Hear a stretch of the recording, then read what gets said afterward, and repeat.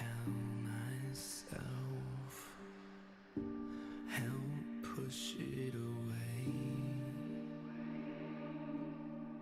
intense chase and whispers before they all just fade. So how can I leave it all behind when I refuse to watch it fall to dust? I will find a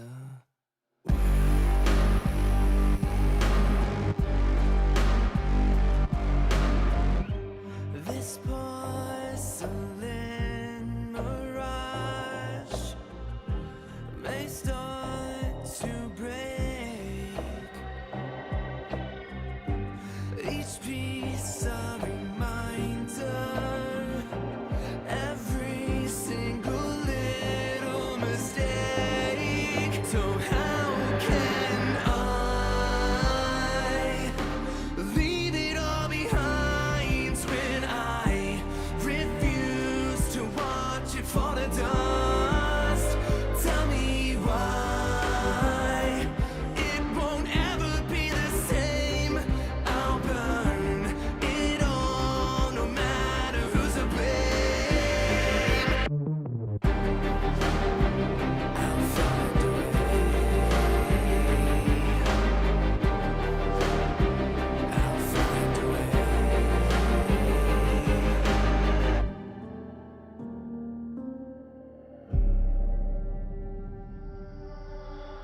And every time I close my eyes, a little less of you remains. I know you're slipping further from me now. Am I too far away?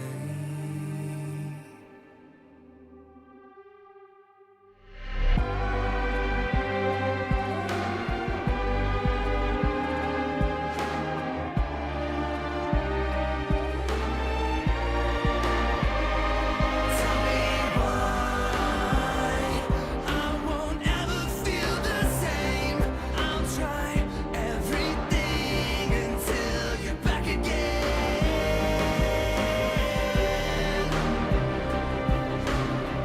I'll find a way back to I'll find a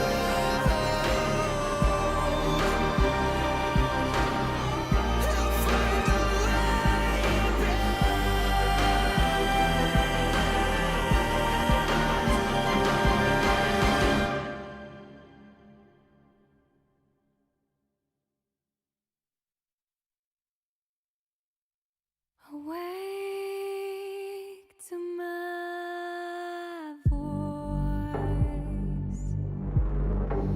and hear the call within. Embrace the fear inside. Surrender your mind to mine again.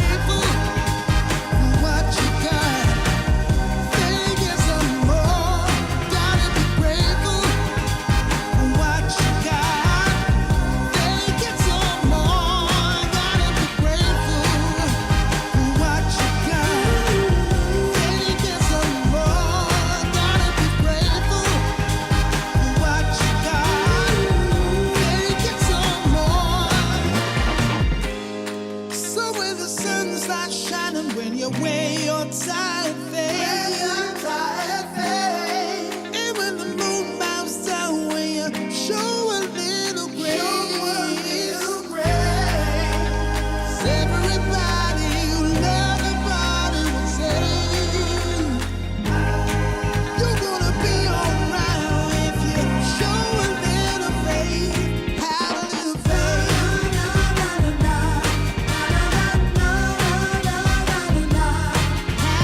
faith.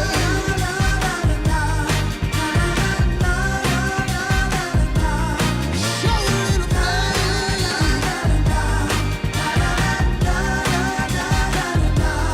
Show a little faith.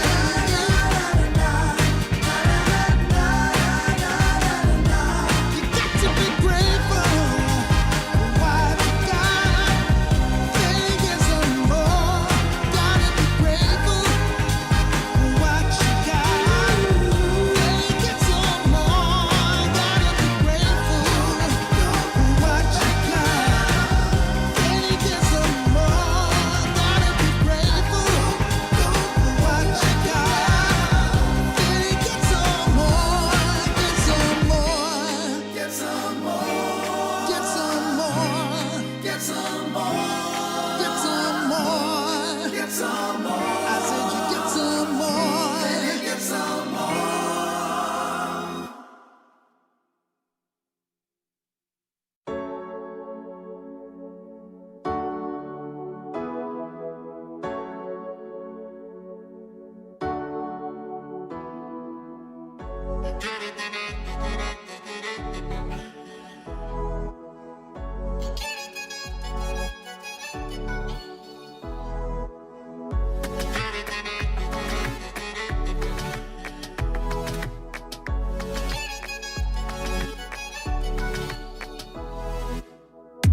Dímelo claro de una vez, que no soy un santo, pero estaré hasta que no estés. Si quieres me largo, si vuelas yo vuelo también sobre el asfalto.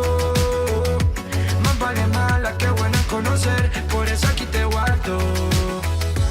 Un egoísta, te busco la noche, si no estás pues parto la pista en busca de otra para llenar el cuarto. Un egoísta, te busco la noche, si no estás pues parto la pista en busca de otra para llenar el cuarto. Yo quiero tenerte por mí. Yo quiero tenerte por mí.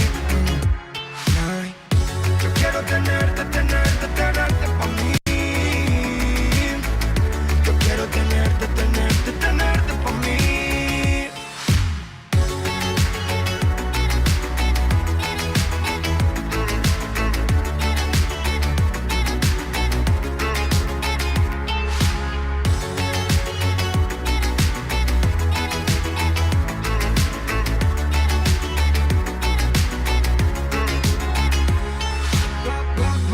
Tú lo malo me saca, si me ves solito no ataca, como se me saca, sé que mi cara me delata, yo te visualizo con la tata.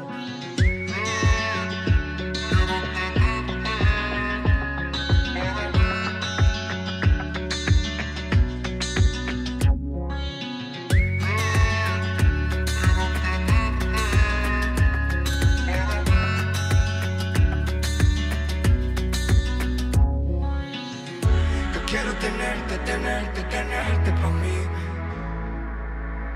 Yo quiero tenerte pa' mí. Ay. Yo quiero tenerte pa' mí. Yo quiero tenerte pa' mí. Quiero lo mismo, sé que tú quieres mi egoísmo, también sé que va a mi ritmo. Tú eres una diabla, se te nota cuando me hablas, que te pica si otra me habla. Tú lo malo me saca, si me ves solito no ataca, como se me saca, sé que mi cara me delata, yo te visualizo con la tata. Yo quiero tenerte por mí. Yo quiero tenerte pa' mí. Ay. Yo quiero tenerte pa' mí.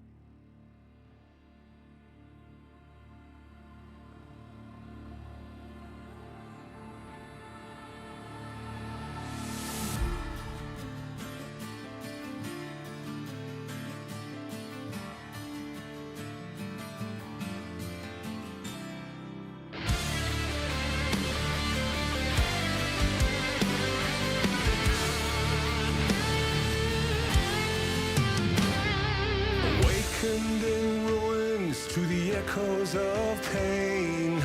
Vi sörger, vi sörger.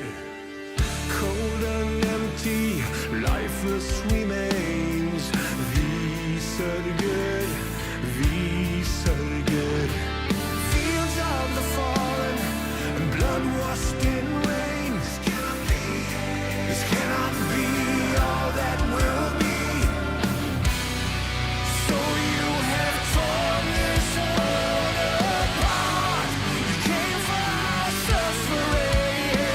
So we'll bleed, cut us deep, find the death that you seek. But just remember,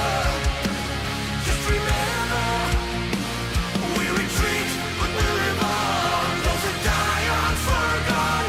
Just remember.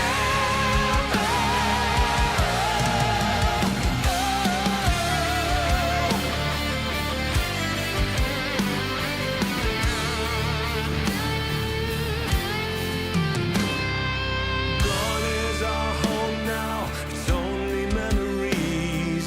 Vi sörger, vi sörger. Looking onto a life that can never be. What did you believe? Believe you would find.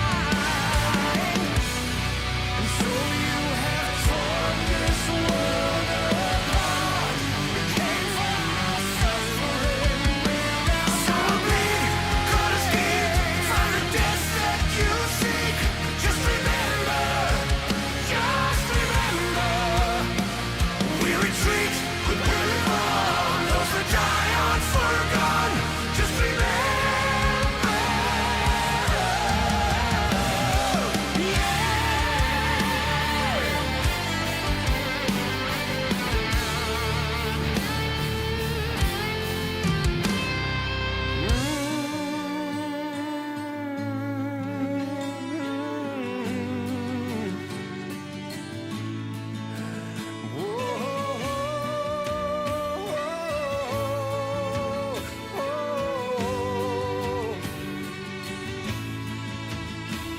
So we'll die and we'll fall here. We'll lie torn and broken.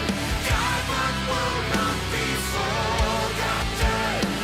We remain and we stand here.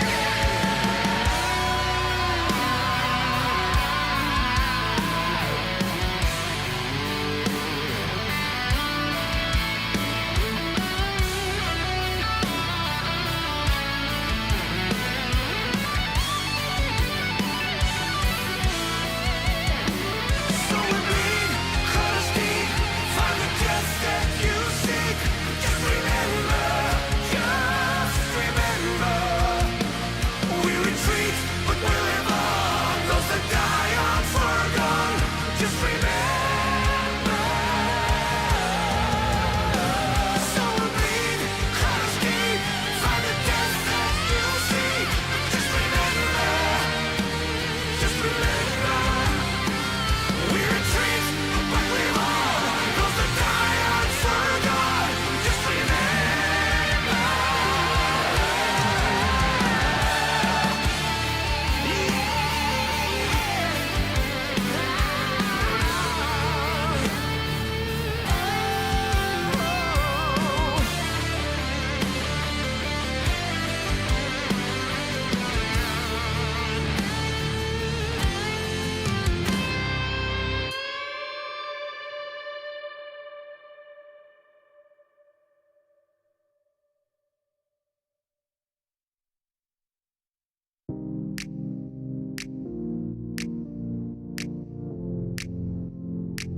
Oh my.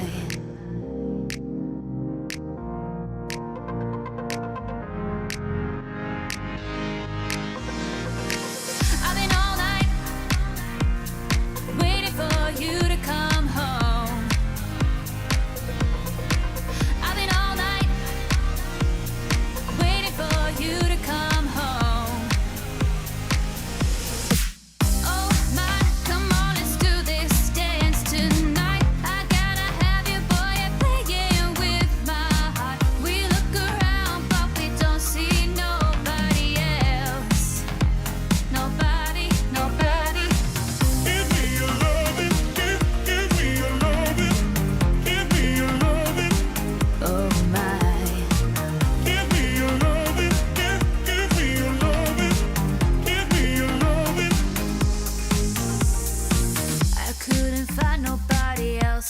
you. Been let down each time that I've tried to find another, but I always come back to you. We're a perfect match made in the fire. You know you can't fulfill my desires. Many try, but I only got you in my eyes, in my eyes. Oh my, come on, let's do this dance tonight. I gotta have you, boy, you're playing with my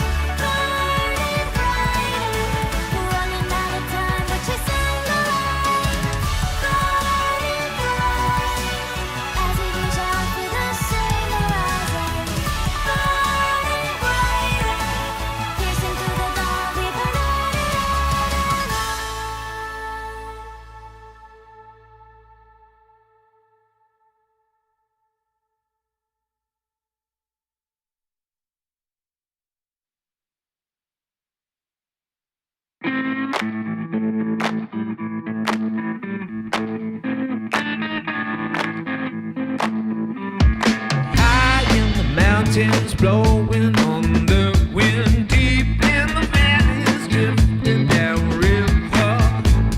You can breathe it in the air. You can taste it in the water, out in the fields, spinning in the cotton, up on the railroad track, on the rusty rails. You can breathe it in the air. You can taste it in the water. All it takes is just one drink, then you'll know you're in too deep. All it takes is just a kiss, then you'll know the love don't sleep.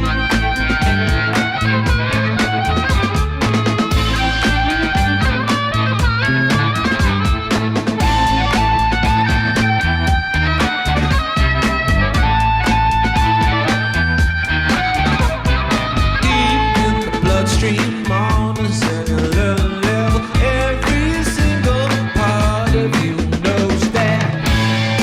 All it takes is this one drink, then you'll know you're in too deep. All it takes is just a kiss, then you'll know the love don't sleep.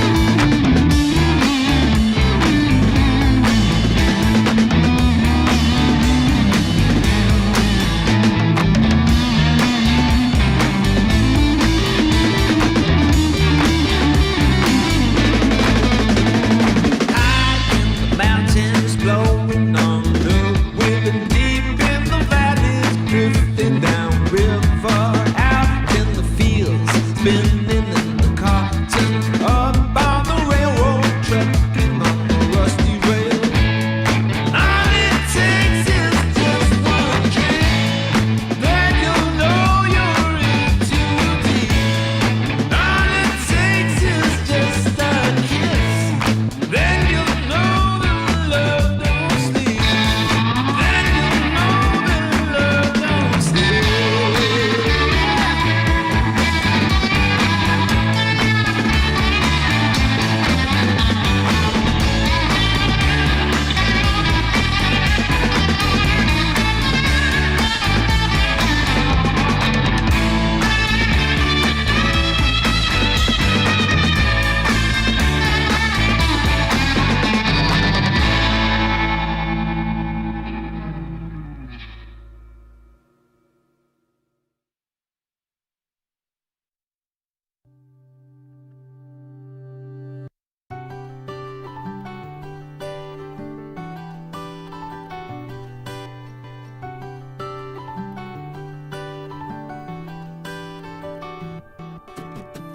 Don't try to make yourself remember, darling. Don't look for me, I'm just a story you've been told. So let's pretend a little longer, 'cause when we're gone, everything goes on. You were staring at the window, and I said, I wanna take you to the sea. And when I'm better, we'll do everything. I gotta stop making promises I can't keep. But if I was gone tomorrow, won't the way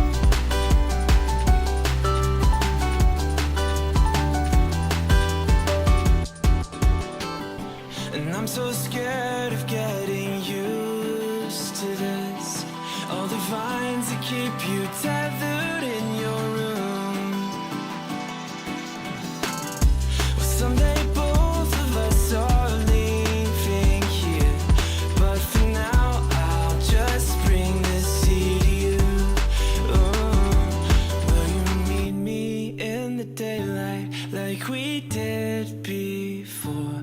Then I felt you on my shoulder and you weren't suffering anymore. You said I'm sorry that you worry, but don't apologize. I told you to forget me, but you stayed by my side when I said, don't try and make yourself remember. Darling, don't look for me, I'm just a story you've been told. So let's pretend a little longer. And when we're gone, everything goes on.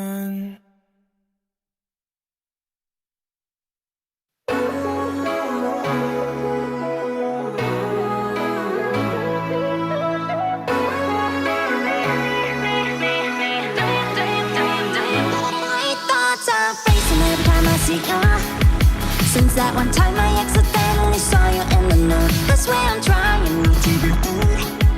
Please believe me, I'm not this is happening. Wish I could just get you off my mind,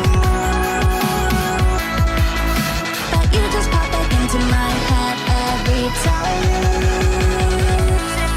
Say what you doing, what you doing, what you doing, what you doing to me.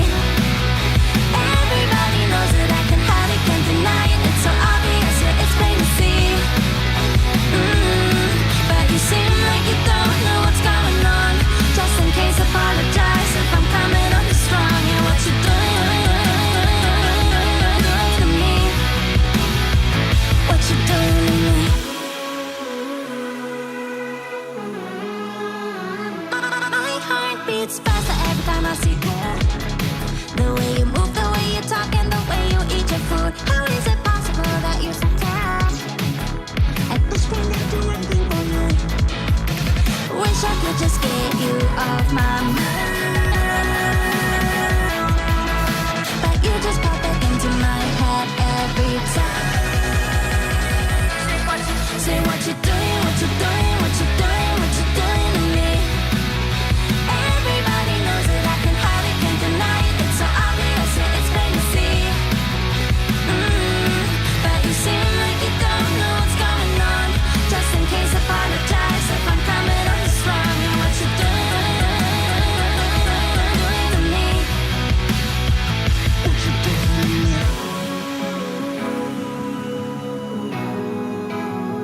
What you doing to me?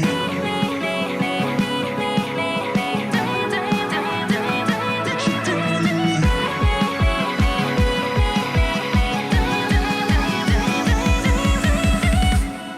Say what you doing, what you doing, what you doing, what you doing to me. Everybody knows that I can hide it, can't deny it. It's so obvious, yeah, it's plain to see. But you seem like you don't know what's going on. Just in case, apologize if I'm coming on too strong. Yeah, what you doing to me? What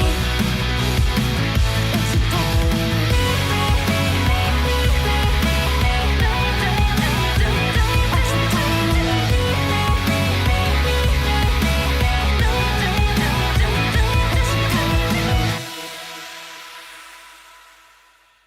Let's stay up all night long and go on to the disco on Saturday night. Let's stay up all night long and go on to the disco on Saturday night. Let's stay up all night long and go on to the disco on Saturday night. It's Saturday night. Let's stay up all night long and go on to the disco on Saturday night. It's Saturday night. Let's stay up all night long and go on to the disco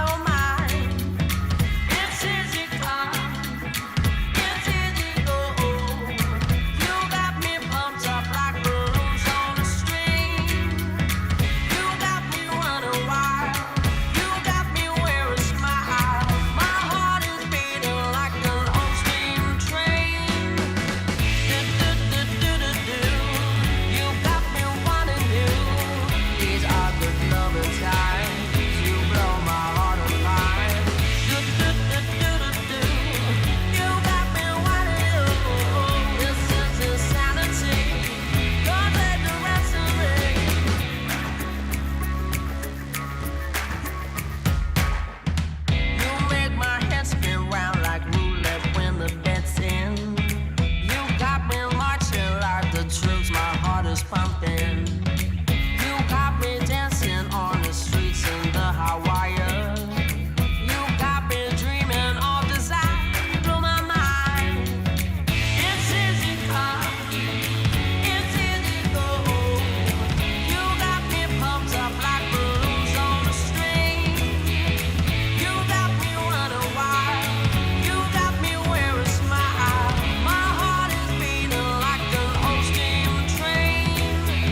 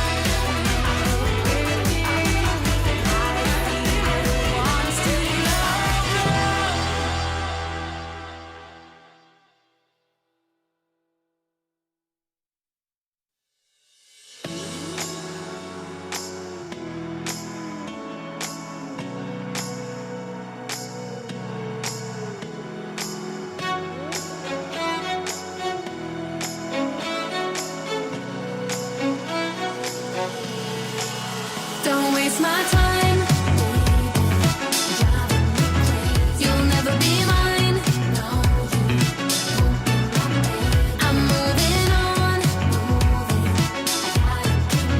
I gotta be strong. Keep me from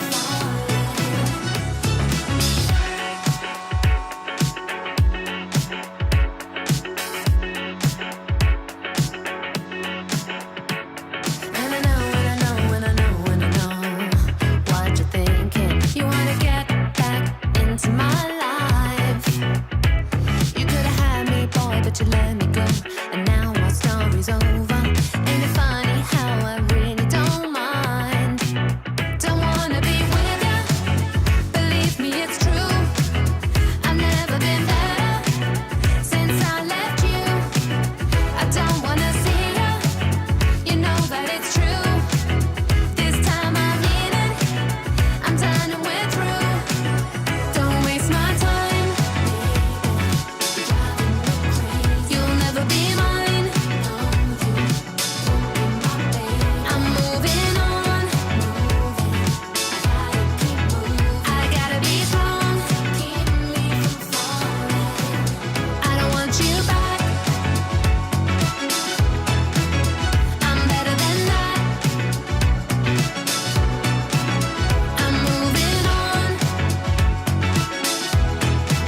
So goodbye, so long.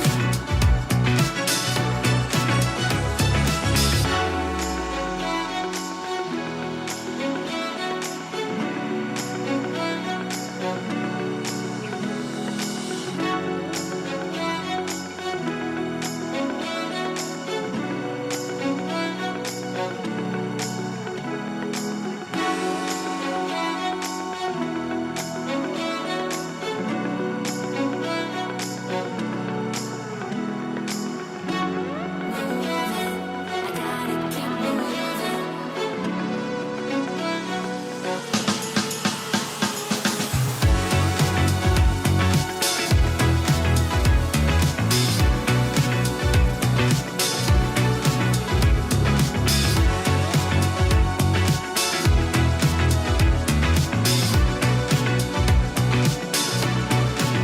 I don't want you back.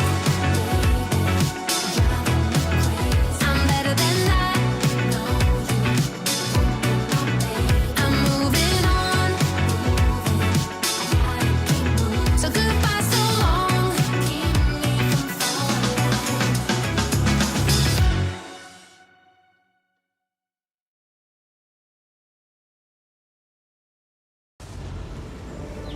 Every story needs a weaver, just as every tactician craves the glory. Within the garden of greatness, they will find their place to shine and their chance to conquer the tactician's crown. Welcome to the Teamfight Tactics Inkborn Fables Tactician's Crown. From July 12th to 14th, the set's best 32 will use their genius to weave their own story, contending for glory and a piece of the prize pool. 4 regions, Americas, EMEA, CN, and APAC, each with 8 slots to send their representatives to compete among the best. And now, let us step through the umbral and admire the path to the crown. Once the gathering begins, tacticians' performance will be evaluated by points. The first place earns 8 points, while the last earns 1 point. During the first 2 days, our contenders will face each other in 4 different lobbies. Each day, they will play 6 games, changing lobbies every 2 games. It may feel like walking on porcelain because every misstep could shatter their chances. As day 2 comes to a close, only the top 8 get to keep their brushes and advance. And on day 3, greatness will demand more than just skill. The tacticians who surpass the 20-point barrier will face their ultimate test.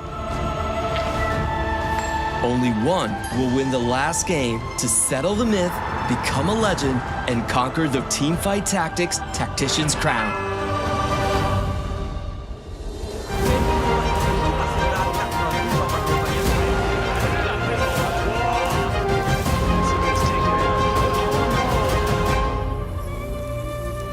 Witness the final masterpiece.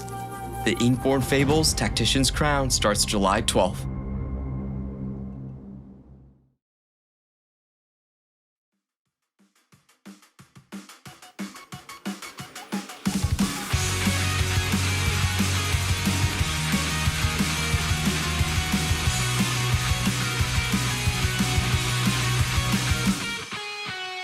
I know there's something going on. Feels like forever 21. Just like a dream until we pinch ourselves.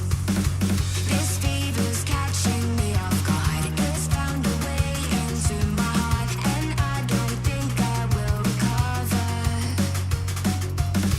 I want my finest fantasy, another world where I can be now.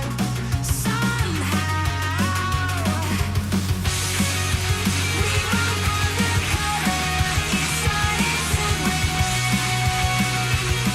When you're euphoric, I feel the same. The party's never over. We're starting again. If love's the target, we're taking aim. Lean back, the day is nearly done. Daydreams of what is yet to come. We'll talk for hours and watch the sun go down. Nobody's ever getting close. We hit the highs, smash through the lows. We find the shining light in the shadows. Your imperfection is a glow, and I don't wanna see a halo. Halo.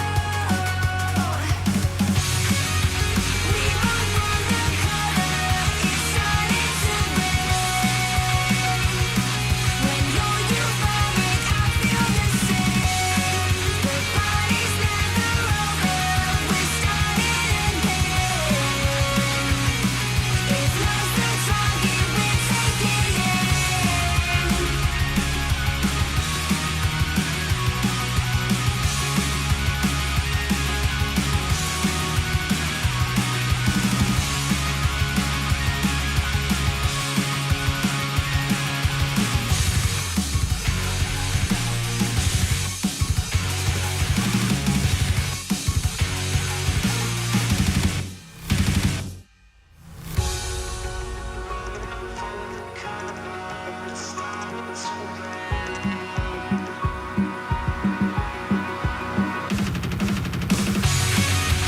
We run undercover. It's starting to rain. When you're euphoric, I feel the same. The party's never over. We're starting again. If love's the target, we're taking aim.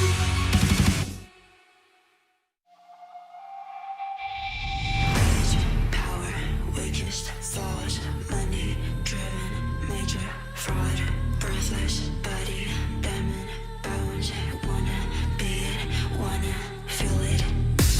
Pull up, just feel me. Let's go out. I'm rising, I'm quitting it. It's fantasy, getting it. Just cut through. This night I will forever remain in your memory, caught in your rain. Your mind could be your greatest enemy. Run away now, get wild. Run away now, do now. Run away now, get wild. Run away now, do now. Rage, power, weakest thought, money driven, major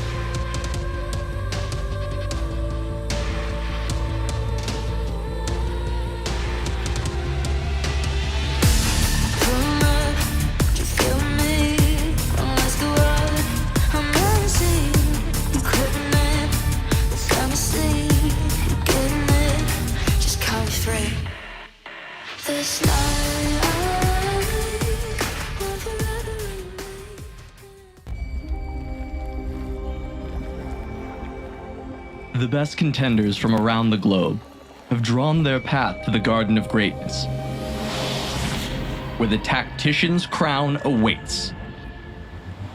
After 3 days, a legend will rise, writing the last chapter of the Inkborn 哎， Fables. 升起来了，再抬了一下，下一把能不能带走？带走了，直接敲到，哎，点到了，点到了，点到了，又进来了，很夸张，很夸张，国王的心啊！ Baloo is running out of space. You can see the exasperation on his face. Arzu can't quite believe it. A display of mastery and creativity like no other. The last flourish of the meta. The board a canvas for the final masterpiece. He has a lot of gold to roll and try to catch maybe one Wukong. Let's see if he rolls down. There it is. He has the Wukong. หลังที่มันจะไปจุดแมนให้ลำต้นทางของตัวสิรามันจะดังถูกเป็นใต้โต๊ะ Hits into the back line, but it's not good enough. Finally targeted down by the Lee Sin, but might be too little too late as it jumps to really alert. 直接被秒掉，幽魂魂叠起来，Grab your brushes and join us for the crowning of a new legend at the Teamfight Tactics Inkborn Fables Tactician's Crown.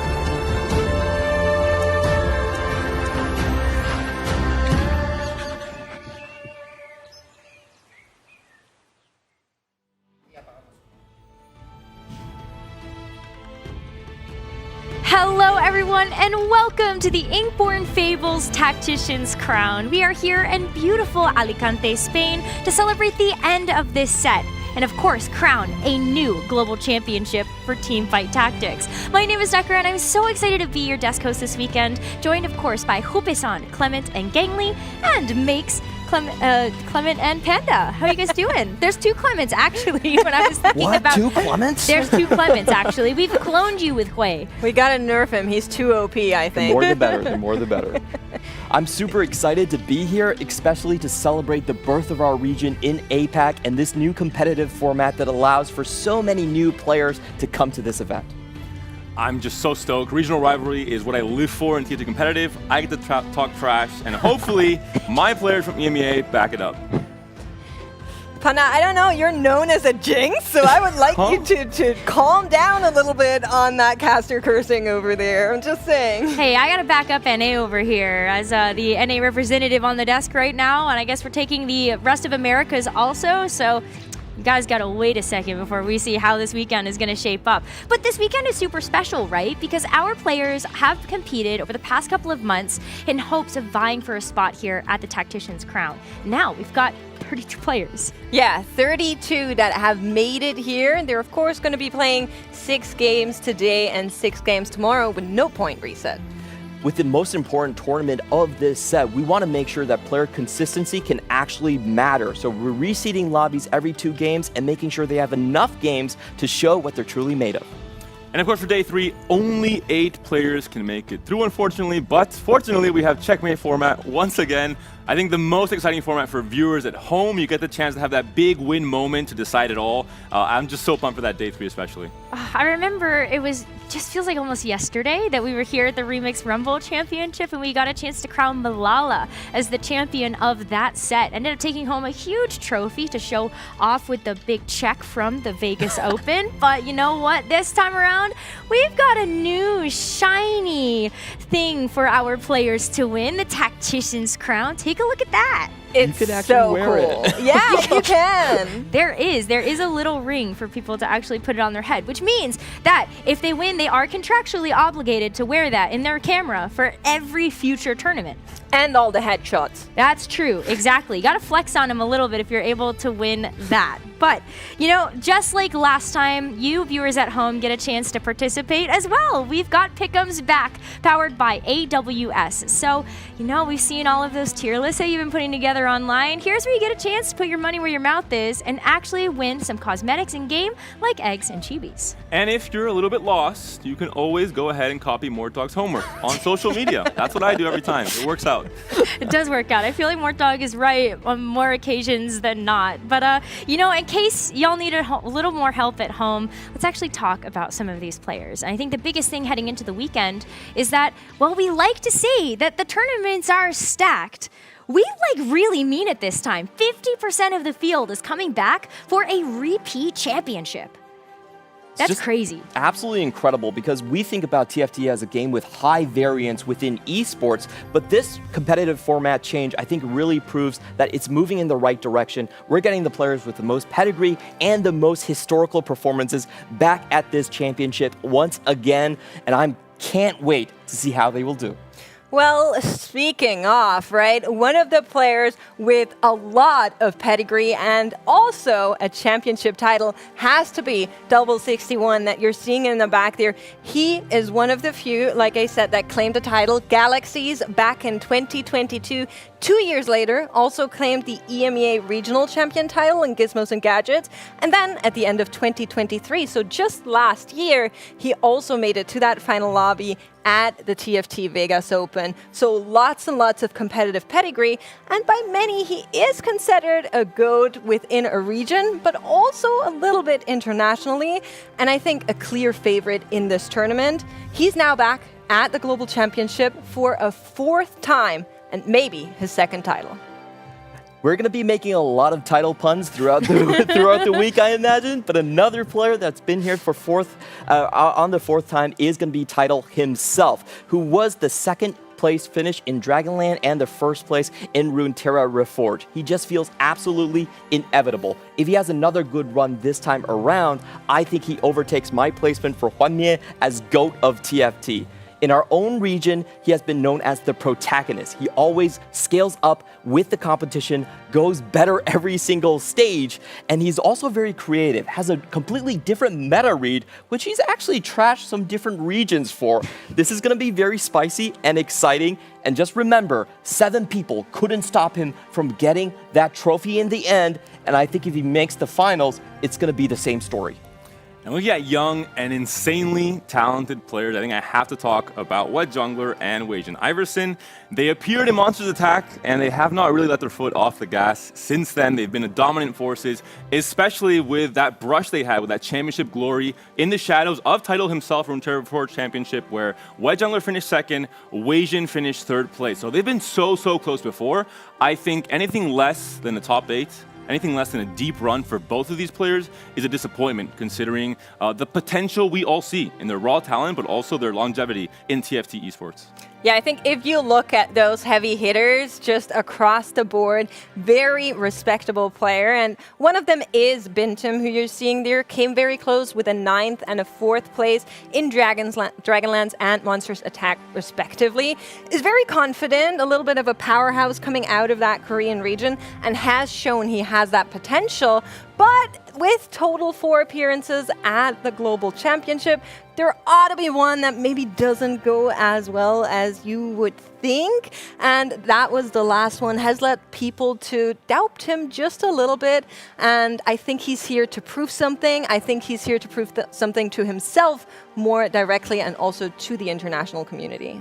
A player and a region with a lot to prove is going to be Flancy. He's the highest profile player out of CN, historically the strongest region, and he has been known as a ladder warrior for a long time, and he really pioneered the statistical approach to the TFT game in general, went 2nd place with it in Monsters Attack, and also coming back this time, I think he might have some spicy things to show everyone. If you guys like one-cost reroll, this is your player to watch, because he is a default Kog'Maw player. Ooh. Kog'Maw. That's definitely going to be interesting to see if he can consistently make that work, if that is a strategy that he chooses to go for. But hey, these are all players, great. They are making like multiple championship runs. They've been able to prove themselves by making a final lobby in these stacked championships. But I think we also need to talk about some of these players that they're coming back for another championship, but they haven't necessarily been able to get that deep run that is expected of them as maybe the stars of their region. In North America,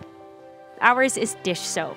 This is a player that has been able to be one of the top 4 players in NA based on the fact that he's got a career AVP of less than 4. That is so spectacular when it comes down to consistency.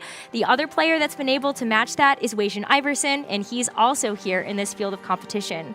Last time Dish Soap was at a championship, though, was Remix Rumble, where he ended up getting 21st. So maybe just a little bit disappointing in that finish for him. But as somebody that has such a growth mentality and mindset, you know that he's going to be coming back to try to live up to all of those expectations as an internationally renowned TFT player and just the high expectations that he has for himself. He can make it to that final lobby, and he can win.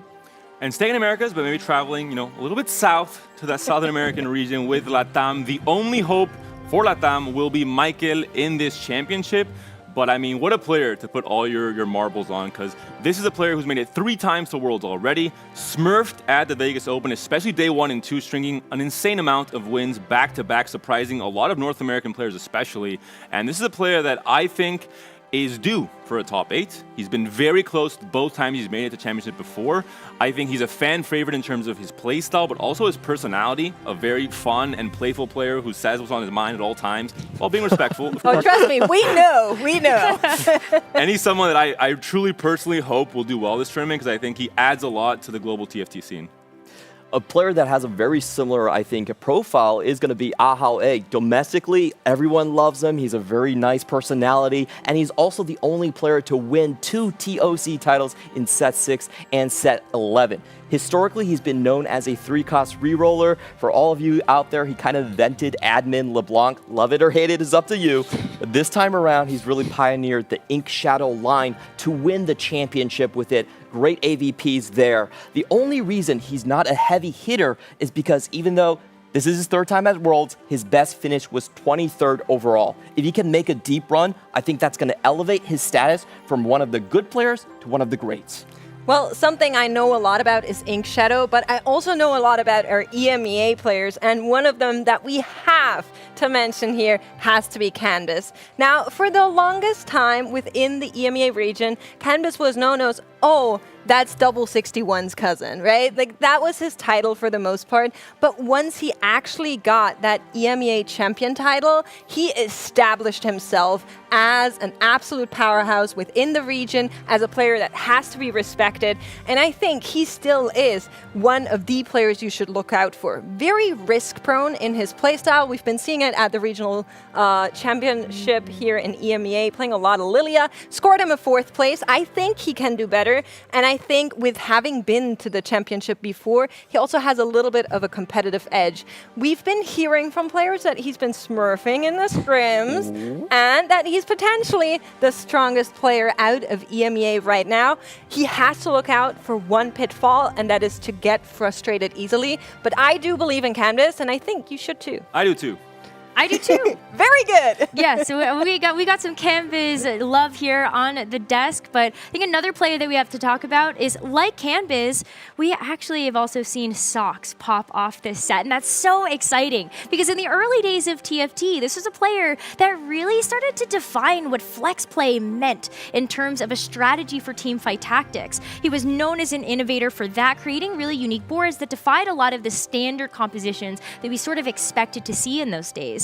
But it's been 3 years since we've actually seen Socks be able to come to a championship and perform well. So we're excited to see him here this weekend. And even in this set, we saw him win a major tournament. We saw him tie for first in another one. And this was all off the back of redefining what it sort of means to play duelists. So not just going for the keepers lines, but also thinking about reroll with too much candy and some unique item choices that really made those duelist boards super successful. I'm excited to see what he's able to do here this weekend.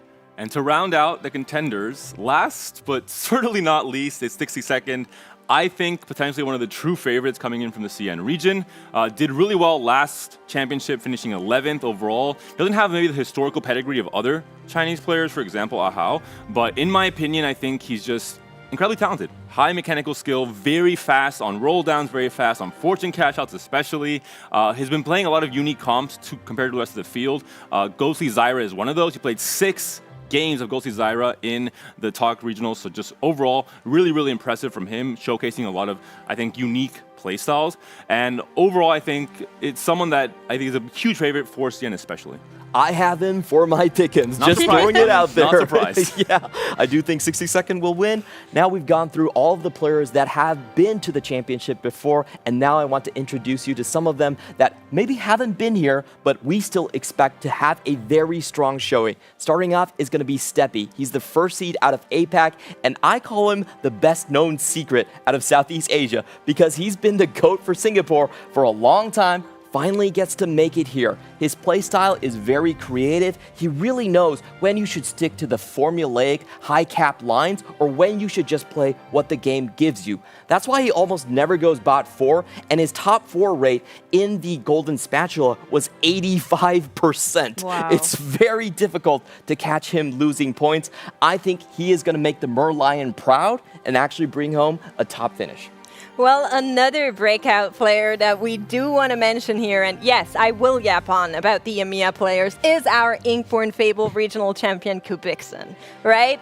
One of the players that has found really good success at an early age within his career, winning the Polish regional circuit already at 15 years age. At 15 years age, I was out in the forest playing. I don't know. How can you be this good already?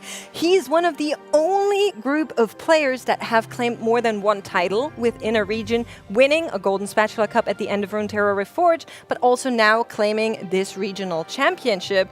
And I will say something that really stands out about Kubikson is that his mental is as solid as a diamond. This is a player you'll never see go like soju mode, you know what I'm talking about? He'll sit up straight and he'll always smile, no matter what, no matter how frustrating the situation is. And that goes back to him as a player, being basically a diamond in the rough. I think he can really show off today. Oh, that's going to be so exciting to see in a player cam. You're just having a roll down moment. Maybe you're not hitting, and then you just see Kubikson smiling throughout the whole thing. Absolutely. That's wild. I would not be able to do that. It definitely has some frustration points there. But there's still a couple of other players that we have some time I want to be able to touch on.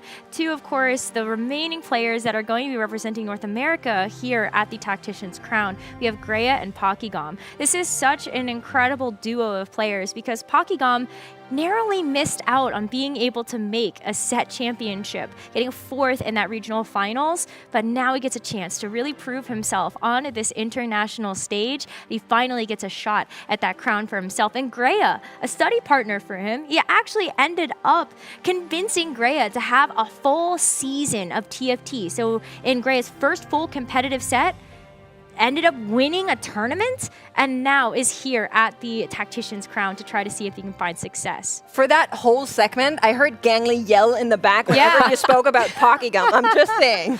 Wait, what was that? Oh yeah, Pokigom, yes. Yeah. Adjusted AVP, scaled statistics. That's what he uses all the time. He's getting so happy back in the green room right now.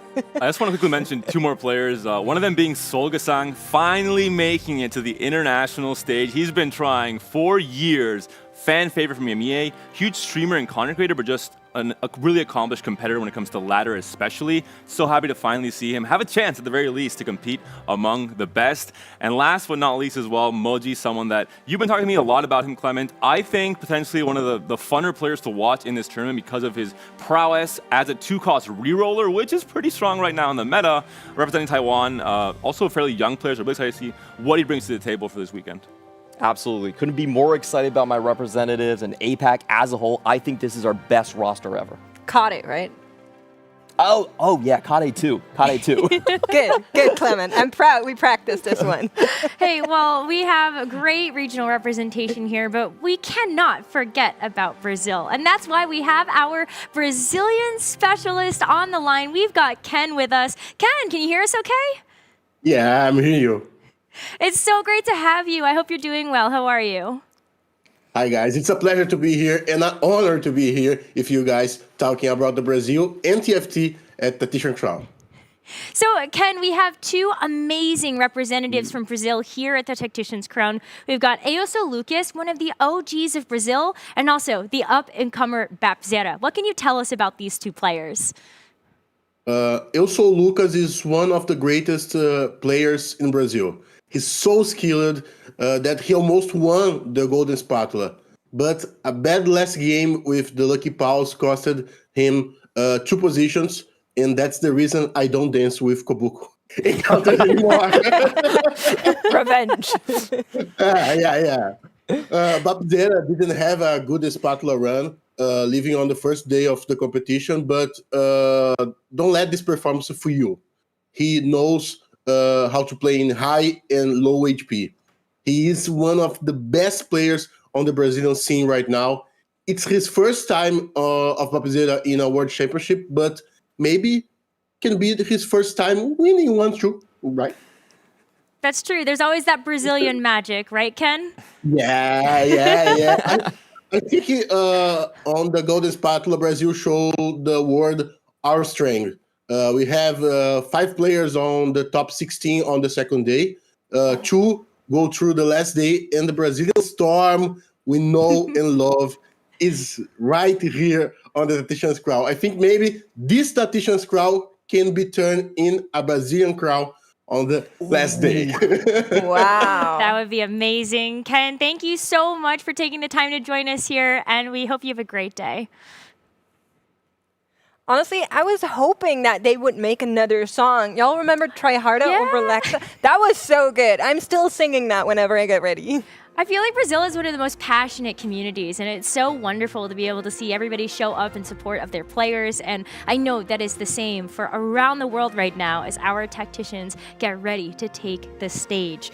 But, you know, I think what's kind of interesting is that as we get close to this final game, I mean, the tensions are rising, right? We can really feel that, like, we're about to have a big event this weekend. Absolutely. The players are so interesting, and I really want to see the contrast of styles. We have a slower game plan from EMEA with Double 61 trying to cap out with those Lilias, and we have an APAC title who says, Lilia is a fraud, I'm not going to try to play towards that line. And then we have CN with the rerolls just trying to push the tempo so fast. So that's what's great about global competition, is just that contrast and clash. Well, something I read on Twitter yesterday was Froden saying, with Title, you never know if he's behind the meta or if you're just being a 2-head and he's actually way ahead.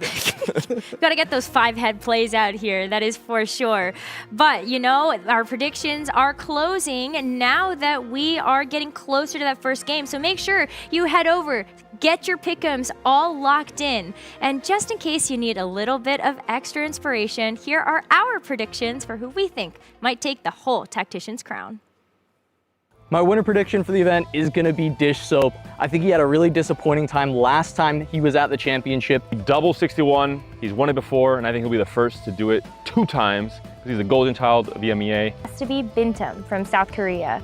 Not only is this his 4th World Championships, but every time he plays Teamfight Tactics, it doesn't ever feel like he's low rolling. Has to be Michael from Latam. This guy is 3rd time at Worlds, elite ladder player. He has the talent, he has the confidence to not only win, but also wear the Tactician crown. Is going to be Title from Japan. This guy has always had a killer instinct and brings it when it counts. Is going to be the German powerhouse Wet Jungler. He's come so close before, and just looking at the stats, the second time a player comes to the World Championship, they usually perform even better. For Wet Jungler, a second, the only thing that's better is a first. I think my favorite may surprise a few people, but it's going to be Wajan Iverson from North America. He's been a little bit volatile this set, but when he's shown up, he's done incredibly well. My dark horse to win the Inkborn Fables Tactician's Crown has to be Greya from North America. It's going to be Flancy from CN. I know this guy has been questioned on his killer instincts, but he's been so consistent over so many splits. Is of course going to be Ose's Kare, and I think similar to Wet Jungler, it's his 2nd time here, and he has a good chance of making it further than ever before. With all of Ose behind him, I'm sure he's going to do fantastic. has to be Babsera. Babsera didn't exist in TFT until last year, and now anyone that has played with him recognizes him as one of the best in the world. Greya, this is the first full set he's competed in. He wanted to prove to himself that he is better than everyone else. He already thinks he's as good or better than the top players, and he just wanted to prove it to himself. Going to be Pakigam from North America. I have been singing the praises of this guy for a long, long time, and he's finally qualified for the Tactician's crown. It's going to be Kubikson, also Golden Child for different reasons. Polish player, very, very young, but very, very talented. I will say that thus far in these predictions, I've been more right than I've been wrong. So, you guys should be maybe a little bit scared. Okay, so instead of copying Mortdog's homework, we can copy Makes' homework. Yeah, maybe. I like it. I wouldn't share it, but you could try. I'm going to stick to my guns. I had 60-second winning worlds twice already. We'll see if it happens. I'm apparently a jinx, so I will no longer talk about any players for the rest of this weekend. That's my secret goal as a caster. Okay, well, I'm not going to ask you to talk about the players. What about the regions that we have represented here? Because this is the first time that we have condensed our player base into 4 major regions of competition. So what are you kind of expecting to see? For EMEA, we have more slots. I think this is great news. I think we have a huge depth of competitive players in the region, and I think this is potentially the most stacked roster we've ever sent. Obviously, you have the big 3, the Carmine Core trio with the Cousins, Double, and Cams, but also Wet Jungler joining the team just a month ago. And then overall, I think the rest of the roster is a mix of underdogs and first-time players, but a really cool story. Arzu, Tunisian player, a relatively small country, showing up to the international stage, following in the footsteps of Brix, who made it back in Dragonlance Championship. I think that's a really cool story, and I think he can surprise a lot of viewers at home. He's been an absolute ace the entire set long in EMEA. For CN here, they've averaged 3 players in the finals for the past couple of sets with this current format, and they've done really well. They're still the best in group stages on averages, but the problem is they haven't been able to bring back the trophy. So that is still going to be the ultimate goal right here. We're going to see if maybe a JOC player from the mobile version can finally get a good score. They were very, very close. Maybe 60-second, like I predicted, will take it, but only the trophy counts. Well, I will say that despite we narrowed it down to 4 major regions, we're still seeing a lot of representation, which many players and also fans are super excited about. We have an OS player in, we have a Japanese player in, we have all of these different kind of micro regions making it through, like Tunisia, and it's just so exciting. Well, I'm here for North America, and I see all of the other Americas desk over there. Absolutely getting ready to root for the Americas as well. But this is just one broadcast. We can only show 1 game. So we have 3 other lobbies that are going to be able to follow the rest of the action to make sure that you don't miss a thing. And of course, a little bit more regional diversity coming in with our casters here across the globe. I promise you, those alternative lobbies are going to be an absolute blast to watch. I personally would be looking at Memo and Tamura. I think there's a lot of fun potential there. Oh yeah, I think all these lobbies are going to be so exciting, and make sure that you check out your favorite content creators. They may be co-streaming the event as well, so you're going to be able to check out the action over there. But I think that just about does it for our pre-show. What do you guys think? We get this party started, yeah? Oh yeah. It's a good time. Let's go. Let's do it. All right, well, we're going to go ahead and toss it over to our casters to take us through the first game of the Inkborn Fables Tactician's Crown. And for that, we send it over to Casanova, Gangly, and Hupe-san. How you guys doing? We are doing great here in Necro. We're so excited to be jumping into these games. We've got this beautiful statue. We've got artwork. We've got handsome casters. We've got Gangly here for the first time. Gangly, how are you feeling being at the Tactician's Crown? I mean, if there's ever one to start at, it's this one, right? This is the most stacked global championship we've ever had in TFT. We've got 16 returning players, and it's the first time since set 7 that we've had a player from every single global championship in the past, and we've had 3 more since then, so it's all the more impressive. For sure, Gangly. You said it, the most stacked Tactician Crown so far, and I want to highlight again the beautiful scenery that we have here.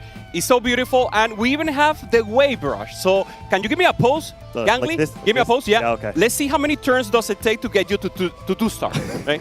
Yeah, well, you're painting gangly. We can paint a picture of kind of the changes that have happened, right? Because they've mentioned that now it is 4 different regions. We've combined. Hoope and I, last time we might have been enemies, LATAM versus North America. But now, no. We are the Americas. Our first lobby is even going to have Michael and Dish Soap. And of course, there will be no bias here on the desk, Right. absolutely whatsoever. Yeah, I think one of the things that came out of the merging of these regions that really stood out to me is that, once upon a time, like you're talking about, you go to the World Championship, the global stage, and you're rooting for your own region. And all of a sudden, we have players like Bob Zeta and Eosa Lucas and Michael, who we as North Americans are now getting to learn about their stories. We have a stake in the competition, and this beautiful melding of the regions has given all of us so much more to root for on the global stage. Yeah, for sure. I want to go quickly to Michael again. He's rooting. The people from Spain are rooting for him. The people from Brazil. So it's as you said. It's not about small regions now. It's big regions, and everyone is part of the same community. So it's amazing to see it. Yeah, absolutely. I mean, Michael is, this sole representative for LATAM, even though he is, a bigger part of Americas. And I think he's kind of got that on his shoulder, a chip on his shoulder, even coming into this, wanting to make sure he performs for his region, even within the region of the Americas. And on your screen, we've got our lobby. We've got all the players here. Previous set champion, double 61 from set 3.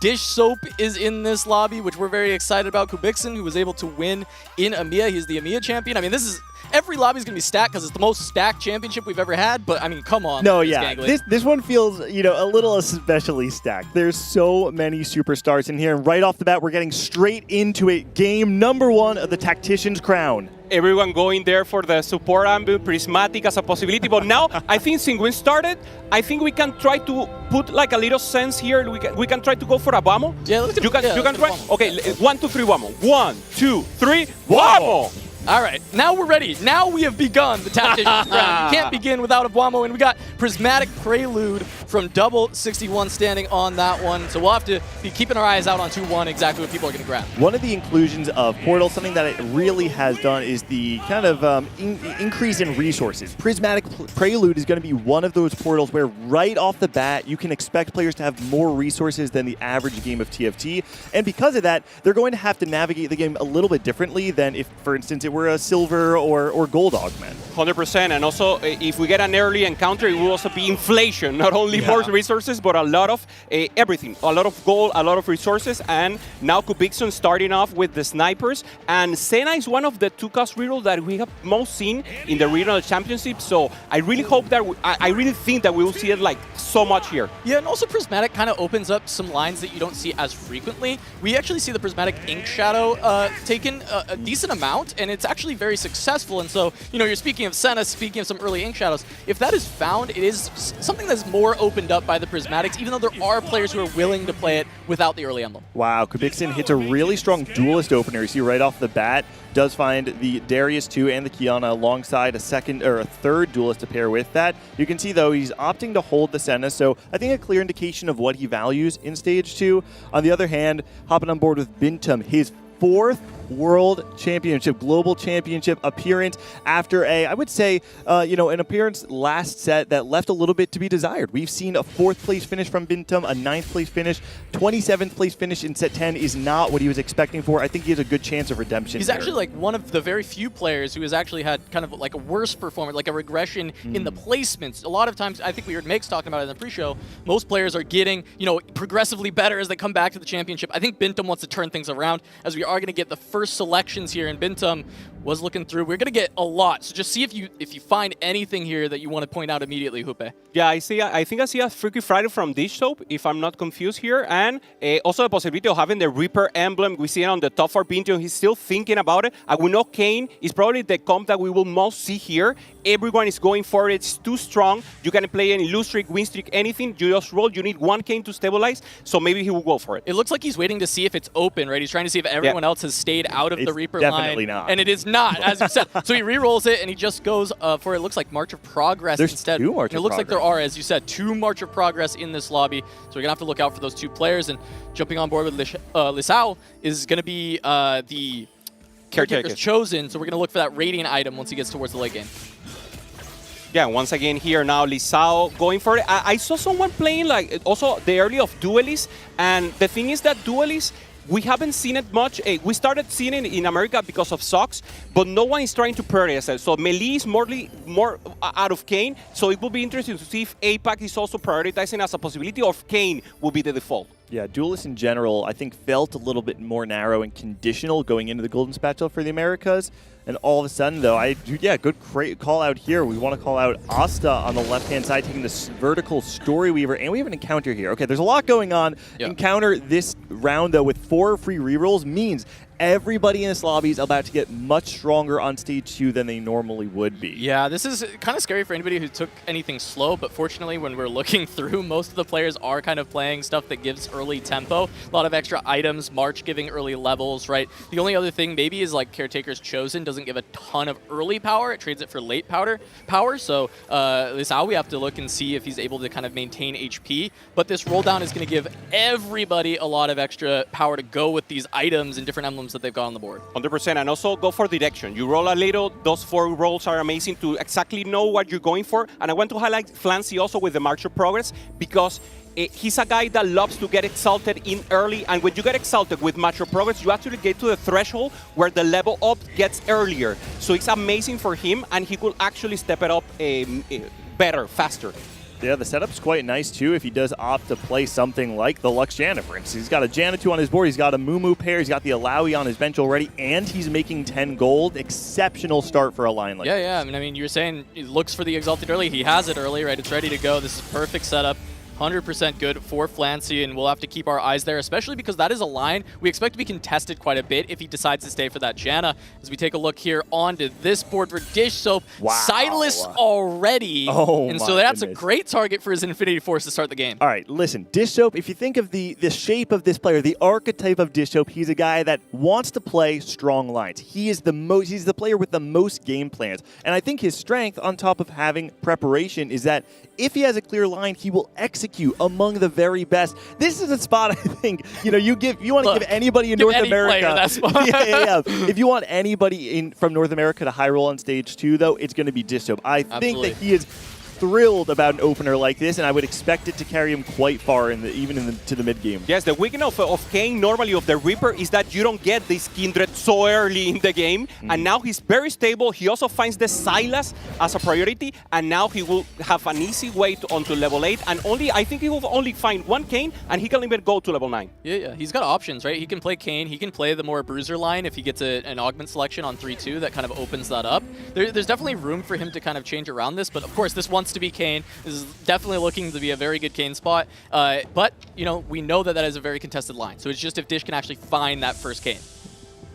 Michael and Dish Soap leading the top of the charts right now. Let's take a look to see what open components the two of them have. We got a glove for Michael, vest for Dish Soap. Each of them, because they're on the win streak, are going to be looking to try and complete an item that can maintain that streak. So pay attention to what's left. Dish Soap could maybe take something like the Edge of Night. Michael does take the belt there. I think Dish Soap's in a really strong spot to 5 streak through stage 2. Yeah, and the difference is that, for example, Dish Soap gets epics, 4 costs that are very important to him. In case of Asta, he only gets a Kaisa. That maybe makes sense for a Story Weird for a while, but it won't be in the vertical that he's going for. He wants to go for the Zoe and then go for the Irelia. Absolutely. Dish Soap going to play that Silas all game, whereas we might not see this thing stick around. And the big thing to look at is going to be Dish Soap and Michael at the 3 win streaks, right? Bintum on the 3 loss, making a ton of econ, but it looks like Bintum is uncontested loss streak into Krugs, whereas Michael and Dish Soap, if they run into each other, only one of them is going to be able to keep it, and it will hurt because they've used a lot of econ to be able to be on this win streak.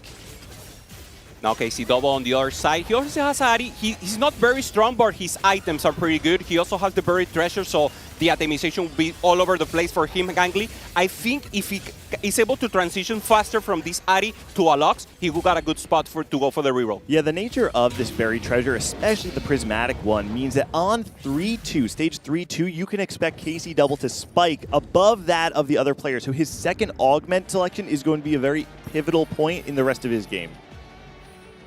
Jumping on board with Kubixen, we do have this, early duelist setup from the Prismatic, right? Being able to put that together. He's starting to slam some items. Giant Slayer slammed alongside Titans resolve. I mean, Titans, of course, it makes sense in the duelist line, but Giant Slayer so early is very surprising to see, but I guess it's just trying to get tempo. However, we're seeing it's not super successful as Kubikson is on the bottom 2 as far as HP is concerned. I think he saw these shops. He saw that there were already like 4 brawlers in. So the possible win streak going out for Michael versus this shop, Michael versus Francie. So they could both maintain it here, and they will try to assume the tempo of the lobby. If they both win, it will be a very high tempo for both because they like to keep spending gold. This is a pretty close fight, actually. That Janna is 2-starred with a death cap, so it's actually an insane amount of damage and sustain. One more cast from the Kobuko actually can make such a big difference here. Yep. Very close fight. It's actually, no, this is going to go to Flancy. Oh. That's going to be Michael losing his win streak. Yeah, I was terrified of that Janna, and it ends up being just far too much. We'll see if Dish Soap is able to hold on to that streak or not. Looks like Dish Soap does hold on, the only 5-streaker through the end of Stage 2. And on top of that, the second half of his first augment hadn't even come through yet. Now he actually hits that really strong spike in his board with the influx of gold, the influx of resources from both the Prismatic start and the 5-streak. Dish Soap has a very good Stage 3 yeah, ahead of we him. got to look at this itemization on the Silas, right? He's got the Edge of Night and the Freaky Freddy's got that Infinity Force. We saw so many times in the Americas, there would be multiple Kayn players in the lobby, and the Kayn with the Edge of Night always won out versus the one who did not have it. This early itemization means that Dish Soap is definitely finding his way into that Kayn no matter what. Even with 1-star, he might even beat 2-star Kayns that don't have as good itemization. I want to point out also the camera, he's like talking to himself, thinking about it, and he's also laughing because he knows this is a high spot. Yeah. This is a great spot for him, and he's like, I got it, I know it's for me. It's like, what a time to high roll, you know, first Oh, it's game a good time. of the Tactician's Crown. He loves to see it. And we'll keep getting our check-ins to see how long he can keep that win streak, because that board still looks insane. Yeah, we talked before about the strength of double, maybe trying to find a Stage 3 pivot, and he does opt to sell that Ari. You put it on a Janna 1. So, Hoopa, you made a good call before. He's going to be looking for something like that Janna or Lux to carry him through the Stage 3. Yeah, the thing is now we see Flancy, and it's very similar. We see the Janna that we were seeing before. He has a possibility to maybe migrate, use more the Sage comp, or go more for a Lilia maybe. Yeah. That would be a possibility. But if he gets more rolls, he already has 5. Yep. Amumu, La Taza coming up again here, the Teapot coming for him. So this is a reroll. This is a reroll for him. March of Progress as and, well. Yeah, a March of Progress. He will not get to level 8. Yeah. This is definitely going to be a reroll spot for Flancy, and we're just, he's deciding what units he's going to reroll, right? Of course, right now it looks like Janna, it looks like a Mumu. He's holding on to the Zoes right now, trying to pair that up, but because it's March of Progress, he kind of can just roll for everything and just hope that whatever he hits can actually work out. So even if he's contested, it's okay for him to just commit to the spot. A lot of interest is in here all over the place. Anything that comes out to mind, too healthy, no. Combat caster for Dish Soap, which is pretty big for that composition. perfect. It's really, really strong. It's perfect. Everybody else taking their time, though. Lots of rerolls coming through. A couple options. Jewel Lotus, it looks like, coming in through for Kubikson. For QB, yes. Yep. Who Slamming also Plus, also here for Lisao. So going for the tempo, trying to pressure a little the lobby, and going for the level 8 quickly. Kubikson rolling as well. While we have the rest of the augments going on, Kubikson rolls and then levels up, tries to spike his board extremely hard. He might even be looking for something like the Kiana 3 to stabilize him through Stage 3, probably off the back of so many, the multiple March of Progress players coming in, the strength of Dish Soap high rolling. The power level in Stage 3 is significantly higher than you I mean, that's normally the difference expect. between Duelist and Cain. In Duelist, you need tempo. You need to pressure the lobby. In Cain, you can play it like whatever you want. So if Kubikson doesn't hit here in this role, he's actually doomed. We actually see multiple players taking shock treatment as well as a second augment here, just trying to help their board get stronger to deal with the amount of power and the amount of tempo in this lobby. Okay, and once again, the Janna making work here. Bintium going for the side as the holder for now, also going for the reroll sheet. He's actually going for the Zoe. Yeah, Zoe. Yep. And he has a lot of side. Side is never the priority, but if you get side 3, you obviously take it and then maybe go for the Zoe again. Yeah, and Bintum was able to spike pretty hard. That is a Kha'Zix Next augment giving us our augment right away. Oh my That's goodness. going to be another big spike for all of these players. Talking about front-loading the power Dish Soap, level. it's not today. Oh, are you kidding me, that is Dish Soap? disgusting. He already has an Edge of Night slammed. Wow. Incredible high roll for Dish Soap. North American fans are thrilled thrilled. America's fans, excuse me, Hoope. America's fans are thrilled about that one. On the other side, though, we see sleight of hand coming through for Kubiksin. Very strong in the duelist line where you have multiple carry threats. Yeah, and Flancy already knows that he's going for the Lux Amumu, so he has the boiling point. So that additional defense will be great for him. All right, jumping on board with Michael. It's on a 3-loss streak. Once he got the loss, he started dipping down, but win streaking into putting Fortune in, I always love, right? You get the win streak, you save a bunch of HP, then you pivot into this Fortune line. And so we see that from Michael here. He's going to be able to kill off a decent amount of units because he is still playing a reasonable board. However, Fortune, to me, very intimidating in this lobby with how powerful all these boards are. Yeah, there's kind of a double-edged sword there. You know that you're not going to lose by accident because everyone's really strong. But on the flip side, you're guaranteed to take a lot of damage. So I think it's going to be up to Michael to determine how strong he can make his board. There's going to be a lot of skill expression in this game. Yeah, he had a lot of tempo, and also he got the Stand United. So he wants to go level 9 and get the more horizontal verticals that he can. So like maybe making a lot of trades in, and Lilia is the best to do that. You can get like 7 seniors in, so the power will be amazing for him if he gets to level 9. All right, Carousel, see the picks are immediately. Bintum able to grab an Ash, just looking for that tier for the board that he's playing. See the Lee Sin picked up by Kubiksin. He was great. The duelist player. Huge. Oh my goodness. Yeah, duelist Very player gets a Lee Sin. And that's one of the hard parts about playing duelists is that oftentimes you want to roll on 7 to maintain tempo, but if you don't find the Lee Sin, it's really tough. And then you go 8 and you bleed out because all the Reapers players are hitting. They're contesting some of those units. Huge hit for Kubiksin to be able to find that on the stage 3 carousel. Yeah, and yet another, Janna early carry. This is double just pushing levels. He recognizes this comp is way too contested. He has to get out of it, but he can use shock treatment to help him kind of stabilize for now and try and push these levels. Go for level 8, probably play Lilia. Yeah, okay, so I was going to say Lilia, definitely the most preferred composition by double in the EMEA finals. In general, I think EMEA favored the AP line significantly more than what we saw in the Americas, so it doesn't surprise me to see double leaning that way, especially when he sees such a strong lobby. He knows he wants to be able to cap high. The concern I have for double is, will he be able to sustain enough HP when everybody starts to spike very hard to actually go level 9 and cap out that Lilia? Speaking of spikes, here's 7 Story Weaver in. Okay, so 7-star here for Asta. Asta is known as the player who goes for this type of risk. He gets the Keeper in the end. It's good because normally you already have a lot of power and strong with the Kale, and now you only need defense. So even though it's an augment that you look for in duelists and something like that, in his pot, I think it's great. I also like that he grabbed shock treatment for this composition because everyone was spiking really hard, and he really needs to get to level 9. So just finding something that gives him that mid-game power, it's going to shred and help out with the Kale because he doesn't have shred on the Kale as well, and just blast down all these boards. I think it's a really, really nice setup for Asta, and it has the potential to cap out, very top end. You can win lobbies with this board, especially with some of the other strong players being on melee carries. I'm a little concerned, I think, about Bintum's spot when I look at this. It's nice to have the Zoe too. It's nice to have a decent amount of those boards on your bench, but 59 HP, he's on the march of progress, which means he can't artificially inflate his own power level. He's stuck at whatever the game gives him. For sure, and you're in the middle. You want to play either Zaira or Zoe normally because of the tempo of the lobby. He's playing both, so he's going for the greedy path. If he doesn't get any of them, he could be in very good danger, or I think he will decide to only prioritize the Zoe. He's waiting to get to level 7. All right, fighting up against Dish Soap. That's probably not a board you're excited to see at this stage. Still 100 HP. Still hitting everyone like a truck. Still hasn't lost. That's the 10th win for Dish Soap, and he's going to just keep this thing rolling. Level 7, 50 gold, 100 HP. Dish Soap is the final boss right now, and of course he's going to have a roll down like many of the players. We'll see. We're going to see a shifting in the power, I think, on 4-2. That's the standard cadence, right? As we're hopping on board with Michael, I think it's, wow, okay, he has the opportunity. I'm sure he's going to cash out. Let's take a look, see what this cash out actually entails. Was not too large of a cash out. The nice thing, though, is that because he saves so much HP on stage 2, good call out, Hube. It looks like he's leaning towards that AP version. Beautiful Annie cash out. pair, Lilia pair on 3-7.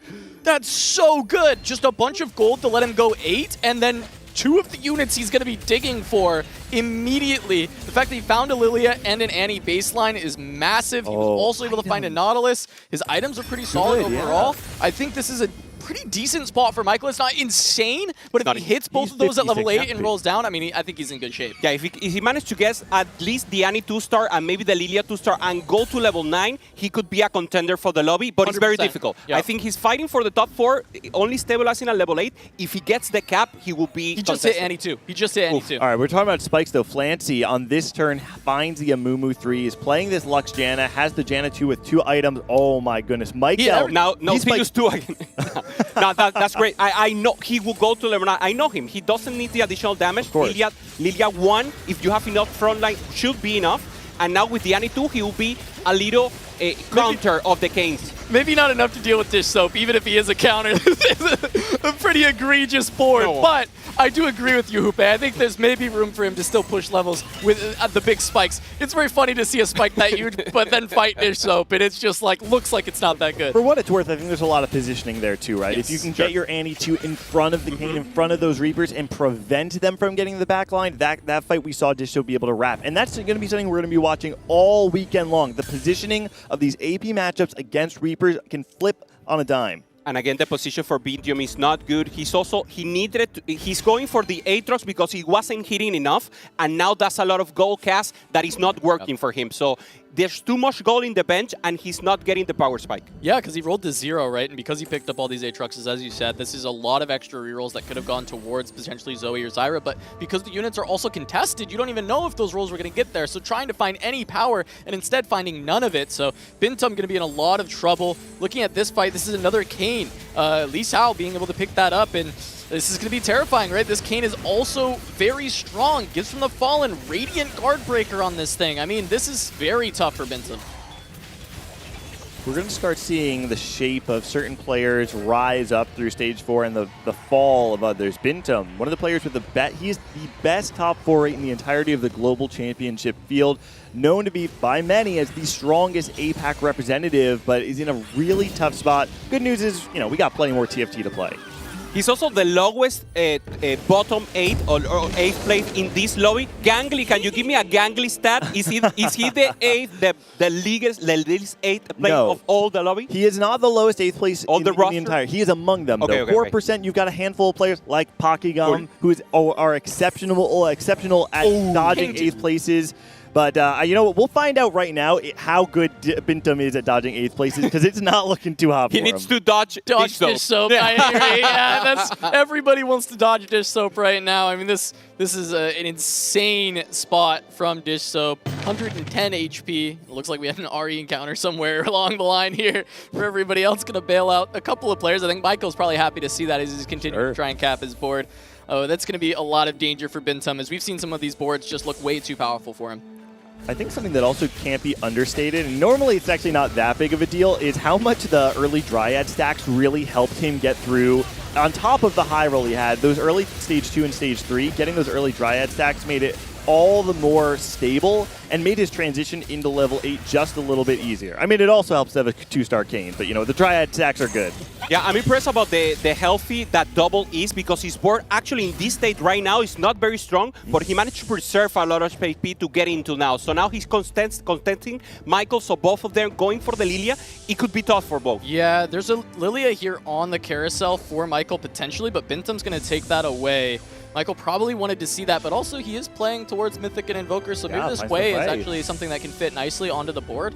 We'll have to keep kind of checking in with Michael, because it felt like he hit, but he was losing too much, so the level 9 we thought he might be able to do, that does not seem possible. He's got to stick on 8 and try and stabilize this board. Dish Soap being able to have his pick of the litter between 2 offensive components on the stage 4 carousel as the last pick is pretty nice, especially when you're playing the Reaper comp, where you have so many different threats and you want as many items as possible, specifically those offensive components. Asta, actually, I just want to call out, Asta had an Aurelia. He's got a Ginsu on it, which is a decent item, but he has the Aurelia, which is the way that Story Weaver can actually cap out and win.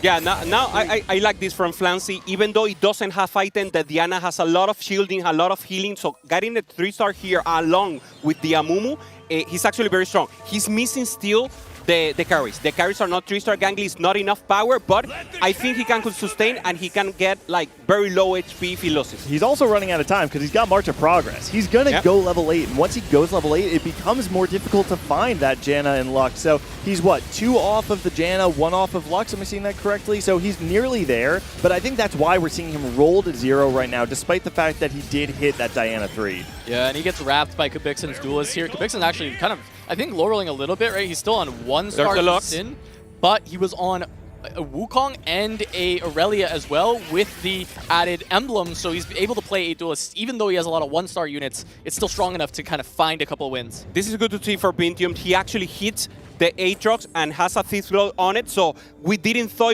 it was going to be relevant, but it has allowed him to start winning some rounds. So good to see, and now again with Flancy, again with the Lux, looking still for the Janna, and I think this board could be amazing if he also hits the Janna 3. Playing this without the mana generation, though, is so difficult. Playing, even if you hit Janna 3, I'm not entirely sold that you're out of the woods yet. You really need to have the 3 items on your carries, your 3-star carry, and having the mana generation is what really turns this on, because the fact is every fight is going to be determined on whether a Mumu can get 1 additional cast, and the mana generation is going to determine that. Yeah, and we've seen this composition with Lucky Gloves on like everything 3-star end up failing because of the fact it wouldn't roll into mana generation. And so not having it just baseline, not even having the Lucky Gloves to increase it, while he should be strong enough now to find some wins, especially into someone like Double, who we even mentioned that his board was starting to look a little bit weak.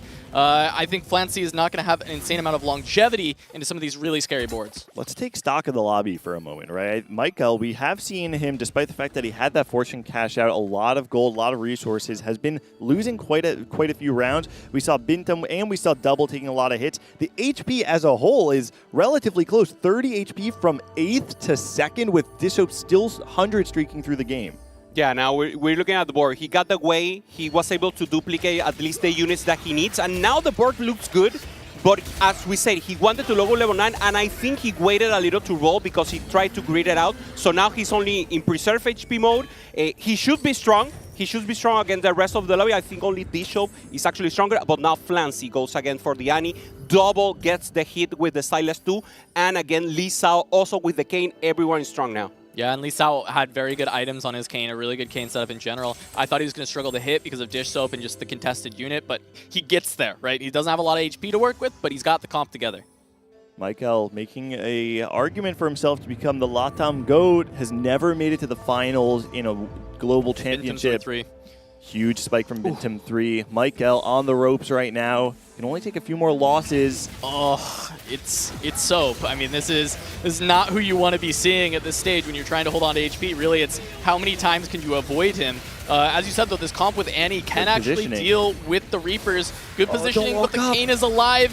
She walks up, and it's still going to be a loss for Michael. Luckily, only 1 unit, so it might buy space, but realistically, he was always 2 lives there. Hoope said it the whole time, though. If you're playing Lilia, you can't end up on 8. You have to go 9. If you want the full potential of this board, you cannot be stuck on level 8, and it is very scary for Michael to now not have a lot of gold and be on level 8. And this is the second time that Bintium wins, with the Aatrox being the final boss there. So good to see again now with the Soy. He's so much powerful. He has the access to the backline a little, with the Morgana, also with the chill. So actually in a great spot for him, 25 HP. So again, the final boss of this world, if he faces, it could be strong, it could be difficult, but I think he needs a little more to be able to get to the top 4. One of the big strengths of Bintam was his consistency and ability to salvage really tough low roll spots. This is one of the biggest strengths of Bintam as a player, and he's putting it on spectacle here in game number 1. His spot looked like a dead last for sure, and he has been able to pull it from the depths to potentially find a 6th or a 5th here. Lee Sao's got the Reapers online, has the Radiant Guardbreaker on this Kayn, who makes his way into the back line. That is not what you want to see if you're the AP player. Michael, devastated in the corner. That is not how you want to go out. Yeah, he knows. He knows it. It's very tough. I mean, matchmaking. Matchmaking is always tough for you. It can be the difference between an 8th and a 4th easily, and Michael is not happy by this, and he will need to reset the mental. We were talking about mental previously. If you get an 8th, you need to wait more than the rest to start the new game, and that actually is a lot of pressure for you. Yeah, and for Michael, you know, I think really beating himself up because he changed his positioning to contend with Dish Soap, didn't swap back in time for Li Xiao, and then ends up in a spot where the cane wraps onto his backline once again. Possibility now for QB. QB going for the Qiyana 3. He hit it late, but he hit it, and that's important. And now he has a lot of presence. He only has 9 HP Gangly, so if he faces off against, again, a final boss, it could be tough. And he goes up against Asta, who has the Super KO. Yeah, he's got the KO online, which traditionally is pretty good at bursting down these melee carries, but you can see on the right-hand side, the Qiyana's in the back line. The KO's not even going to cast. Perfect wrap from the Qiyana. That's going to be the win on that fight. On the other side, Bintum barely holding on once again. The final boss, Aatrox, holding it down. Wow. Bintum proving that money was well spent and not wasted as he holds on. I mean, Aatrox was buffed like 3 times in a row. It wasn't a good unit. They needed to be stronger, and now he has more sustain, he has more healing, he has more damage. It's actually a unit. And now we take stock of the lobby, and look, Double now in the danger zone as Kubikson and Binsum have held on for a couple of extra rounds. They're still at 1 life, but Double has joined them, so a potential additional placement that they can find. Yeah, Clement talked about it in the pre-show, that EMEA does tend to play a little bit slower. They really favor this Lilia comp, and Hubei, as you talked about, it doesn't reach its highest cap until level 9. If you play too slow, this is what happens with KC Double. You bleed out, and if people are not dying, and if people are dealing significant amount of damage to you in stage 4, it is a horrible, horrible time, and KC Double is now on his last legs. Yeah, and with that, I mean, Dish Soap on the other end of that on an 18-win streak, 110 life, 50 gold, level 9. He's just going 10. Who put 100 Fast health 10. for their pick'ems for the maximum they health? They gotta be right? happy that we might get a Mr. 100 here coming out of Dish Soap. I didn't expect it, and especially not in the very first game. Yeah, and with Thomas Kane, matchmaking and positioning will be so important here. So now, one of the faces of KC Double going off against the Qiyana 3. Not the best position for him, though. On the wrong side. Yeah, all the eyes on Qiyana. Good CC and current control. Let's see if he's enough. She got access to the backline. Yeah. Starting to get there. No. Lowy comes back. back. Big field. That's Their going to be tanks enough. are good. KC Double stays alive. Gonna take down Kubikson. And we'll see if Bintum can live as well. He does end up winning his fight, and Dish Soap has finally lost one. Kubikson and Double, 2 of the only 4 players from EMEA to have won multiple events in the region. They're both here in the first lobby, and unfortunately for Kubikson, the winner of the Rising Legends final in EMEA for this set is going to fall into 7th place. Now we're going with Li Xiao. Li Xiao again, Geese of the Fallen is one of the best Aumen, if not the best. I love this Aumen. The possibility of having the Kane getting off that funnel of power until the end is so good for him. He loses the aggro and then he wrap it up 1v9 easily. Yeah, it's big. I mean, you mentioned dropping the aggro, Edge of Night. We talked about how good this is on Kane for winning, for capping out, not just the top 4, and adding a Radiant item to the mix alongside gifts, as you're saying. I think that is kind of a recipe for success to potentially even outcap Dish, but the problem is Dish will be able to push 10, and that's where the difference comes in. But as far as Kane's pound for pound, might be stronger for the South. Find out right now, the 2 of them going up against one another. There's a lot of power on this board, tons of items, and we're seeing, the effects of the Edge of Night. You see the aggro dropping and re-aggroing. It's not enough, though, and Li Xiao's going to go down. Will it be a 6th, or is Double going to fall faster? Bintum as well. Double goes down. And this is, again, great news for Disho because he already has 5 Kanes. He has eliminated the other Kane competition, and now he's open to go for the 3-star, and that could be the win condition. He's actually the strongest. We could say he lost 1 cast, so maybe not. But if he gets there, that's his win condition. Yeah, already on 5 Kanes, 50 gold. We'll see if he rolls He's rolling. on 9. He's rolling. Yeah, he's going to roll for Kane. 6 Kanes, just 3 more to go. He can wait here. He does not have to force this. I was looking right there. We saw a handful of players starting to scout Dish Soap's lobby. I imagine the pings are coming through. People are trying to make aware what's happening. But there's an argument that if he's not in your pool right now, you'd actually rather Dish Soap just hit and take someone else out of the top 4. Okay, possibilities now. Let's see if he rolls again. Again, Cass, he can go to level 10. He can roll. Both decisions are correct. He already rolled a little, so maybe he's analyzing the rest of the lobby. Someone is holding 1 Kane or 2. Obviously, you go to level 10, for him to get eliminated, and then you come back to trying to look for it. He had so many item slots, and he had open board space because he's level 9, and the comp only needs to be level 8, that he's just playing 2 2-star Kanes with not today Edge of Nights and the Infinity Forces. It's just double the Kane power on his board. The only thing he was actually missing, I didn't even realize this before, was the armor shred, and then he gets an even shout dropped from the anvil. So yeah, Dish Soap's looking in a really good spot. Asta, though, a resident 1st or 8th player, playing the vertical Story Weaver up against Dish Soap, though. Cast the wrong way. Does yeah. not hit any of the canes. That's going to do it for Asta, but still a top 4 coming out from him, being able to just play that Story Weaver from the get-go. And even with a lot of Story Weaver units contested, able to hold on for a top 4. Bintum going to go down. Asta took the bigger loss. Bintum ends up finishing 3rd. We thought he was maybe salvaging like a 6th. No, he holds on all the way to a top 4, all the way to a 3rd place by finding that Zoe after the Aatrox stabilized it.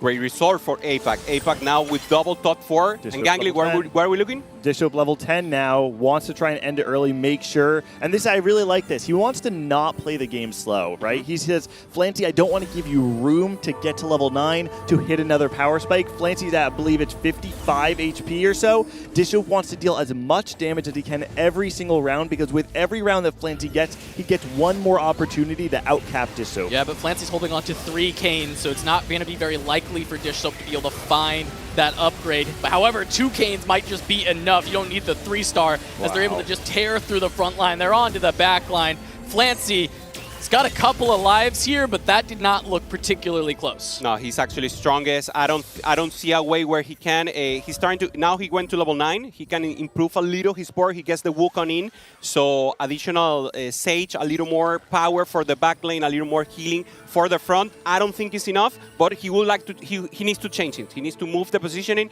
and try to go for the Hail Mary. But Wukong 2 coming in for the side of Dish Soap, and I think the most important thing that this does is it opens up some item slots, right? Dish Soap was running out of things to put items on. Now all of a sudden he's got his 2-star 5 cost, and coming into the carousel right after this has another way to make his board stronger. All right, well, we're going to jump into another fight and see if the canes can be stopped. Lux in a position where she will be hitting one of the canes early on with the stun, so slowing that down just a little bit.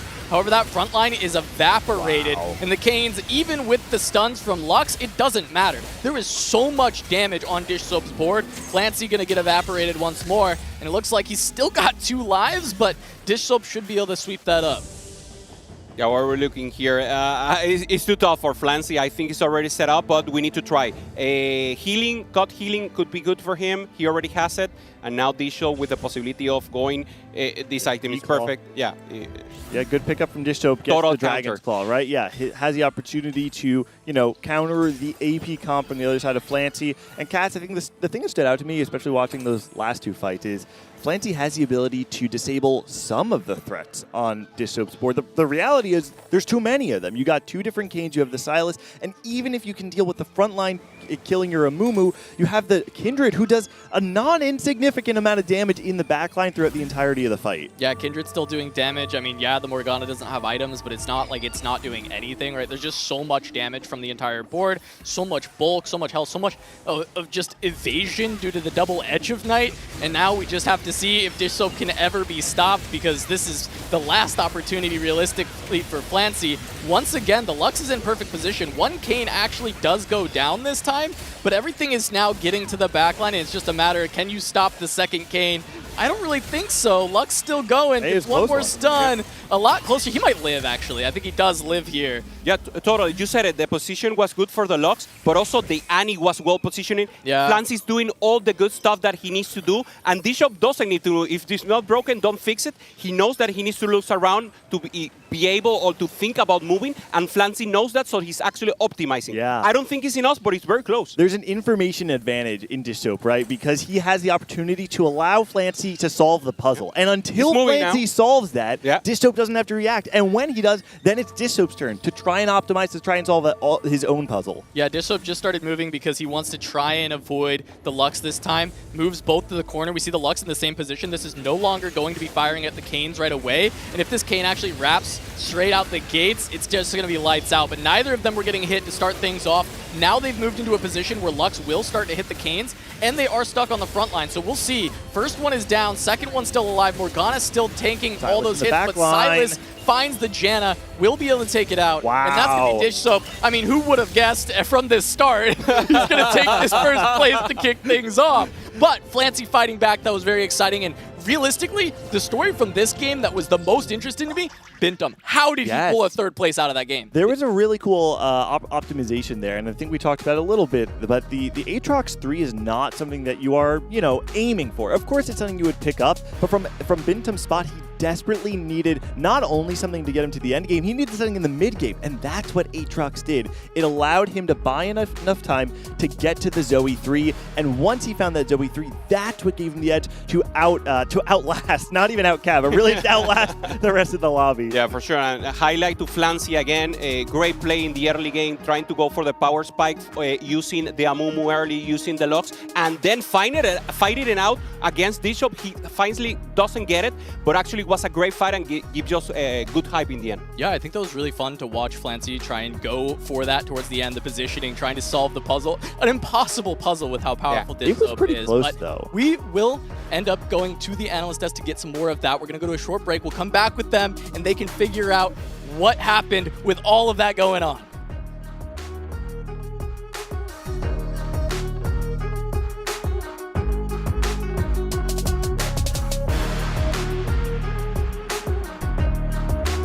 One, two, three, wobble! All right.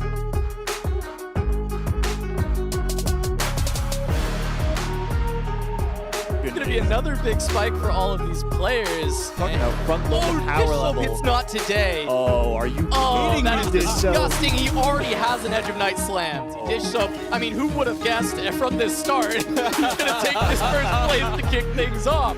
But Flancy fighting back, that was very exciting. And realistically, the story from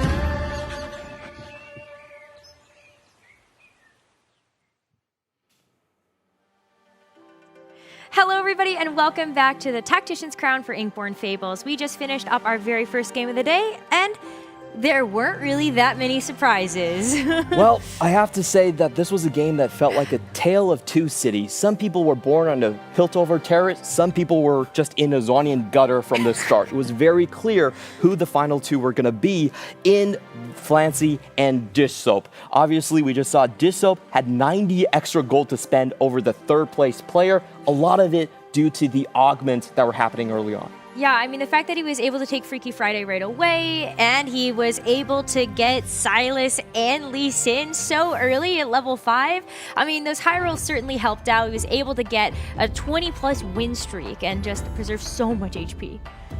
Definitely looking dominant in that game there. I think matchmaking was kind of the friend of some and not a friend of some others in this lobby, I will say, with that massive streak coming down from Dish Soap. But somebody, when we looked at these augments, we were thinking was going to be dominant was Flancy. So we looked at it, right? You get that March, you get that Dragon Spirit, you get Boiling Point even. He is on that AP line.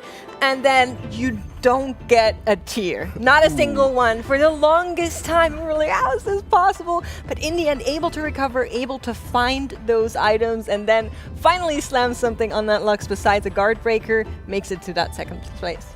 And for third place, Bintam, I felt like he had a very lucky game. Was low rolling at the start, contested from Zoe by all the Lilia players and also with Asta Storyweaver, still manages to find it in the end. And as we heard from Gangly, he actually got a couple lucky rolls from the Thief's Glut he had on Aatrox. Typically, we don't want to itemize the Aatrox because it gives you bruiser items. But since he was missing those carries for so long, the Aatrox actually worked out for him. It feels like we're only talking about lucky players. I guess it's my turn to talk about the low rollers in this lobby, and especially playing a comp that is prone to, I think, low rolling Lilia. If you don't high roll, if everything does not work out for this comp, you are going not just bottom 4, but bottom, 2, really, 7th and 8th. That was the case for Michael, finished 8th. Double finished 2nd. They're contesting the same line. Both players in stage 3 had relatively weak boards. They are scouting. There's no reroll options open because Flancy and Bintam had way better spots. Michael did a little fortune cash out into Lilia, and actually high rolled a bit when it comes to the cash out, hit a lot of very clear upgrades at 4-1, stole units from the pool from double, but he had no frontline items. He had just no frontline to deal with all these Reapers who were coming in, wrapping around and destroying his Lilia. And for double, on Lilia 1, pretty much all of stage 4, couldn't find his upgrades, 0 gold to roll with. He eventually bled out from a 3rd place all the way down to a 6th. So how much contesting do you think we're going to end up seeing today, though, right? Because you would consider Lilia to be one of the stronger AP compositions in the meta, but obviously not everybody can go for that. This is definitely one of those things where we talk about the clash of these different styles. What we've seen in the East is mainly AP lines are reroll lines. You try to place the Ghostly Zyra, that was the dominant AP reroll line, and Janna Lux. But for EMEA, they have a different take. Well, during that game, you were saying it as soon as both Michael and Double unfortunately placed really low. Title was right, was what Clement had said. So we'll see how that goes. We'll see if the story repeats itself. But I'd love to know a little bit more about the compositions we expect to see heading into the rest of the weekend. So that's why we've got a tactical breakdown presented by HyperX, and Panda's going to talk us through that. So join me all as we go through maybe the most played competitions this weekend. We saw it already in game 1. The first one, I think, needs very little explanation. It's going to be the Reaper comp, and we saw Dish Soap piloting to a lot of success. It is one of the scariest comps in the tournament because of the positioning puzzle, especially with a lot of high ping players coming into this international stage. And we saw it. If you don't position correctly, Kayn wraps around and your fight is over in the first 5 seconds because your main DPS is already gone. In the case of Lilia, we saw it very clearly when that fight happened with Michael especially. Then we have Lilia. This is, I think, one of the high roll AP options in the 4-cost space. Syndra and Faded no longer being as strong on the current patch. The only problem is it is so expensive. You have Nautilus, you have Silas, you have Lilia, you have Azir, you have Hui. They cost a lot of money if you want to upgrade them to 2 stars. It really pops off with specific items, or augments rather, like New Recruit, like Jewel Lotus, but bridging the gap from level 6 and 7 to that level 8, level 9 board is the hardest part, and you can only play this comp from specific positions. Players have to know how to identify those spots especially. For Kai'Sa, similar to Lilia, but on the AD tree, also very expensive. You need to reach 9 to have the clear Ink Shadow with Udyr added in. And overall, it's a comp you're mostly going to see played from either very high resource starts with portals, or from Fortune specifically. It's really tied together with that Fortune line at the beginning. And finally, the reroll comp that everyone, of course, loves in the current meta and maybe the last 2 months. It's going to be Lux Janna reroll. Flancy showcase the strength. I don't have to go too in depth into why it's so strong, but really the buffs to a Mumu. He's just an absolute tank in kind of all the presence on the front line. And Lux and Janna are really threats at 3-star. I think they really are benefiting so much from the buffs they recently got.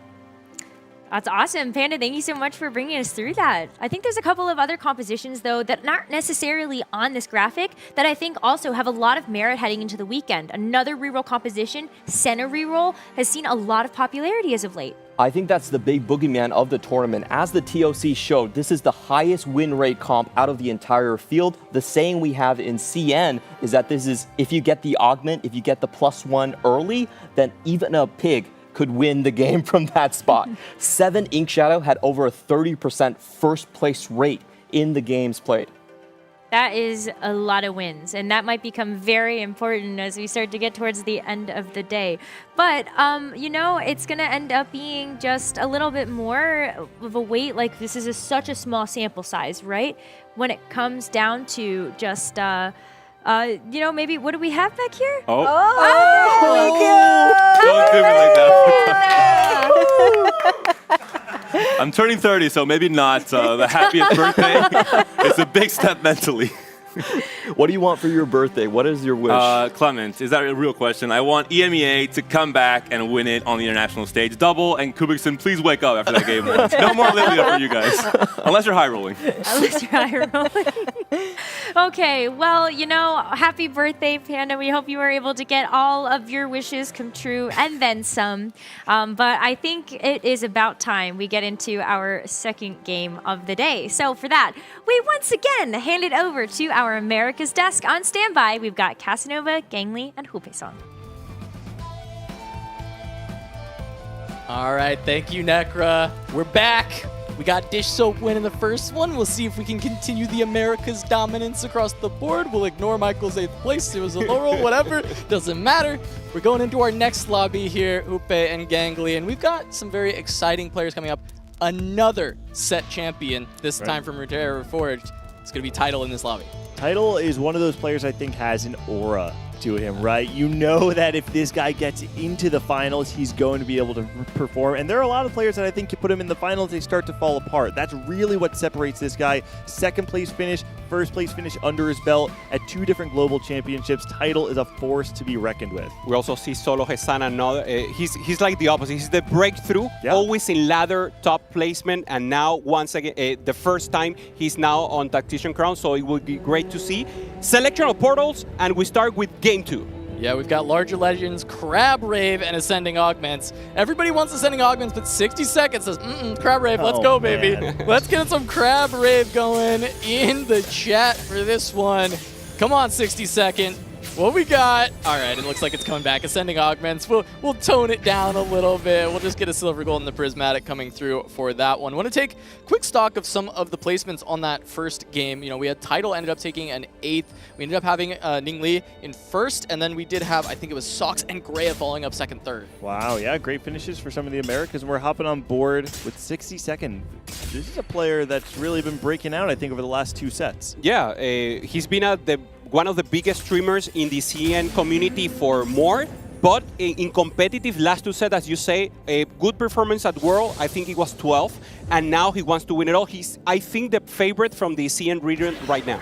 Yeah, I mean, even going into the global championship, 62nd among the best AVPs in the entire field, has one of the best top 4 rates, highest win rates, and lowest 8th rates. He's an all-around strong player. In my book, he is the favorite from China to do well at the global championship. Yeah, I think many would agree. I think even Clement, you know, he looks at 62nd and he says, hey, this is the guy that you should be looking at. If you pick one player from CN to watch, it should be 62nd. The fastest player in CN, right? Yeah, That's what Clement always the fastest says. player, yeah. I also want to see it because on his stream, he's very loudy. He's always talking, he's screaming, and he's amazing. He's actually fun to watch, and now he's very composed, he's very cool, but I think that will transfer into another thing. Now we have the possibility of going for Fortune here. We have the Kobuko, the Tristana, so obviously a great start to go ahead with. Yeah, we'll see if he can find a Teemo in the next shop, or if it ends up just being kind of a carousel pickup where he's able to find it from there. Early Fortune can be very powerful. We'll see if 60 Second wants to go for that. Of course, he has very fast APM, so a big cash out, definitely something that's within his repertoire. Even if he doesn't hit some sort of Fortune, he has a very strong opener, lots of players on the Story Weaver line. Augment's coming in though. Silver Augment number 1. Yeah, we knew this was going to be silver. Find Vintage immediately is something that's an option for 60 Second. We've seen that into the Reaper line pretty frequently, and so that might be something to look out for. As we jump around, though, any other quick selections from these players? For Gray, I believe. Gets Kha'Zix 2 on his board. Caretaker with a Quillana for Solohesan on the bottom. Yep, we see a Fine Vintage already for 60 Second, and Wet Jungler also having the option alongside. It looks like Keepers is the one he's thinking about. Two duelist augments, right? Two different augments that really open up the duelist line, especially if you want to play from tempo. Let's see what he goes Keepers. Does pick it up. And this gives him a nice flex, right? Any melee bruiser is going to benefit greatly from the Keepers. We saw even Asta playing the Keepers alongside the vertical Story Weaver, right? So anything that you can bunch up will benefit greatly from this augment. And we have Caretaker's Ally for Sologasong, and I'm looking at this board, and I can't tell you exactly which 2-cost it is. My guess is either Riven or Quillana is the one that was picked up for this Caretaker's Ally, but that is important once we can actually find out what that is. It is, if it's Quillana, that is a duelist line. You're going to start contesting into that line even though other players might be there because you can get the Quillana faster. If it's Riven, a lot of times people just use that casually for tempo and then maybe play Story Weavers, but also just are using it as a tech unit. Unless your Moji that loves to use it also, and now Sox with the possibility to 3 assaulted, making a lot of economy early, gangly, so this is great for him. Solohesan, I think it was the Quillana. I think I saw it in the moment he picked it. And as you said, he will use this Story Weaver tempo play for the start, but then he will have to transition to that Quillana, and now we're looking at Ningli. Yeah, also with Caretaker's Ally and having the 2-starred Senna, my guess is that's going to be the one that Ning Li has been able to find. I think that's massive because this is one of the rerolls right now that's quite popular, is going to be playing around that Senna 2-cost reroll. Being able to hit her kind of inconsequentially by having Caretaker's Ally is such a massive boon. Ningli's in an interesting spot where he can both play around this very strong and stable reroll on stage 3 while having the tempo on stage 2. If you're able to play around this without sacrificing HP or economy, it puts you in a great spot later in the game because you can then make the decision, because I saved so much HP across stage 2 and early stage 3, I can now play a little bit greedier, and Ningli could actually maybe even pilot this Ink Shadow comp to a top 2, top 1. It's not unseen before in a comp like this. 100%. He's also 100 XP still. He and Solohesan are the only ones so far, so that would be important. Again, getting an upgrade, so now with the Jax, he's actually very, very strong, getting the Senna early, and now title again. As you were saying, Cass, one of the ones that has the possibility of being the first of getting the 2-time championship. The young title, not so young anymore, and we're looking at here, very comfortable and very cold. Yeah, even with a tough first game, you would expect Tidal to remain composed. He's always kind of been that way. It doesn't feel like he's ever really struggled with the pressure, and absolutely clutch. He has the best stats on final day. If he gets there, everybody should be looking at him as a favorite to win. And really, it's just can people shut him down in the group stage. Well, I think that's, you know, a real edge in TFT. Some people find edge through meta. Some people find edge through knowledge or performance. Some people are able to just show up on the day and not play worse than they normally would. And sometimes that's actually enough to give you a tangible edge on the field. Title's contesting right now for this loss streak, despite having a pretty strong board. If he can take another loss here, it's going to be close, but I think with the Kale ult, does barely kill. I think Tidal wanted that loss. Yeah, I think so too. I mean, he was contesting Sox for the streak, and now Sox going to be an entirely uncontested loss streak through stage 2, and actually Ning Li, uncontested win streak on the other end of the board. Yeah. Looking for 60 Second because there is the Zoe on the carousel, but he is a little bit late of a pick, so Tidal actually gets that. You won't be seeing that Fortune necessarily locked in. 60 Second never actually found the Teemo, so he doesn't have it. He's just doing the Fine Vintage early game. So to see what other comps are coming together in this early stage, we have potential of a Kog'Maw reroll from Tianlong. Yeah, Tianlong, one of the players from China, long-time standing competitor, an A-tier competitor, I think, by many standards, making his first appearance at the Global Championship. Kog'Maw, I think, is something that we haven't seen all too much, at least in the Americas, but that's a lot of Cho'Gaths. I feel like one away. if this were ever a spot, I mean, it's kind of interesting, though, because you have two Kog'Maws. What actually happens in this case when you hit a 3-star Cho'Gath almost for free, but don't have the Kog'Maw? Yeah, normally you look for it. There's a possibility where you just use it for tempo and go to the Lilia. But if you go, you need to go for the vertical invoker, and then the blue buff makes a lot of sense if you don't have the Shojin. But I think he will stay and wait for it, because when you already have the Cho'Gath, the higher possibility of the Kog'Maw appears, and you need to try to wait for it. Also the augment. I think when you get an augment like this that you want like the perfect items, you need to risk it. All right, and we see Grea's going to get this win. Grea not on a full win streak, but just lost the first round and then has been able to win streak since then. Ningli going to be the only other player kind of on that full streak on the winning side, whereas Sox is looking at the full loss. And on both sides, kind of uncontested. However, if Grea fights Ningli, that actually would be kind of them fighting to keep it. So Lux going to move the 4-2 augment to a random round, and I think that could be any round, right? That could be next round, that could be stage 3, that could be stage 5, 6, or 7, right? We have no idea when this augment is coming. Something we probably don't have to worry about till we see it once again, but you have to keep it in mind for your stage 4 game plan.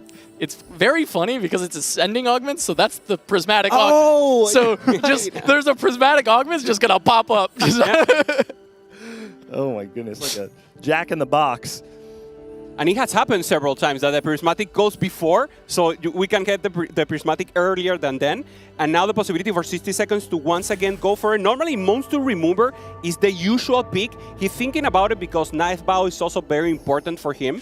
And then he go for the Spite. Spite was buffed. We were seeing lately, Gangly, like the additional damage that you gain from this power. So when it blows, you get more defense, and also you get the additional damage. Yeah, I mean, I would say it's generally speaking a pick that we haven't seen with great popularity. I imagine, if you're playing something around the melee bruisers, you get more value out of it because you're clumped up naturally. But, for a long time, this is an artifact that didn't really get a lot of playtime. Didn't get a lot of love either. I think people generally did not like Spite. So the fact that we're seeing it picked over some very strong options. But this is going to be a melee-centric comp rate with Fine Vintage tend to trend towards, Reaper's Duelists. Those are the kind of the main two options. So we'll see if that ends up being the case and using the Spite there. But with that, take a look. Sox ended up winning. Wet Jungler denies the full loss streak. Or actually, no. Tianlong denies the full loss streak to Sox. Wet Jungler also just losing to Grea.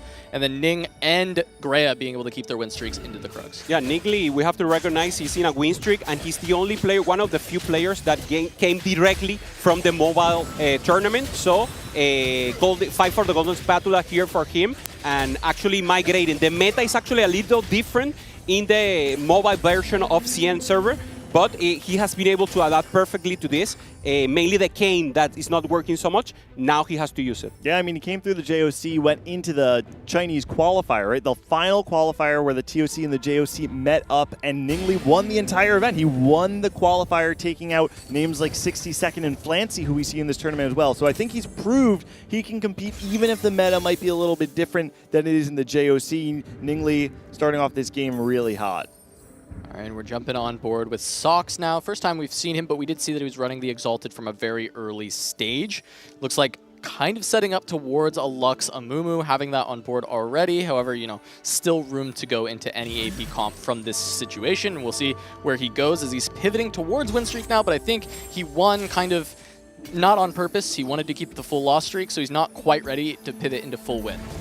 Ningli goes deep a little. He rolled, I think, here on 3-1. So he's level 6, 20 gold. He knows he's easy to go for the Senna. I think he wants to get one more, and then with the level up, he will get it instantly with the caretaker. It makes sense, right? If you can maintain that win streak, you will make more money by winning every round and maintaining your streak. But even if you have to spend a lot of gold and miss interest, then you will by losing. So Ningli recognizes that he's in a strong position to maintain that streak. Ultimately does miss that final Senna, so we'll have to see where his econ ends at the end of the stage.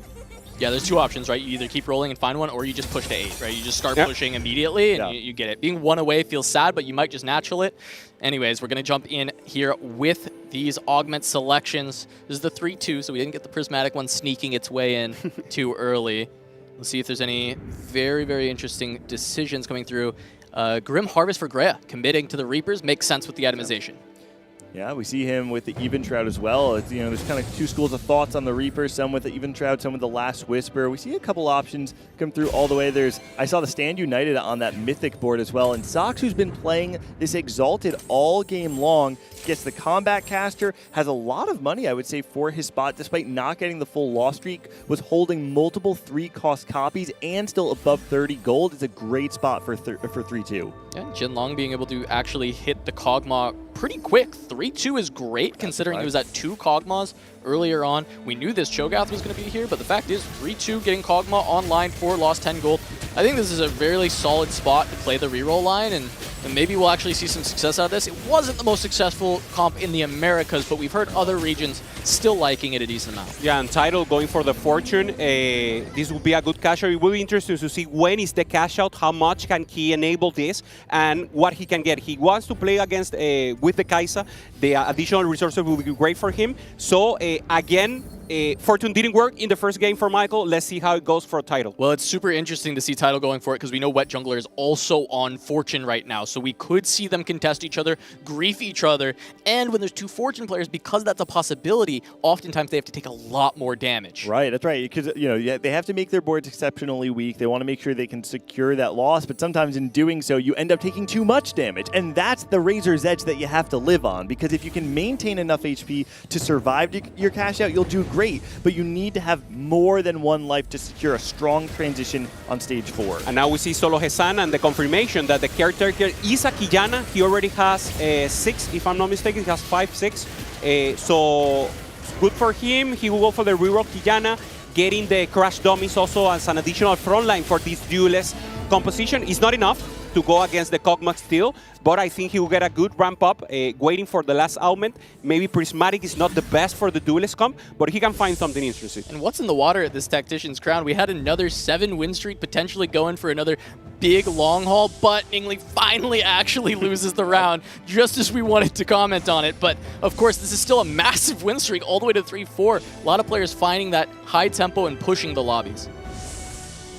Yeah, 62nd, very high in gold. He started losing a little, and he hasn't rolled still, going still for the fine vintage. Normally, there's 2 ways to play it. He can roll now on 3-6 and try to stabilize, or he can be very greedy and wait for the next additional items, and then on 4-1, he will need to stabilize. So a strong and difficult position for him. Okay, I think great recognition from Wet Jungler. Sees there's another Fortune player and was like, you know what, I'm not going to push my luck. I'll take a small cash out right now. He's got a lot of resources that he can play. He already has the Silas, right? And so having the Keepers, the Combat Caster, and lots of pieces of this Reaper's comp in play gives him a good position for on that 4-1 or 4-2 roll down to stay ahead of the tempo, ahead of the cadence of the rest of the lobby, and maybe hit that 2-star cane first. Yeah, the extra gold is definitely nice to try and push a little bit ahead of everyone else's economy. However, Wet Jungler did give up a lot of HP for this very middling cash out. And so we'll have to see if it pays off, having that extra kind of breakpoint of gold, being able to push to 740 gold at 3-5. I think this is earlier than everyone else, but it's not so far ahead that I feel good about how low he already is. Also, it's very interesting that Solo Hesan, even though he's committed, I want to quote it in terms of Quillana, he's holding Kayn.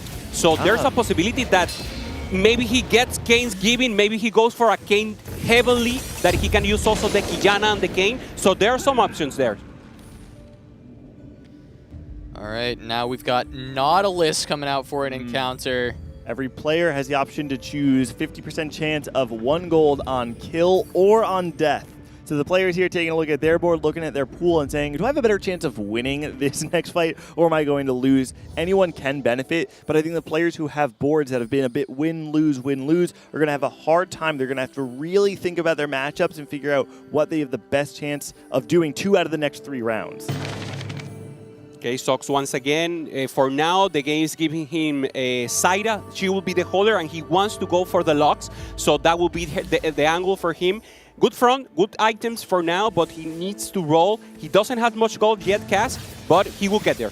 Yeah, I mean, and Sox is keeping the tempo, right? He's got the full win streak in Stage 3, so being a little bit lower gold is definitely worthwhile, rolling a little bit more aggressively to put this board together. Yep. And we saw just how powerful this board can get. You know, Flancy in the last game, taking it all the way to a second place against Dish Soap. So Sox preserving a lot of HP, and it doesn't feel like this comp is nearly as contested as it was in that previous lobby. Title just starting, Fortune. Looks like it does look like it was probably just a 2-turn cash out. So it's wiggling. Yeah, it's wiggling. The plants are wiggling. That's right. They're growing. So Title going to just be looking for a small bump in resources. I want to call out this very interesting board, right? One of the things about Luxjana is that it fits with a handful of pretty unique Exalted boards. And I don't know for certain that Sox is going to maintain the Exalted for the rest of the game, or if he's going to pivot into that Lux and get rid of the Zyra, which I think a lot of people would rather play around the Lux than the Zyra. But it's a really great heads-up play for Stage 3. Allowed him to get additional econ and some additional board strength with the units that he had actually hit on his roll down. Yeah, Title has the chance to roll here. He decides against it. He needs actually a lot of gold. He never get the upgrade, so the CV1 was the holder until now. He will wait for 4-4-2, make a deep roll down, and then stabilize with the Kai'Sa browser comp. Yeah, really has to hit this Kai'Sa 2 on the roll down to actually turn things around. I think he's going to start plummeting if he levels to 8, rolls down, and whiffs. I mean, this is game over for Title. It's do or die. 70 gold feels like a lot until you hit level 8 and start rolling, and once you're there, you realize how fast it goes, and if he doesn't have the 2-star Galio, the 2-star Kai'Sa, maybe can even high roll a Xayah. Yeah, like you said, Cass, it'll be downhill extremely fast. There's no Augment, so the next Augment won't be on Stage 4, at least on Stage 5. It could be even later, so that will delay the power of the rest. Let's see who gets maybe a benefit out of this. I think the bruiser, the melee lines are good with this because that prismatic normally doesn't help them so much unless it's ideal. Yeah, and we're looking at some of these, melee players, right? Like Wet Jungler as Keeper's combat caster. Like some of them have very good early augments. They're like, you know what? We can stop here. That's fine with me. I don't need any more than that. Like, everybody else, you might want a prismatic. I don't. We're okay. Roll downs coming in. You can see on the right-hand side, players figuring out what they want to do with their gold. Level 8 coming in for Ning Li. Big roll down. Has the Senna 3 in place already. Gets to decide whether he wants to play the 5 Ink Shadow or maybe 4 Sniper, 4 Warden. Now you're playing a board that's very similar to the Ashe composition, right? But instead of playing a 2-star Ashe, you got a 3-star Senna. It sounds pretty good to me. We almost never see this, but it is kind of like a benefit of Caretaker's Ally because you're not rolling that much, so you just kind of get this Senna for free, and you can push levels because it incentivizes it to get more copies of the Senna. So playing the Ashe board, I think I kind of like out of this Caretaker's Senna. Yep. And what's important is that he doesn't only need the Senna. The Senna will help, but he will need an additional carry. Senna is not enough in the late game if he doesn't have the vertical, so that's why he went for the big grab. He wants additional item to be able to stabilize the front and then go back. Bad news, he only has the Garing as the front. Besides the Amumu, he didn't get a Nautilus in the roll down. Okay, traditionally I think it's worth kind of pointing out when people play the Senna line, a lot of times we're going to be playing it with the Ghostly board, the vertical Ghostly, right? That's the most optimized, I guess, so to speak, way of playing the line. Playing, I think, a sub-optimal line based on the units he hit, to me, it actually says a lot about Ning Li as a player. He says, I'm not going to roll deeper than I need to in order to play the traditional board. Instead, I'm going to play what is cheap and what's available and in front of me. Yeah, and this Aphelios is such a great bailout for Ning Li as well, because you just were saying it. He needs items. He needs to itemize the second carry, and immediately 2 item anvils to go alongside a glove and a rod. He needs bows. He needs to find ways to turn those into the items he wants, and if he can find them, I mean, that's massive for Ning Li. Yeah, he went for double sword, so there's the... Oh, wow. The death no plate. bows. Yeah, he wants burst damage, so he's not thinking about the scaling. He wants first to give the 3 items to Senna, be able to kill some units here and preserve HP, and then go for the cap out with the Ashe. We missed the title roll down, but we said he had to hit Kai'Sa 2 if he was going to have a chance, and Title was able to find it. His front line even finding the Silas 2. Wow. So Title kind of found everything he needed to stabilize, and now he can actually scale up this comp. It goes back to the decision he made on 4-1, whether or not to level to 8 on 4-1, get ahead of the cadence, get ahead of the tempo, or sack one more round, go down to, 48 HP, and that little bit of gold might have just been enough to get him the board that he needed. And 62nd, playing Fine Vintage, playing the Duelist, going for the Irelia, so great news for him. He's not well in HP, but now is when he has the power. Now he has the rest of the Fine Vintage artifact, the support items that will help him so much, and now he needs to step up. He needs the Irelia, he needs the Lee Sin too, and now that power spike will help him, but he's not in a great position. He even found keepers to go alongside like Randuin's and Knight's Vow. He found a lot of ways to like stack up power, but he's on like 1, maybe 2 lives. So 62nd, while this board is really insane,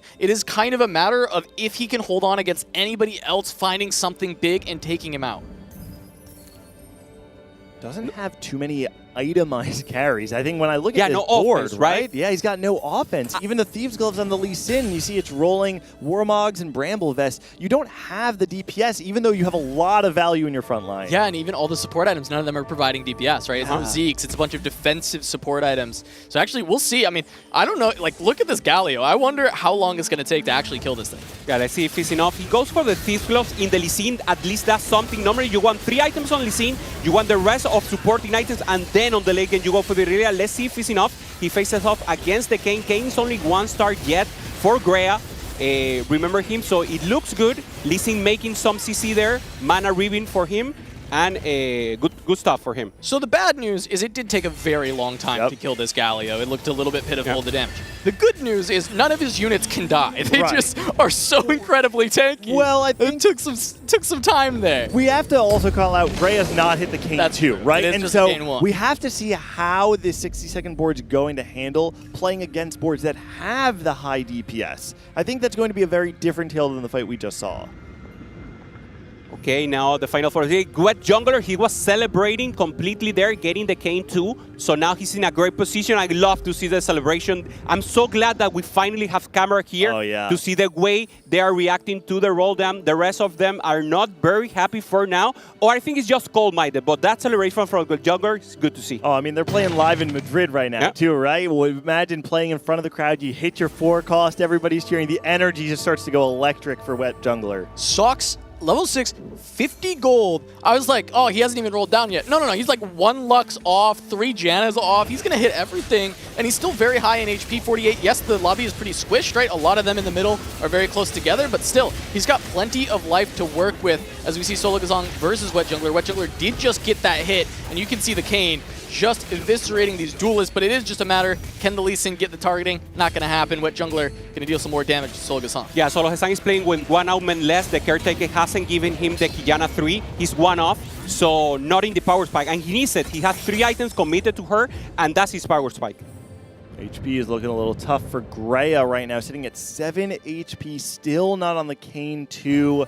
And the tough part about it is, you know, you look at 60-second, 50 HP, but it's 35 HP for 6th place finish, which means even if Grea can get to a stabilization point, it is an uphill battle to even try and scrape out a 6th place finish. I mean, big thing, Wet Jungler hit, he did not, right? Like that is, you know, that's the Kayn difference. You know that you are going to be contested in this line, and sometimes you're just not going to get there.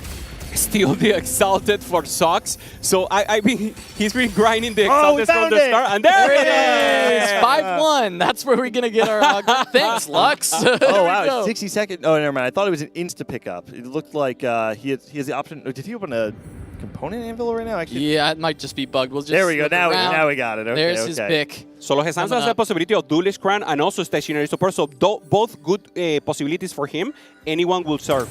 Grea finds new recruit and says, if I roll down right now, maybe I can find a way to stabilize my board even more. Socks find a lot for his board. Looks at the Janna 3, the Lux 3, both coming in, and has 2 Amumu 2 alongside this Exalted board. But Socks the in a pick good up spot. with it. Oh my it's pretty goodness. crazy. Huge Pretty hit. nasty. And I think I love that from Grea, though. You were saying, you know, new recruit, you get to add something to the board, but also just guaranteeing that he gets the Kayn 2. It's the most likely way he can outlive 60-second. This doesn't feel good, though. No, I mean, he added it's a 0-1, and then it's a Kayn 2, which you're already expected to hit because Wet Jungler got Wet Jungler got Radiant Refractor. Look at the Break of Dawn being added. this is the way better Kane on the side of Wet Jungler. Kane already in the back line of Greya is going to start to fall. It starts to wrap now to the front line. This Galio is going to be able to tank up a little bit, but I mean, you can already see nothing. Wet Jungler's units are not falling. He's got the Kane and the Yone. The aggro toggling's not going to be enough. Greya's going to fall here. Will be an 8th place finish for the American player. Yeah, it was tough. It was tough to see. He actually hit the comp at the end. The items were good for preserving SP, a lot of healing, but not enough damage for him. So I think the fact that he didn't got a great prismatic in the end, I don't think the Nuri could did so much for him.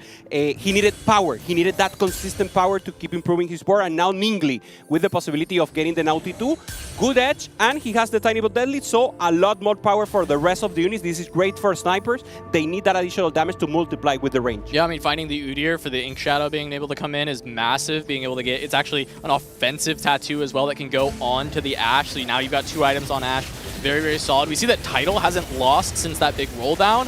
Able to massively stabilize around this. And this time, maybe going to lose that streak because Lee Sin wraps and just takes out that Kai'Sa immediately. 60-second, still able to hold on a little bit longer.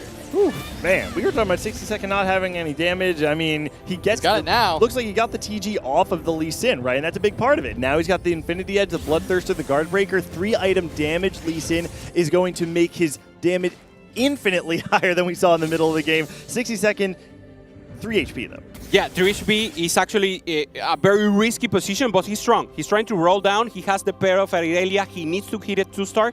It will depend on the face-off. He cannot move. So the position is actually very free for the rest of the lobby. So this will be very important to see if the Lee Sin once again is able to go to the back lane. Yeah, but I love that he's able to just push 9 and play a Heavenly, because even just adding that Malphite is giving stats to the entire board. It's going to help out quite a bit. And 60-second just trying to get every ounce of power he could squeeze out of this is Tidal going up against Sologasang. Tidal, since that last fight, found the Udyr 2 to go alongside this as well. Playing the 4-trick shot, and it's just such a sick unit. This Solo Udyr. with the Kiana 2 as well, and 3 Exalted means this board's significantly stronger than we saw before. Here comes Udyr! Oh, the 3-item Udyr 2 though, clutches it out. It is! Wow, well, looked like a really good fight for Sologasang. In the end, the Udyr does clutch it out, and Tidal sitting pretty. Yeah, Tidal needing a big game, right? You don't want to take the 8th and then immediately go bot 4 again. So just being able to turn that around, even if you can't find the first here, just finding a top 4, definitely going to feel a lot better going into the rest of the day. Because we have quite a few emblems here. Sniper emblem potentially. For Ningli. For Ningli. And then also just Dragon Lord is very good. And 60-second actually gets that to add to the duelist board he has, which is already running Dragon Lords. I think there's a lot of people who got to pick up things that they wanted very much. Ningli gets the Sniper Crest. Sox gets the Gargoyle Stoneplate for the Luxamumu comp. I think many people went into this carousel getting the exact item that they wanted. Yeah, let's see it now. Sox looking for the additional items here for the Lux. He has a lot of front lane now. The 3rd item for the Amumu will be the Gargoyle. He's rolling again. He decides not to cross the 50. Yeah, he sits. That's very interesting. Lots of patience coming from Yeah, Sox. only 33. I mean, he's up there in HP, but actually 33 is not that much. Well, he's also on a 3-win. I think that's part of it, is right. He's recognizing that, hey, you know, I am still kind of ahead of the lobby as far as power, and I think just deciding that he needs to greed out a little bit more to ensure that he actually hits. We'll see if it actually pays off, because, you know, now Wet Jungler 60-second falling very low. Wet Jungler actually lost the last 2 fights, even with this Radiant item Kane. He's going up against Sologasang, and immediately Lee Sin is on the Kane. Wow. We've already seen the Brink of Dawn proc, but that does mean Lee Sin will go down soon. It's up to the Kiana. Kiana turns on She's Kane. it, and there's The a big hit Wukong. from the Wukong. Takes out the Kane. I think Wet Jungler going down here. Sologasang going to take him out, and even with that strong Kane position, Wet Jungler going to fall in 7th. A 60-second barely lives, just holding on with the 1 Aurelia with just a sliver of HP. Sox takes a loss. See if he rolls. He's not rolling. 20 HP in a lobby like this where everybody from, what is this, for neutrals. 5th to 2nd is only 12 HP lead. To be honest, this feels a little too greedy to me. It could be, though, that he sees his pool, right? He can see who he's up against, and if he thinks he's confident about the options he has to fight, maybe there's a reason to greed.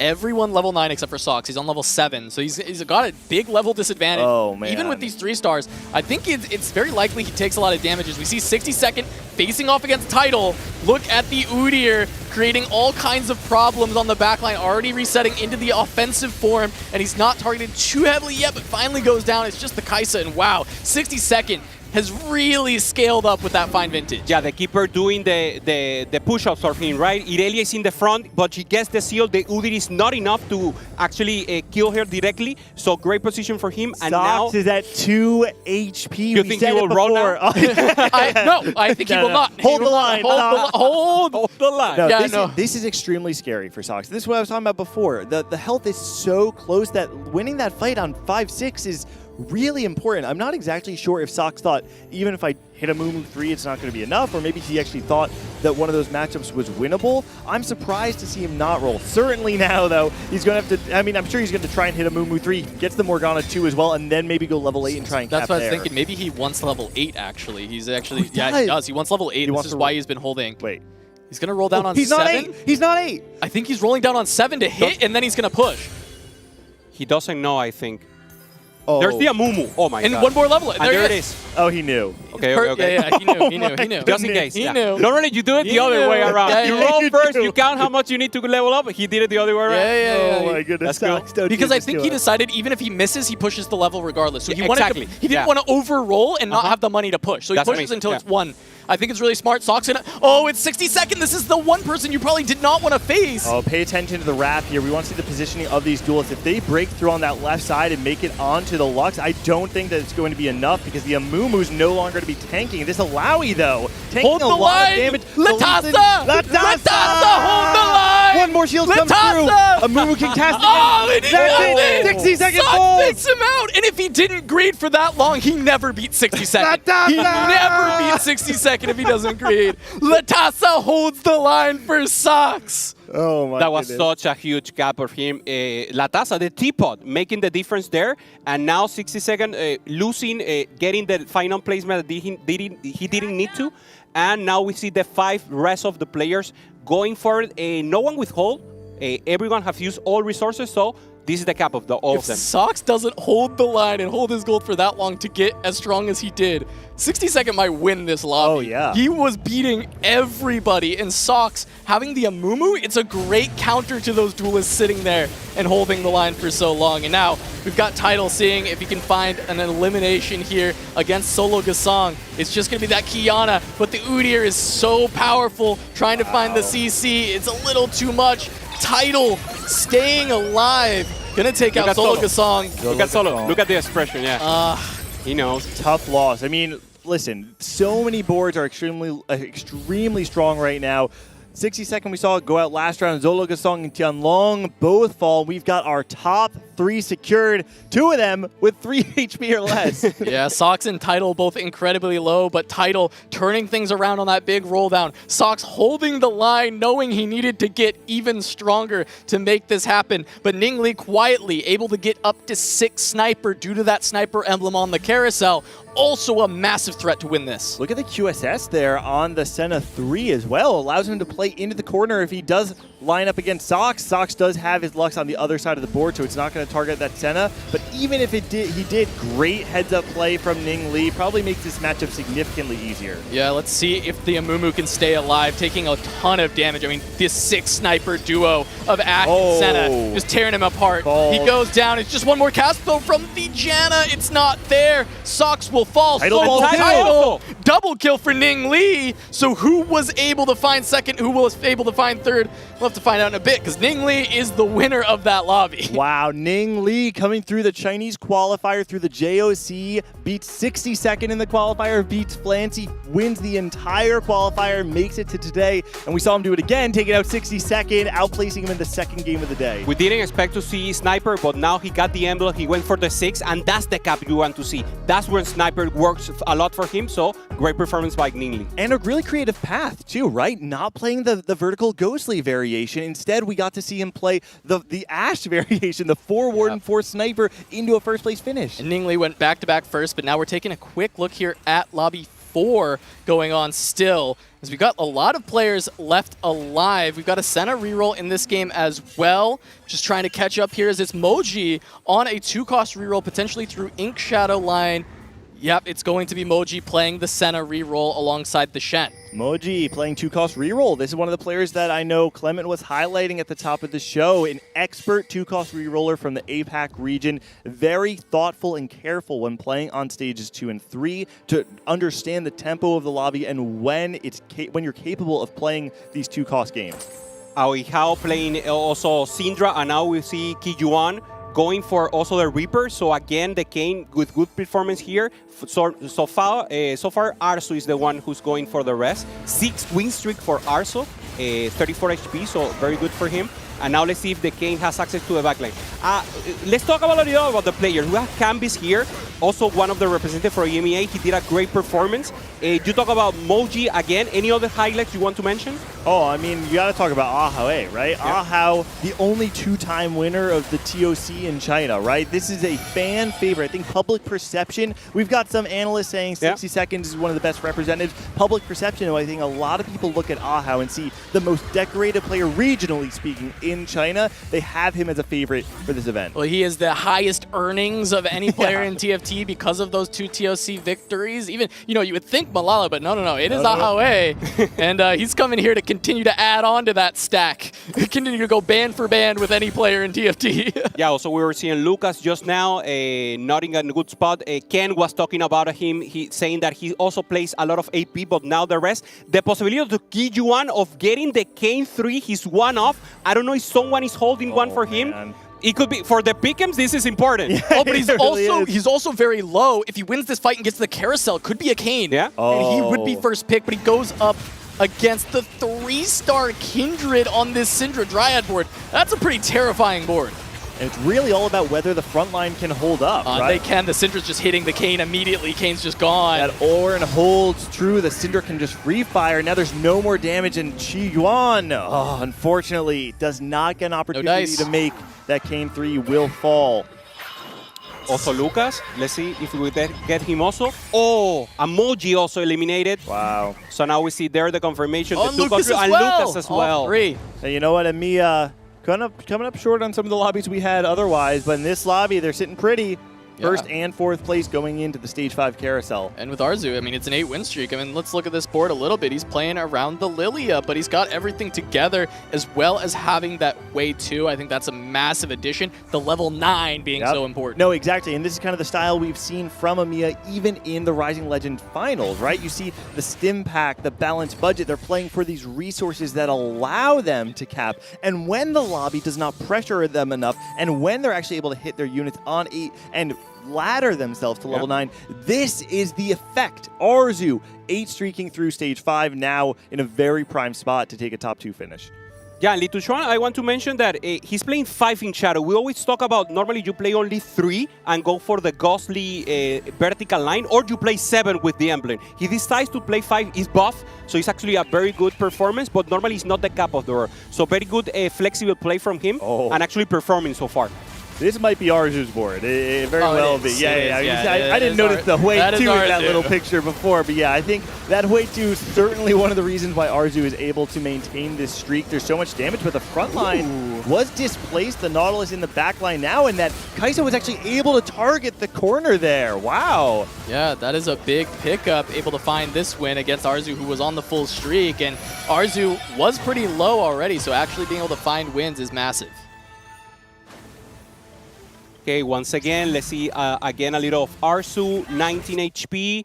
The possibility here, Aoi, he's very capped. He's amazing because he already has the set, so the 3 items on will enable him to get items to the rest of his champion. So he's chilling here. He wants to go to level 9. He still has some life. Not many gold gangly, so maybe he cannot get to that level 9, but he doesn't have another way to cap this war. He has to go there, trying to improve, getting maybe a Annie in, or maybe make only the Invokers and the Asir. It's an awkward inflection point because you don't have enough gold to be able to go level 9 on 6-1, right? And some other boards are going to be able to cap themselves out or try and power spike there. So the question is, does Ahoe have enough HP to sack one additional round? He might have enough gold on 6-2. Problem is, he's up against his Arzu board, which has a ton of damage.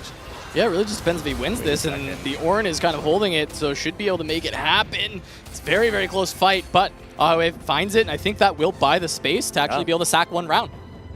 All of a sudden, Arzu sitting at 7 HP from a spot that we thought looked very good on this level 9 Mythic board. Could actually go bot 4 from a position I thought was kind of locked for a top 2 or 3. Yeah, he's strong. He's making a lot of damage, but he doesn't have the burst damage. So now, thinking about it. He has 71 gold. I think that's part of it, too. Okay. You know what? He's kind of chill. I think he was just being brave. He was saying, I can sacrifice this HP, and what I can do instead is maybe I can try and preserve gold, preserve time, and if I can go level 10, go for a true win out and lock in that first place finish. Yeah, he will look for the legendaries. He gets the Wukong 2-star, the Rakan 2-star, and then the additional verticals. That's the way you want to play the Lilia comp on his cap level. He's going to get there with enough gold to do it, and also having the way means the possibility of getting those legendaries also faster. On 2. Yeah, Champion Conference gave him a Rakan, immediately gets the Rakan 2. It's massive for Arzu to be able to just continue to upgrade this board, getting the Ultrist online. So we'll see as Canbiz also capping out a Lilia board on both sides of the Zamiya players, playing around the Lilia. It seems like Amiya has been loving this Lilia, and while it wasn't successful in some of the lobbies we saw earlier, both Arzu and Canbiz are finding decent spots. Canbid's one of the favorites from EMEA. Lots of players hyping him up. I've heard him be called the best player from EMEA right now going into this player. Didn't have the set that I think some people would have expected from him. 4.2 AVP across the set is not the Canbid's many know, but he's showing up in a way many people have seen before in game number 2 right now. Yeah, now it's AoE from Canbiz versus focus damage, so let's see what is enough here. And this is the problem now for Canbiz. He doesn't have like the strength to actually kill the front line as soon as possible, so he's going to go down. He still has HP, so it's not an elimination for him. In danger is Lituchuan and Arzu. Yeah, let's see if Arzu was able to get the win. He was. Arzu holding on 7 HP, Lituchuan as well, going to be on 7. Very, very close between these two players. Actually, this whole lobby, I mean, Canbiz, Lituchuan, and Arzu all very close.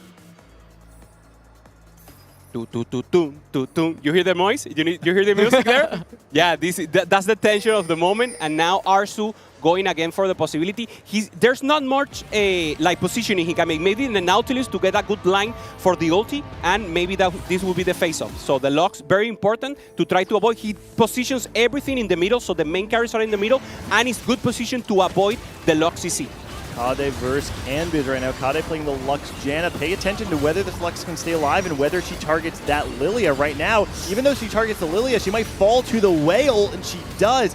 Even though he does break through, though, now it's the Amumu, though. The front line's on the back line. Pure attrition coming in. The question is, do you actually have enough to break through? Because the Amumu and the Annie have some damage. I don't know if it's going to be exactly enough, though. I mean, he is in range for this Ionic to actually start dealing damage, which I think is helpful. And over time. Annie, this is Porcelain Annie, so it's incredibly tanky. Oh, they're just not dying. They just can't take enough damage here, and they do get through the soldiers eventually, and Canbiz will fall. So does Arzu, and as much as we were just talking them up, the Lilias fall once again, and it's 4-5 for our EMEA players. Okay, we saw in the Americas Lilia not perform all that well unless you had the high roll positions. However, in EMEA, it was the most popular comp across the entire tournament. I'm surprised. I mean, obviously, in our case, this is a little bit more of what we saw. Even when you hit the cap, you're so far behind in tempo, you sacrifice so much HP that you still don't get that cap. I'm just surprised to see the EMEA players who, this is in their comfort zone, still fall in 4th and 5th place with this. Yeah, I mean, it's a comp that you need double cap. You need to hit early and start to punish in the lobby in the level 8, and then you need to go to level 9 for the rest. But actually, I think they play it flexible, and even if the post wasn't perfect, they actually did a good place because they got to level 9 and they got to cap their board, at least in some way. It wasn't enough against this cap board. We have Kindred 3, we have the Look 3 on the other end, and let's see if it's enough here. Kindred trying to access the backline, still finding it out against Latasa, who is there, and is too strong. Annie porcelain making the difference. So now we see also the yeah. elimination. I is the lobby. Everybody's gone. Kade is able to That was pick a up double that kill, win. yeah. You know, it's very possible that the fight that we saw maybe said more about Kade as Mace screaming in the wings right now. It might actually say more about the strength of Kade than it did about Canbiz and Arzu. And that, though, is the importance of HP preservation and being able to deal damage in those later stages before you're just one life. Yeah, I mean, I think that was just huge. Kade being able to have that powerful of a board. We're seeing, multiple times Sox also nearly able to get to the top position with that reroll composition, and we knew that it would be the best one out of all of them. So with that, we'll be able to get it to the analyst desk so they can break it down even more. We're going to a short break, but the Inkborn Fables Tactician's crown returns right after this.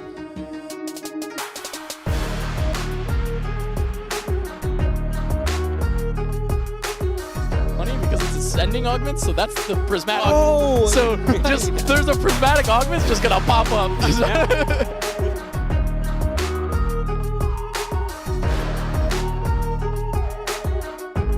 Early augments, they're like, you know what? We can hit off here. That's fine with me. I don't need any more than that.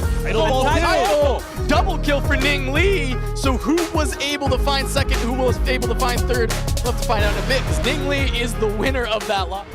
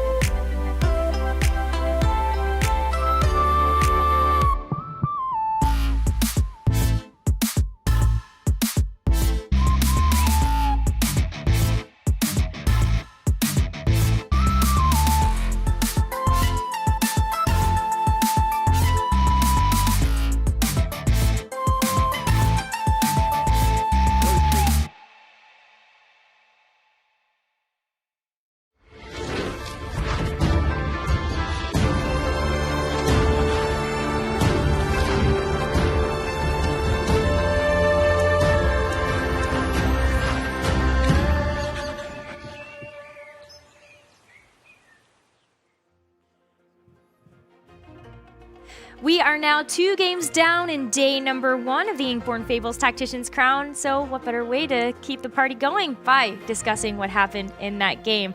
Now, I think something that's really interesting about this meta right now is that augments can really make or break your game. And in one of our players' augment choices, we got Fine Vintage, which feels like a throwback, a blast from the past. Yeah, 60 Second really pulled out a save right there for Fine Vintage. I'm going to take you on a journey through his thought process. He actually low rolled at the start, getting Spite at his first support item, and then what was even worse was that Lux whisked away his Prismatic Augment, where he was waiting for those item drops from the augments, especially. That was really, really sad for him, but he was really smart because he put Thief's Glove on his Lee Sin to secure himself stage 4, and then he knew the item Prismatic Augments always drop with a Reforger, so with a Remover, so you can take those off and then he put back his IE to cling back a 6. That should have been an 8th. I always want to celebrate when good players make good saves.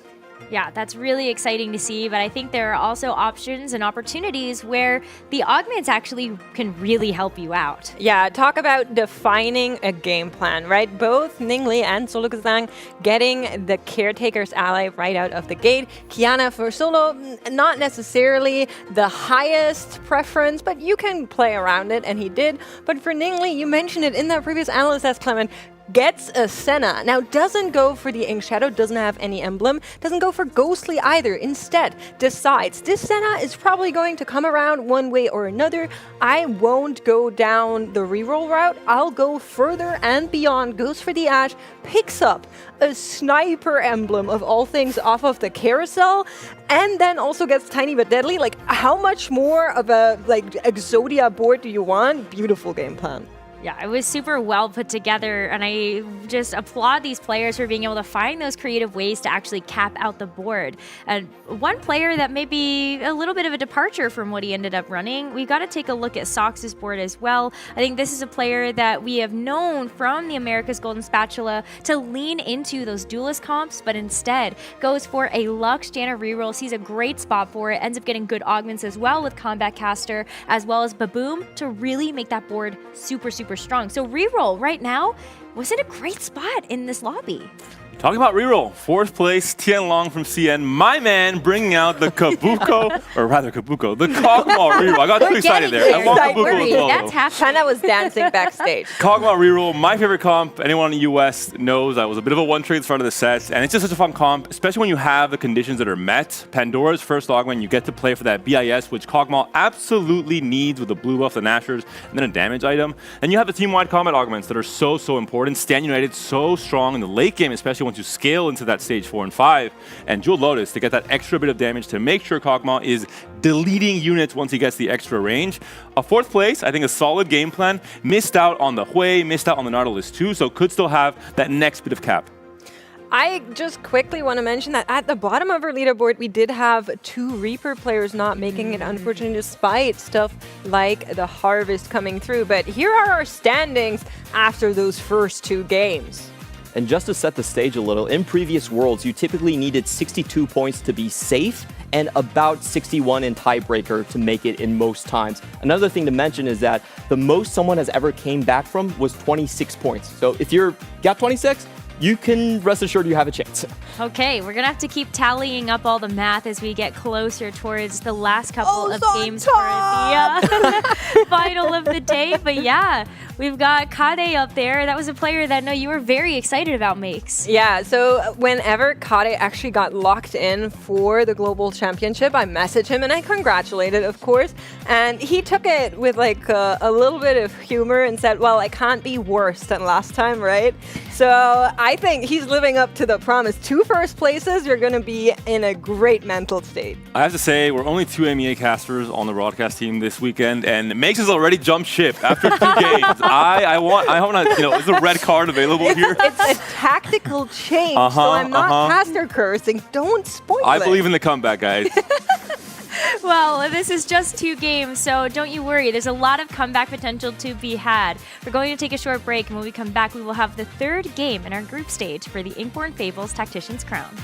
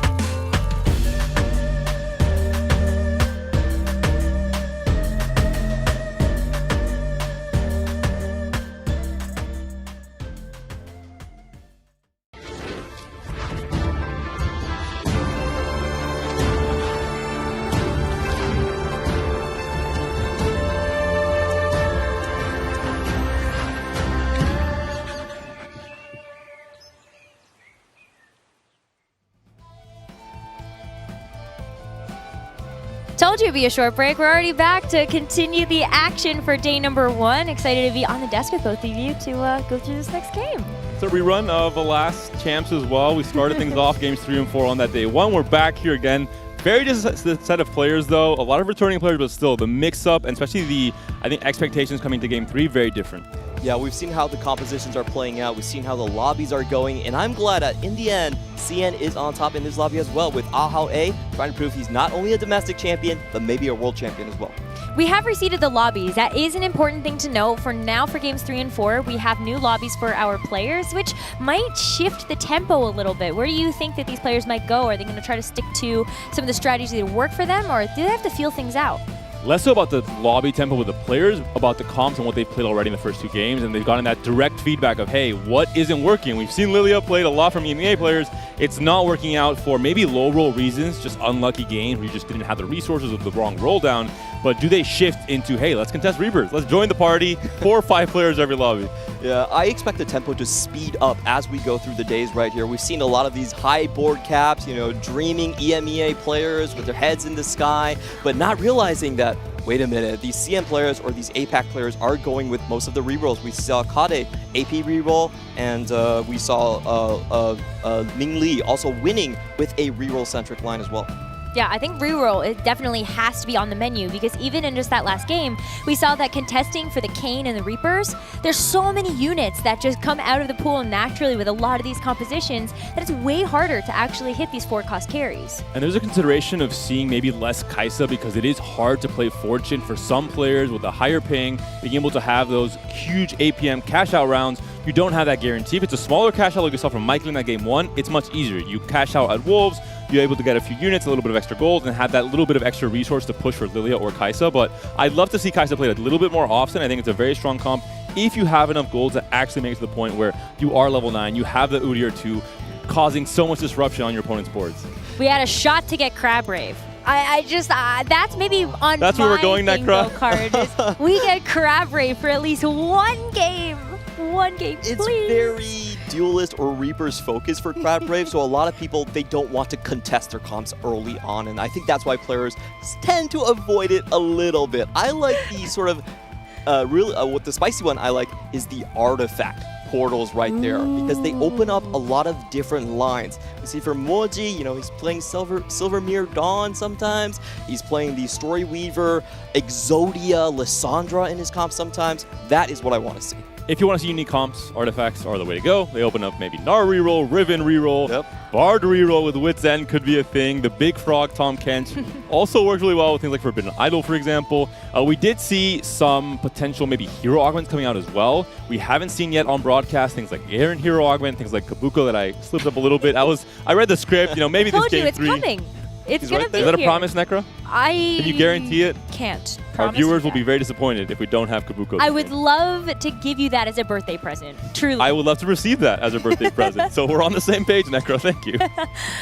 I think overall, though, Story Champion is still my pick for the hero augment. It's very strong, 6 Warden, it's easy to itemize for all of you out there. You don't need your Bloodthirster. Dragon's Claw is good enough of a regen item, and especially with someone that's leading the top of the table, Kade, he actually got it twice when the day closed out to get to the position he is now.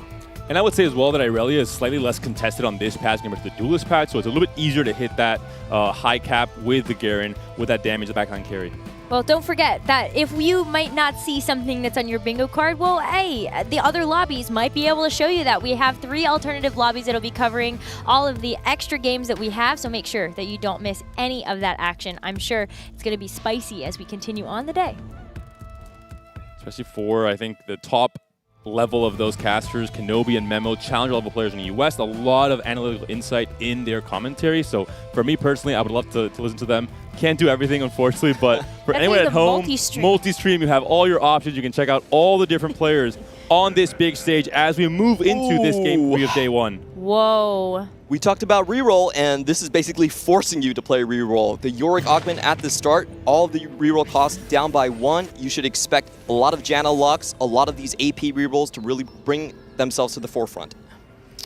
Yeah, and in this lobby as well, we actually have a lot of players that are very used to being able to play these reroll lines, especially when you take a look at the North America roster. We have Weijin Iverson, Greya, and Dish Soap that are all here that know how to play these reroll lines. And I would say look at the narrative, the big picture of this lobby complexion. A big contrast between, I think, players who are very talented, but they still have to prove themselves that tiny bit. Looking at Dish Soap, looking at Ahao, who in China has been fantastic regionally, but on the big stage has faltered a tiny bit, not ever making it past that top 20 mark in the placements at the end of his championship berths. And looking at the opposite side, we have these newcomers. Babzera, we have Greya, who just really popped off this set in NA, winning that championship. And Steppy as well, who is not a newcomer per se, but he is a newcomer to the international stage. But I think you, Clement, have a lot of confidence in this player. I've seen him play so many interesting boards right here. He really is super creative, never goes bot 4, and I want to see what his reroll lines are going to be. He is mainly a Ghostly Zoe type of player, but I wonder... The game is spoken. You don't have to wonder any longer, Clement. Kog'Maw is on the menu, baby. You are very excited about the Kog'Maw reroll. I mean, you have the tier, so you technically have That's all a you need. piece of the puzzle. A You just tier gotta and get 3 a second Kog'Maws, one. say no more. You know, the dream start is if you get 5 items on stage 1, you can actually repeat items and just get a blue buff directly. That rarely happens, but sometimes you can hope. There's 2 players who seem to be angling this Kog'Maw right now. Greya is also in the running for that potential Kog'Maw reroll. As you mentioned, I think this game more than any other, you're really forced to reroll. It is very low EV to do anything else for most players. Oh, and we see Babzera with the Porcelain Crown already. Another couple of big reroll lines that we could see is the Ghostly Crown coming in from Dish Soap. That's a very clear line. Also, the most important thing is a lot of people will be holding on to their augments to find those uncontested pathways into their routes. You have Steppy on Living's Forge, does pick up first of his artifacts. A few distinct options here. Wits End could open up the Bard reroll line. Could start off with a Kog'Maw reroll for now for stage 2, and then maybe move into that Mythic line with Bard. We do have the Wits End already selected here. We have 2 other players that have picked out that Living Forge as well, so there's a lot of artifacts that are going to be on the table for this game. I think overall it's kind of a fan favorite augment. It creates very exciting games. You're not forced to go down these lines where you're contested. It's, I think, a little bit less pressure, where the more pressure's on the game, giving you the right artifacts for your game plan. That's true. There's currently 32 artifacts in the game, and if you have to find what you want to hit, it's only a 1 in an 8th chance. So you really want to look for these compositions that can basically digest a lot of different of these artifacts. And we have Li Tuchuan coming in with the Zanyas. I think this is something that is very, very flexible. Frontline, backline, even with Reaper comms, we do see this being used. A Dish Soap, though, that's going to end up with a Ghostly emblem. So that's going to help out just to be able to give an extra stat on the board. But you also have this Story Weaver, so something that ends up being a little bit flexible to start branching out from. Yeah, could move into Zoe reroll / Zyra reroll with Ghostly. It's something that we've seen. We talked about 62nd at the top of show, the player that had 6 games of Ghostly, Zyra, Zoe in the CN regional. So definitely a comp that I think is a little bit undervalued from some competitors coming into this weekend. Very curious what Babzera is going to do here, because he does have the pumping up augment. It's really good for things like Kaisa and snipers, but those are not typically associated with the reroll lines. So we'll have to see where he goes.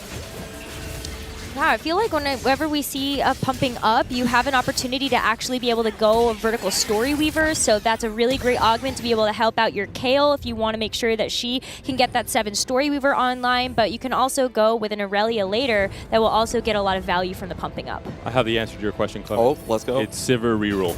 Oh, I've heard about this. Trust. If anyone can do it, it's the Brazilian magic. You're cooking. It's actually, I've was cooked actually already, really good Necro. with first place. Dinner served. Sivir reroll. Oh, it's Enjoy.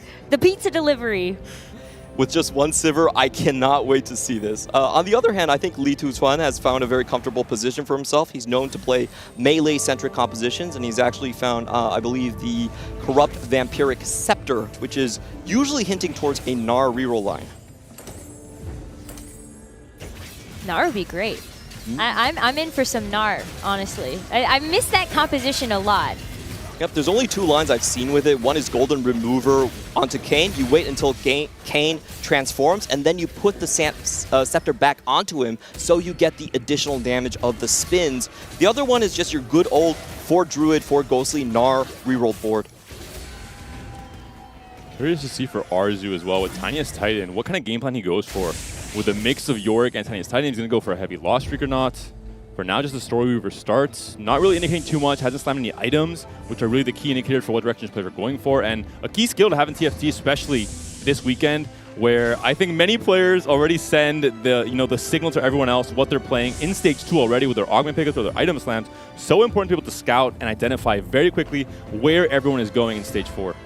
Now, there are a couple people that I think are converging on the same compositions. We have Ahao A with the Triforce, which is typically going into melee comps, and you have Weijin coming in with the reroll Duelist. So we will see if they try to part ways or if we're going to have a collision.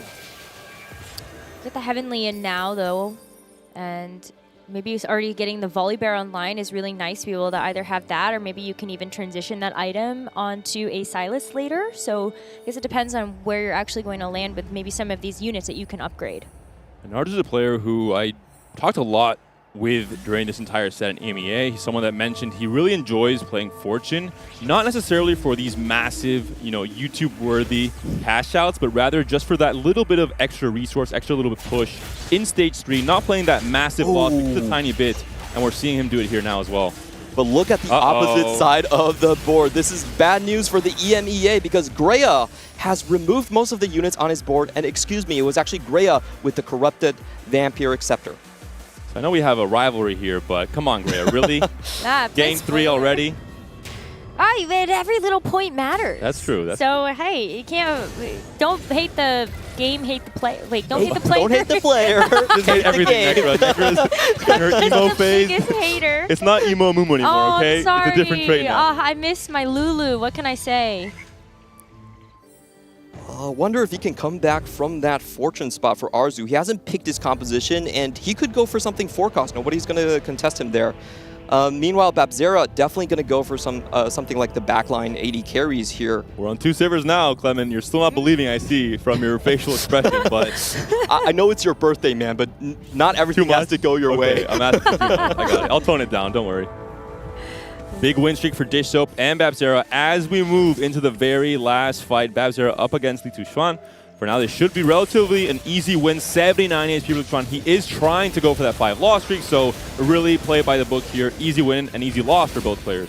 Yeah, and when you have so many win streaker and so many full loss streakers, it's everyone in the middle that needs to start worrying. That means they're not going to have enough econ. That means they're not going to cap high enough. How they're going to bring that back with the second augment is going to be very important. It's so awkward then for reroll. If you don't have enough gold, then you might not be able to hit your units, and then kind of where do you go from there? The one good thing is that because everyone is contesting, if you are going down into an open line, it is that much more likely to hit because there's so many more 1 and 2 costs out of the pool as you do roll down. So each roll just has way higher quality shops in general. And a very important thing about prismatic starts is that your second augment is 50% to be silver. So that is something for players to think about. You don't want to, tailor your board necessarily. Your chances of hitting an emblem are also lower. So you want to keep that in mind and be focused on the damage power, combat power augments. Looking at the components here for Steppy, very important considering he has Wits End, considering he has a Tom Kent already with a Stone Plate, might be looking towards that Bard reroll, has to hope for, well, a lot more bows and 1 more rod. Ideally, 1 Wits End, 2 Rage Blades is the BIS for Bard, and at the very least, Bard does show up in this natural shop. This is going to be a little bit rough. I think in his spot, it might be correct to tank a couple more rounds, get your items online. The silver augment's not really going to get you there. And wow, what a deep roll down from Dish Soap. He's bringing the tempo up. Looks like maybe a little bit more locked in to a Ghostly Zoe comp here. Sell off the Garen, try and upgrade that frontline, have a better quality unit overall. Items have to be slammed here. Went for the adaptive, just full frontline items for now, hoping that just the frontline buys enough time with ghostly damage coming in to help out. Yeah, he was on a 5-win streak, so wants to preserve that towards this end. Unfortunately, doesn't find any of his frontline upgrades here. So I would say Dish Soap is still in a bit of a precarious situation. He is up against Li Tuxuan, who wants to lose. I think we'll have to look at his next shop. Dish Soap is a person that is willing to press the D button once or twice to try and hit those lucky upgrades. Here's another augment. So we had the prismatic to start. Now we're going to get a gold. So what are you ideally looking for here? A lot of players had opted into items for their prismatic. Because you're so locked in already to reroll comps for the most part, you're just looking for that BIS augment. There usually are 3 or 4 for each comp that really elevates that next level. You say, oh, I high rolled, I found this specific augment for my comp. And that's the key here. Tailoring, as you mentioned, Clement, is going to be super important throughout the entire weekend, but especially with rerolls. For sure, you're getting that +1 can be very beneficial to your comp. A couple of the high roll augments I see right now is Steppy getting the lucky Ricochet. Actually, 2 players going into this line with Arzu also potentially going for, I would believe, the Kaisa line. For Steppy, though, we mentioned it. Items are the important thing to look at. If he's going to be playing for the Bard reroll, needs to find a bow and needs to hopefully, in some ways, lose the next 2 fights to make sure he has priority over that bow. That could be so relevant for so many different comps, as we've seen across every single set of TFT. Another win-out condition is he could go for the Blighting Jewel right here. He has the perfect items on blue buff for Teemo, and honestly, even on a 2-star Teemo, Blighting Jewel is so powerful, it could just stabilize you through even stage 4. He does have the Living Forge, so he just needs to wait for 8 combats to get it further down the line. I believe it's like 3-5 or 3-6. Not 100% sure, but we'll see on this stage if that line is open. Ahao is actually going to start taking a couple of losses here. So only Dish Up now left alive with a win streak. Bapsera also lost the fight before this one. It is now down to 92, but America is looking pretty strong right now in the current lobby. 3 players holding out, preserving a ton of their HP halfway through the stage 3. Really important carousel coming up very soon, though. How does Dishop high roll every game we watch? He's been multiple win streak, 18+ win streak in game 1. Let's see if he can do it again. I was talking about the frontline sort of compositions here, but you know he's got his backline very, very solid at this point. It seems like so many players are one component off away from a really important item for most of their carries. Yep. He found the big grab bag to make sure that he continues his win streak, builds the Nashers for his Zoe 2 down on the streak. And now we finally see Ahao A is going for maybe, I think most likely the Reaper line, and does actually find a pretty good support item here. The Randuin's is going to keep his entire front line topped off, and it really works with the Bruiser tree. And the Randuin's will be, I think, especially impactful now in stage 3, stage 4, where there isn't really the punish yet with the AoEs, but later in the game, you're going to have to lose some value. You're going to have that hard decision-making of where to lose your value. And Greya looks to be going down the one of the lines we mentioned, which is Gnar reroll with Vampiric Scepter, with Rageblade. And it's just funny because Greya told me, I asked him a few questions yesterday, he said, I am not a creative player. I'm sticking to the metacomps. I'm not doing anything crazy. And already he has lied to me. He's going down the crazy line. I feel like he must be forced into this situation, but I want to talk about the items, is that you have to get the Quicksilver to round out that Gnar, because he's always in the front line, always auto. If there is one player, though, that can roll with these druids, or dryads, it's definitely going to be Greya, though. Played a lot of Syndra Dryad during his run at the America's Golden Spatula, which he won. And even though he says he's not playing creative, he knew a lot of creative routes to actually get to those high-end cap boards. Oh, this is a second artifact. Very important here. Let's see what he gets. Death's Defiance could go back onto the Gnar, but he's going double Vampiric. Wait. Whoa. I've never had a player lie to me so much. He's going double Corrupted Scepter. That makes so much Gnar sense. reroll. Yeah, there's some of these augments, Silvermere Darn as well, that really benefit from the double situation. It's obviously very rare to play for. It happens once in every, I don't know, 1,000 games really. But it's happening on the big stage, game 3 of this Global Championship, and we have Wits and Bard as well coming online, so maybe one of the most exciting games of the entire weekend, looking at this combination of artifacts. How did he get it? He got the Forbidden Idol. Those are the best artifacts for this composition. We talked about it. It's only a 1 in 8th chance to find what you need, and Steppy has got the best draw. Ooh. The lucky Ricochet as well. Fortunately, not going to be quite enough this time, but I mean, Steppy is just a couple of units away from being able to have a great board. And I do think we need to explain what some of these artifacts do here. For the Corrupt Vampiric Scepter, it means your units cannot no longer use their abilities, but they get a ton of AD and sustain. And for Wits End, it kind of replaces Gunblade in the build for Bard and really elevates Bard to, in my opinion, a playable comp. because the extra Omni Damage is so big with the double Rage Blade. Bard is, of course, one of the rare mixed carries that scales off of both AD and AP. And overall, I think playing Bard without Wit's End is a bit of a troll, especially on the big stage where you have such strong players building incredibly strong boards. But with Wit's End, all of a sudden that door is open, and you can please us, casters and viewers as well, because it's a very fun comp to watch. Arzu looks like he knows he's kind of beat off that sort of low-cost reroll of the trick shot line. He is going to go for the Fortune once again. We have to be paying close attention to his cash outs as the game goes on. 21 means he only started stage 2. Usually when you start stage 3, you want that 50 cash out. My personal favorite is going to be that blacksmith's gloves for your Silas. Is it time to maybe talk about the elephant in the room? Dishope is once again head streaking to start things off. The perfect Game player. 1 maybe was a high roll. This game now, I think maybe he's just a player that has finally risen up, finally hoping to make that day 3, making a deep run, which I think everyone expected of him back when he first came to Champs. It was a 21st place position in the end, disappointing for him, but I think a chance of redemption. Absolutely. I think he staked out his position beautifully. He had a Zoe to start the game off on stage 2.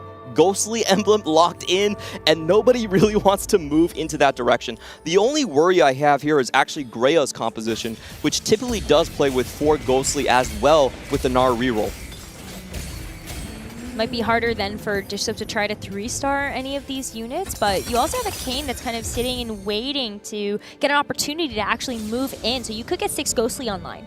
Vapzera as well is on center reroll, it looks like, so that's another player contesting that. At least the frontline units as well. And overall, I think everyone knows hitting Alawi 3 is almost impossible in pretty much every patch of this set because of how contested she is. She's part of so many different comps, reroll comps, 4-cost comps as well. It's been a while since we've seen Li Tuchuan, and we have to take a look at his artifacts here. Innervating Locket in the front line, not exactly the best one since these units, don't really cast that frequently. But we'll see on Wajan Iverson's side, rerolled and still has 20 gold, already has found that Triss 3. And a big part of that is hitting raining gold, where each singular piece of gold with Prismatic Ticket is worth that much more, so a great combo. The only worry for me is that's 2 econ augments. Do you have enough combat strength power with Persona 3 right now? Are you going to be able to scale to the late game when everyone else hits their boards naturally in stage 4? Depends on what that final type of augment is going to be then, and whether or not you can actually find it. Definitely needs a combat to round out here, preferably keepers whenever you're playing duelist. That usually is the best one. Ahao A has not rerolled that much yet. Oh, he's actually down to 30 It's gold. prismatic. Whoa. That's perfect. This could make up for a lot of the combat power you've lost on your other 2 augments. As long as you find the right fit, I think duelists are a little bit picky in terms of what they really want this late into the game as well. He does find the overwhelming force, so that is typically, you look at the combat augment, that's usually a very good one here. I would expect them to leave that on the board and reroll the other ones. For Dishope, he has Prismatic Ticket to actually get ahead of the other Ghostly players in the field. And almost guarantee a great position with the HP he has. If he rolls down and hits everything, he's not going bot for it. It's quite literally impossible. You do maybe lose a little bit of cap where once everyone else does hit, you don't have that crazy strength to work with on a Prismatic Augment. And already, talking about hitting, players are starting to come online. Greya is maybe the first one to do so. Triple item, Gnar 3 already here at 4-2. And he could also avoid the Ghostly line here because he did find the Dryad Emblem, so it does give him an extra Titan. It's a little bit hard to use for his composition, but it means he can play the 6th Dryad really early on if he can hit that Azir. Definitely seen it done before, so I feel like Greya is just a Dryad magnet.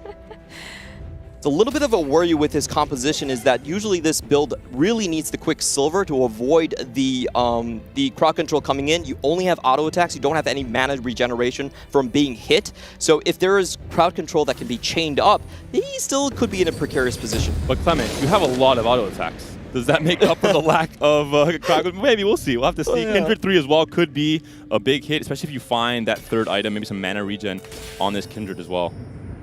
Oh, or auto attack. Right. We get an Udyr encounter, so we are getting our players getting a support item, and it looks like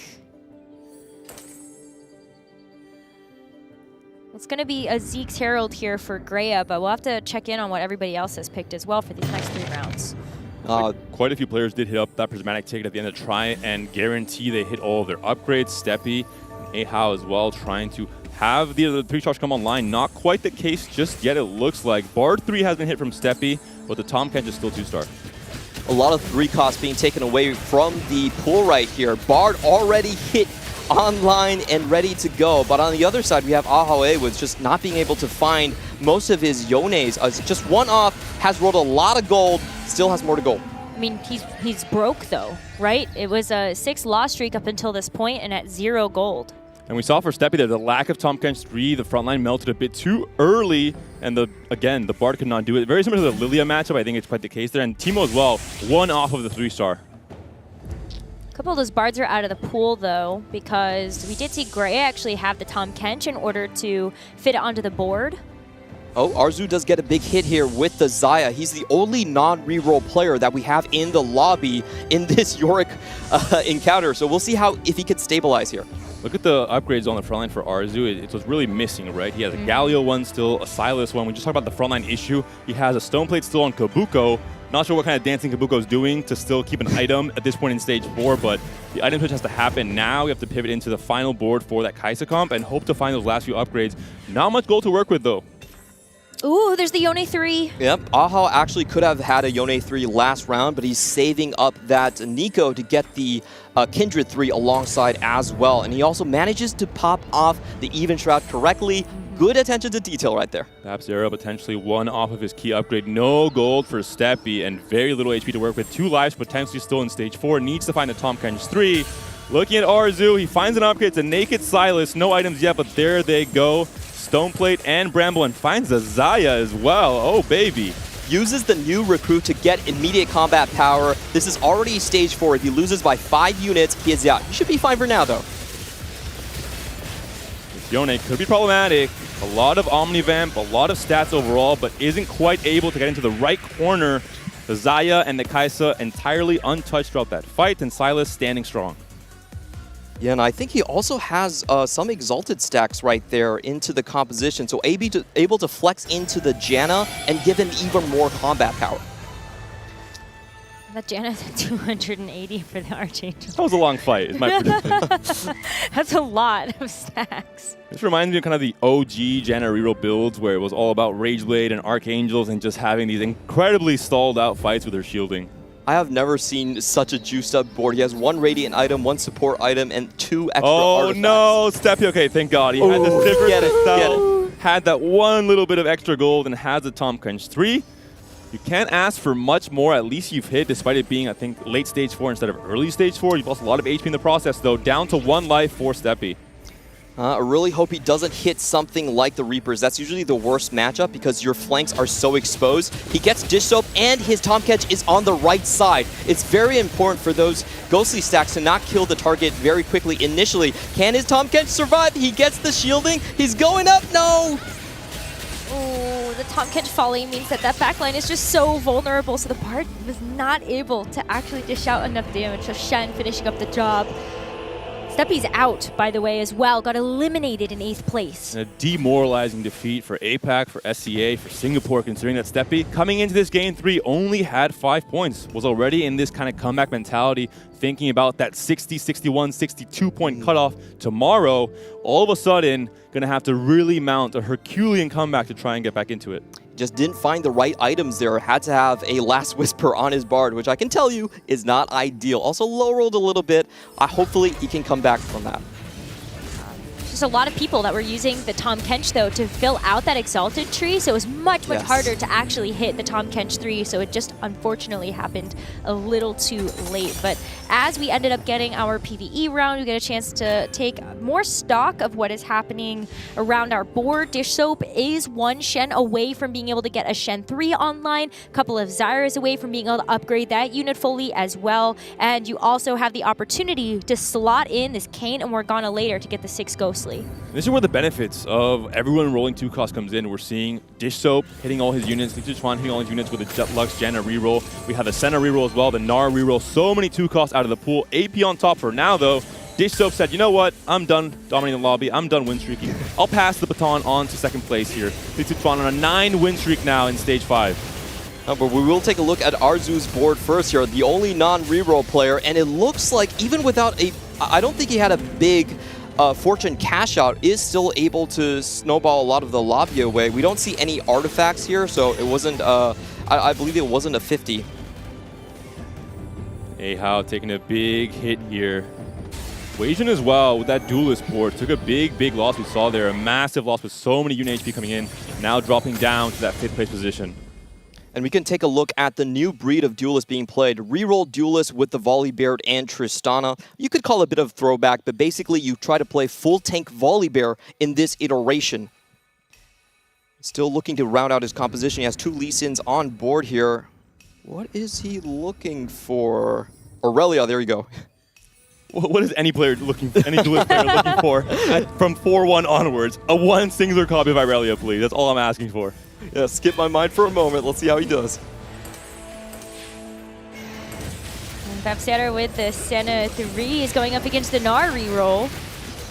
The Udyr buying some time on the Gnar, but not much. We'll see now. The other artifact combination we haven't talked too much about, Suspicious Trenchcoat on Sylas. So effective with Titans here as well. Both mini Sylases wrapping onto the back line, almost soloing the Senna all by themselves. Gnar comes in and says, you know what, guys? I got this. Yeah, it was really unfortunate for the Udyr. Didn't actually get the bear form to get some CC on the Gnar, and he just walks right past. Unfortunately as well, Ahao is going to go down in 7th place. Did find the Kindred in the end, but wasn't enough against the rest of the board. He didn't have any solid 4-cost front lines there, and that's usually what is missing. You need the Sylas and you need the Galio. Well, talking about Alawi 3 being impossible to find, apparently not for someone who has an 11 win streak and a lot of gold to work with. Almost the Amumu as well. This could be a very scary board once all of these upgrades are hit. Diana's also on the block there as well. Just 1 away. I mean, that's wild. So you could just have a really strong board, and that could just be the lobby win. And I do want to talk about this attack speed focus Lux here. He has the Horizon focus, so every time she stuns someone, that's going to be 30% of their max HP. If you're not positioning against Li Tuchuan, you're going to have a pretty bad time. I'm going to say Aatrox has been a bit of a beast to start off this day 1. Comes in, kills off the Lux, moves on to the Janna next. Big win for Babzera, who we talk about Steppe being on 5 points. Babzera's on 3 points coming into this game 3. Needed a massive result for now. At the very least, he's still alive, fighting for the top 4. Couple big options here coming in, especially for Weijin. Does find the extra Aurelia to round out the rest of his composition. He also has the Reforger as well. For Li Tuchuan, he's looking for a bit of tank items into the front. He wanted to go for that tank item, doesn't get it. Doesn't actually find it, sorry. Saw Greya actually able to pick up the Thieves' Gloves as well, maybe looking to round out another champion in the front line. Ended up getting the set, so that might not be too bad to be able to put that item on. Weijin has 6 copies of Lee Sin. Don't say it so loud, Necro. The other players will hear you. Oh, you're right. Especially if it's an America's player. You have to be biased and whisper. That's so many Lee Sin. There we go. Much better. I thought you needed to ping it out. That was better a little bit. Use the That's VP. the other side of the spectrum. Right. We're trying to do the whisper part. Okay. Yeah. Low key. Ah, copy. I got the game plan from you guys now.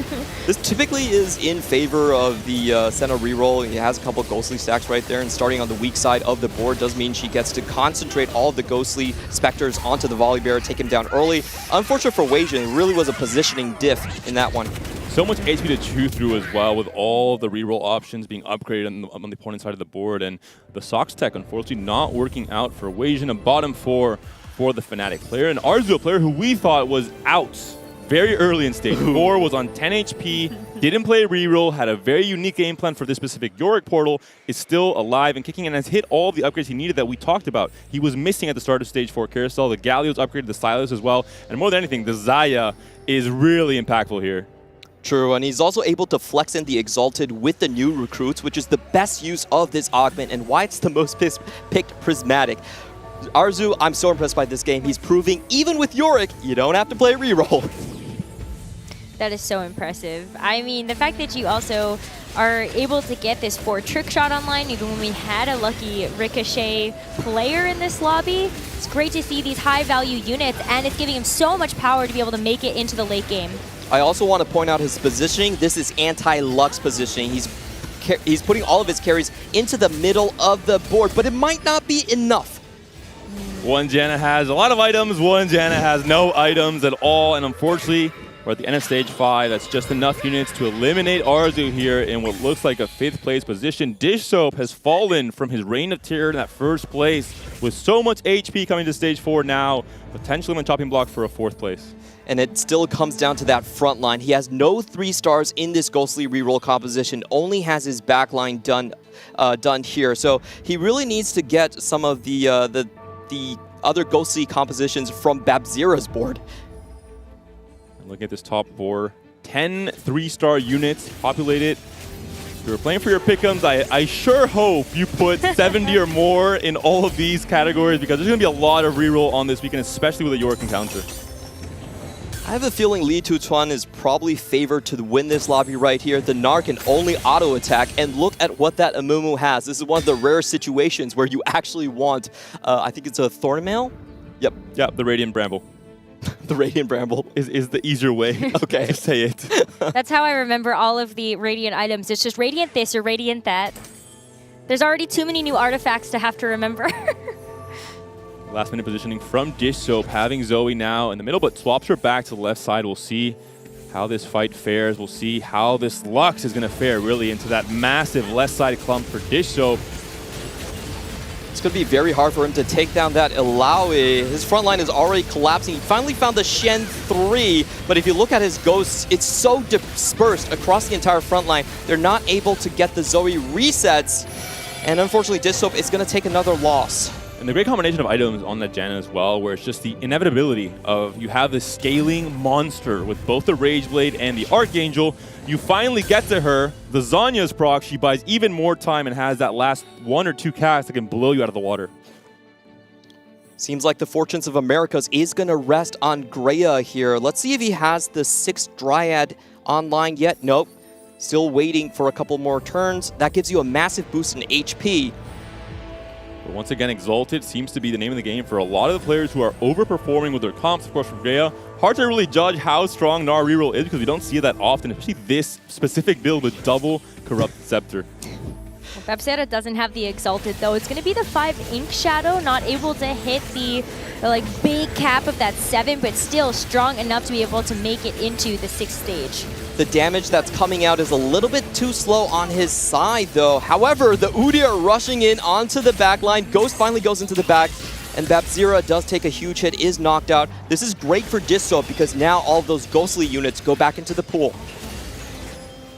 I love the baton passing with the win streaks. First Dish Soap, then we get CM Li Tuchuan. Now it's back to Greya with this Gnar who seems unstoppable unless, as you mentioned, there's a big chain of crowd control that can somehow stop him in his tracks, stop the scaling from the Rage Blade, just overall stop the auto attack damage especially. A couple things we're going to have to be looking for when the fight does come down is, what is that Annie going to roll? Does she actually want to win the fight or not? That stun's going to be huge into this matchup. I think, honestly, right now it's a contest between Li Tuchuan and Greya. Can the crowd control find the target on the side of that Gnar? I think Greya just leveled up as well to level 9, so looking for an opportunity to try to continue to upgrade this board.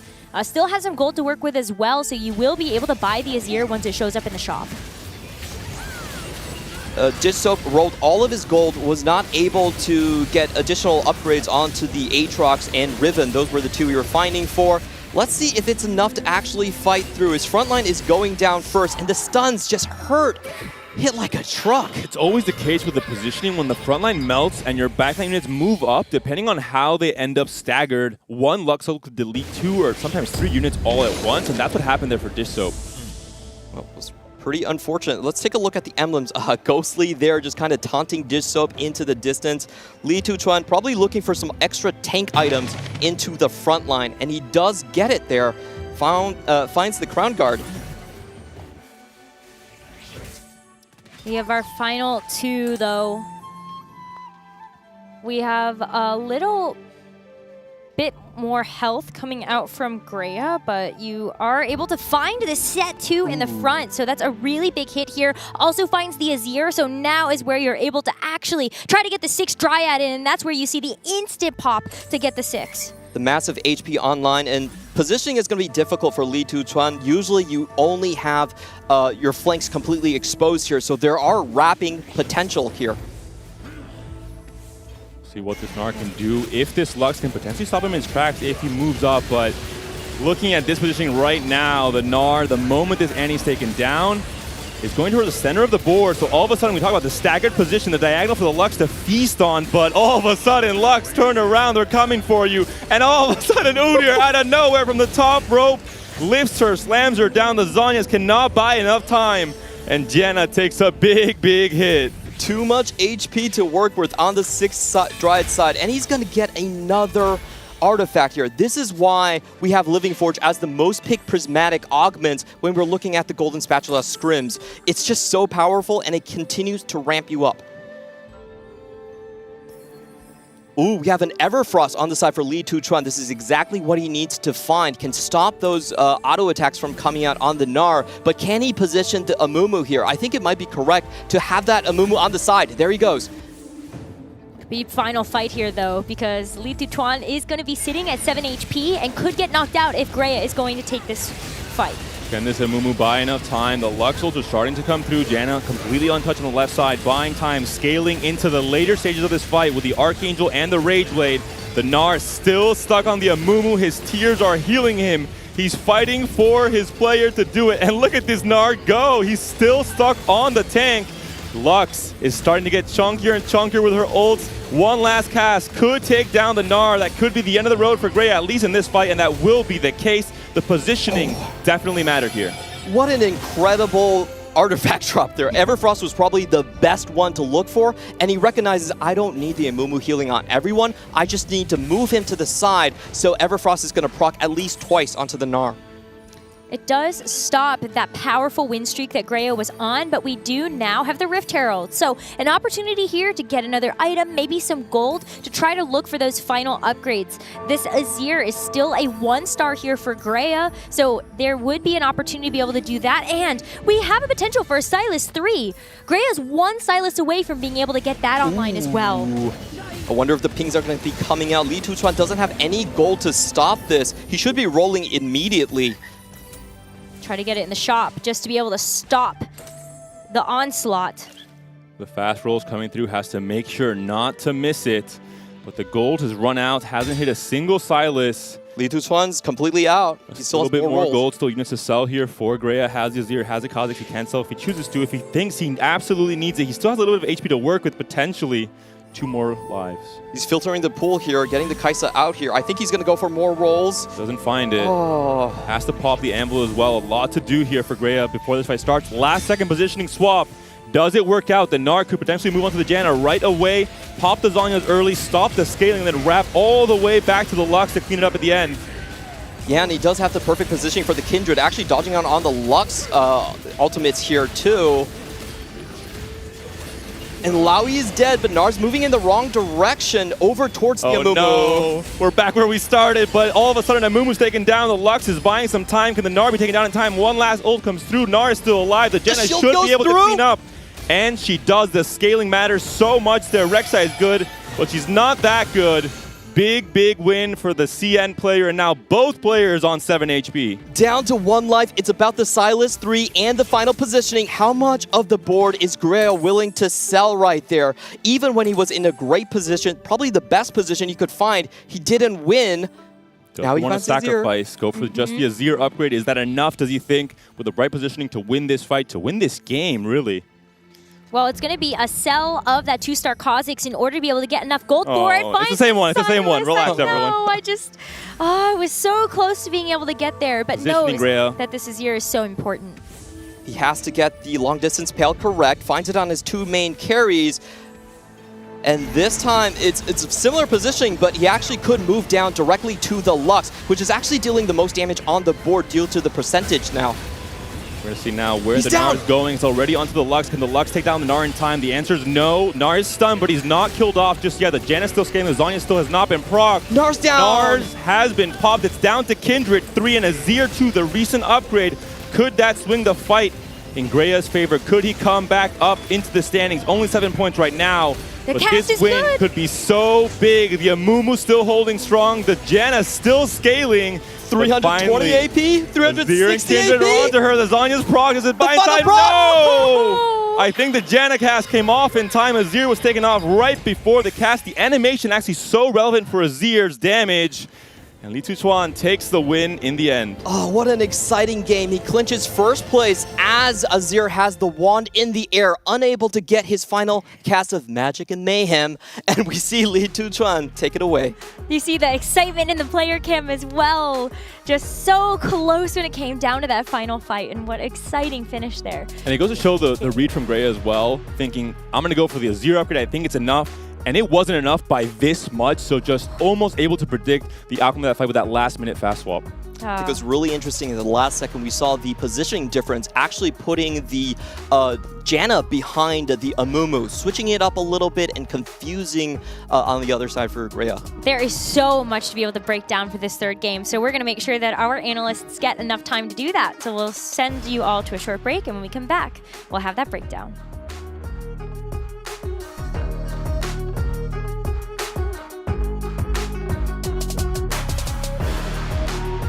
This global championship, and we have Wits and Bard as well coming online, so maybe the most exciting games of the entire weekend, looking at this combination of artifacts. He got the Forbidden Idol. Those are the best artifacts for this composition.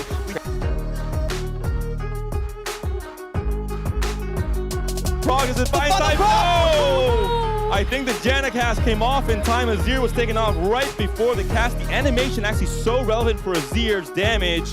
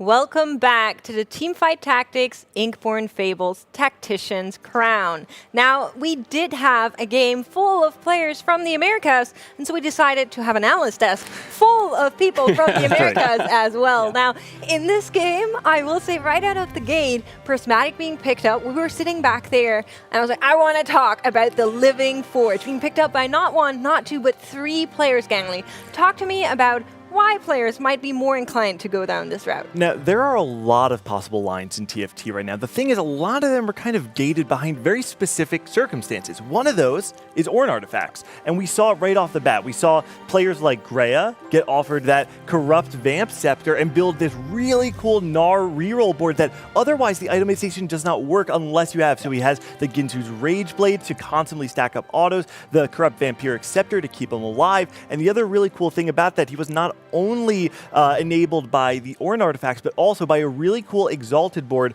that was the Kha'Zix, Tahm Kench, and Gnar. So heads up play. We also saw, of course, the Horizon Focus from Li Tuchuan, enabling that Lux Janna reroll to be even stronger than normal. Yeah, same for Steffi. Steffi tried to go for the Wit's End. He find the Forbidden Idol, but then because he didn't get a combat augment, he got the Prismatic ticket as the 3rd augment. He wasn't able to close up the board. So it was a reroll lobby, but it didn't work out for him. Yeah, we actually saw the Prismatic tickets go 6th, 7th, and 8th in that lobby, really struggling. And you would think, oh, it's a reroll lobby. That's got to be good. But the problem is because so many people were rerolling, it led to everybody hitting. When you have a couple people rolling for 2 costs, it means that the 2 costs you're looking for come out of the pool, and you're able to just go for them. Same with the 3 costs. We even saw players who weren't initially looking at reroll lines pivoting in and saying, you know what, I'm going to reroll my 3 costs, right? We saw Ahale being able to reroll for Yone 3 when normally this is like, oh, it's a Reaper's line, but everyone's rerolling 3 costs. So he's like, okay, I should hit my Yone as well.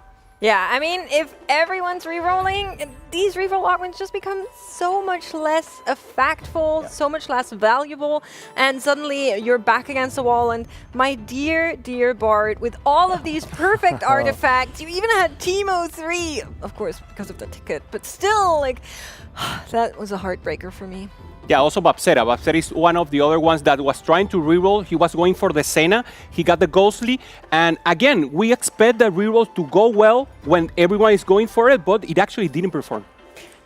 Yeah, I mean, at the end of the day, when so many people were hitting their comps, what we saw, I think more so than anything else, was the critical mass of the average board in this game was beyond that of most average games of TFT, right? Everybody towards the end of that game was so strong, and we really saw by the end where there's multiple Living Forge players getting their final artifact, capping higher than anybody else could have even asked for. I really liked that ending between Li Tuchuan and Greya that we saw there. I know you got really excited about, Gangly, kind of playing around the LDP. It was, so man, Greya had this really heads-up play, right? He's got the long-distance pals, which locks in his positioning. And what he does at 7-1, he's got health to spare, is he sacks the long-distance pals value. He has both the Kindred and the Gnar on the same size. And so he says to Li Tuchuan, I don't even care about this augment. I'm willing to sacrifice it for better positioning. And what he does the next round on 7-2 is he does the same thing, but he swaps back. And he breaks the ankles of Li Tuchuan. However, at the end of the day, Li Tuchuan so strong it wasn't enough. Yeah, and that's the other side of Living Forge that we didn't talk about too much, right? It's very strong because it opens up these additional lines, but the other thing it's very strong at doing is just giving you that late game power by giving you so many extra artifacts. And we are going to be taking a look at our standings here, halfway point of today. Of course, a quick reminder, no points reset at the end of today. Unfortunately, Rupe Michael at the lower end, but we know Michael, he's very confident. Do you think he's going to come back from it? The most that he has improved is his mental and his melee play. So the team has helping a lot with the Johnny, with the angle of Cain, and I'm sure he can get away with it, but it's actually a very tough start. And I mean, as we continue on, I'm seeing, you know, a couple more America's names starting to pop up, but a lot missing as we get towards the top of the standings. And Weijin in 11th doing really well already. I'm excited to see Joss Latte show up in 9th here. I'm sure that's something Clement can appreciate. One of the most known APAC players, I would say, very, very famous and popular within the region. But let's see those top 8. Oh man, there is a name from this list that has been missing, and he's right there in 7th place. New York Zone, the king of New York, Pakigam, sitting in 7th place right now at 17 points. This is a guy, many players are underrating him. He is among the most elite, and it feels so good to see him in the top 8 after 3 games. Okay, just looking at the mega regions here, we have 3 CN players, 3 America players, and 2 APAC players. Where's our team guy? What's going on? All right, Did we not get invited to the party? It's actually not fair for the 3 of us to punch down. Yeah, That's actually just bullying. You know what we actually do though? Make fun of us because Kade is in first. That's Your right. Osplay is at the top. You can make fun of us all you want for that right now. See, I've been gloating the entire previous analyst desk already. I'm very happy to see that there, but of course, EMEA should be showing up as well. However, our casters are eager to get back into the games, and they're ready over there, so we're going to throw it back to get right into the action here at Necra, and Patches Panda and Clement for you guys. Enjoy. Thank you. Hello, everybody. Did Gangly just throw us a kiss? He Is did. that what He's happened? He's in that mood today, I think. Oh, that was so nice of you. Oh, well, right back at you. That was a great breakdown of what happened in that 3rd game, and especially because we did have a ton of those artifacts. So I love that we got a little bit more analysis on how that actually impacted the later parts of that game. My only concern coming into Game 4 is how do we live up to what we just saw? Maybe the most unique game we'll be seeing, maybe not all weekend, but definitely day 1 and 2. It's hard to have 3 living forges, have those living forges bring out artifacts that open up new comps that are unplayable otherwise. We saw the Bard come out. We saw, of course, the Gnar come out in a big way from Greya.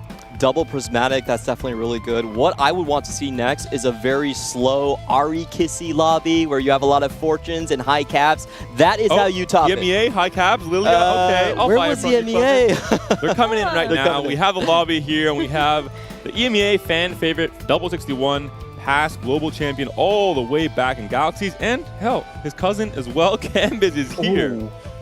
Wow. So a little bit of a family feud actually happening right now. That can always be a little bit difficult. But as we get into our portal selection, we've got Pot of Gold, Larger Legends, and Ascending Augments. So Ari, actually not on the table here in a different way. I think Ascending Augments is what most players are going to come on to. This is already 2 APAC players, Kade and Moji.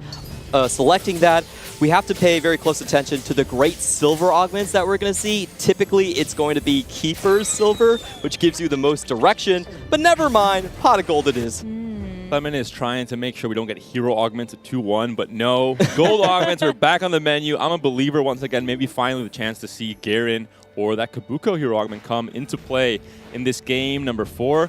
We're on screen with Asta, a player, Clement, that you mentioned is a very high-risk, high-reward player who can do a lot, but was a big surprise to see him making it all the way into this global stage.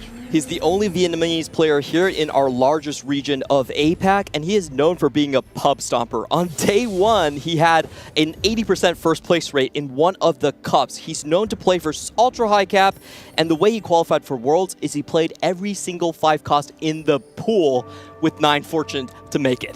Disclaimer, don't try this at home. You need a lot of gold to make it there. New version of Legendary Soup. I'm here for it. He's already holding his fortune. I'm just pointing it out. He knows what he has to do. But Asta really is a bit of a dark horse. I really want him to show up for one of our largest regions right here. And currently he's doing pretty well in the standings at 13 points.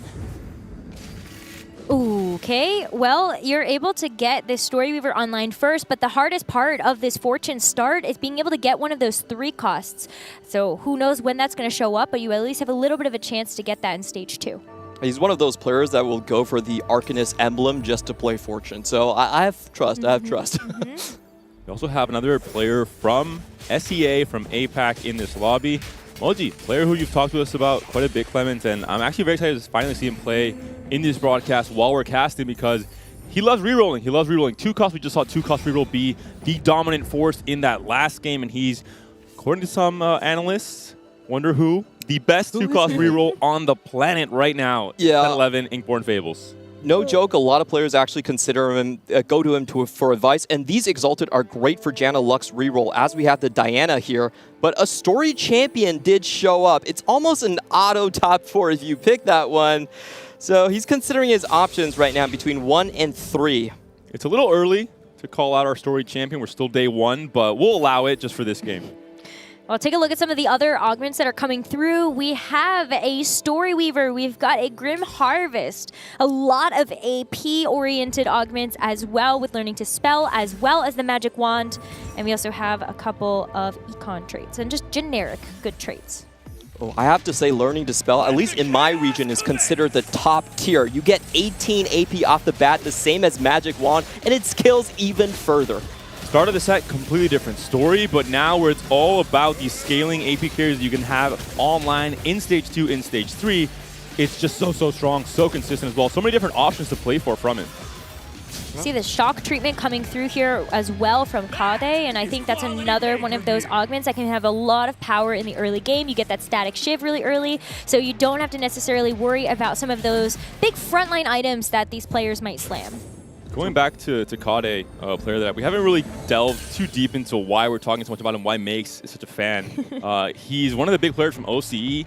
He's been at Champs before, but it was a 32nd place position back then, so obviously very disappointing for him as a player. He's a huge AP player, and that championship, there was a meta shift, there was no AP viability. He wasn't able to adapt in time. In this case, different story. AP is all over the place in many different forms. You have the 4-cost carries with Lilia, with Sinner to some extent. You have the rerolls as well. So Kade, I have to imagine, very much comfortable on the meta, and it's showing with his point tally right. There's a lot of players going for AP here, as we have Mochi on the opposite side going for Magic Wand. So 3 players locked inside. And I was just talking about the Exalted. If you look at the Annie, the Lux, and the Diana, is exactly the Janna Lux combo you want to go for. Mochi looks like he's going to be sacking Stage 2 to get a leg up on starting the reroll race. Yeah, but that means that a lot of these champions are probably going to be hotly contested, and so trying to build out those front lines is going to be super important. But yeah, Cambiz was sitting on a pretty good number of champions there that could have been nice there for an AP line, but you know, he's already at least you're contesting them out of the hero pool, right? He knows that those are going to be big hot commodities. He's in the Melee Bruiser line already. Because he is on the Edge of Nights, he is on the Grim Harvest, but I have to imagine he has to feel bad. Right as Clement was saying how strong this line would be, he's looking at a Lux and a Diana in his shop.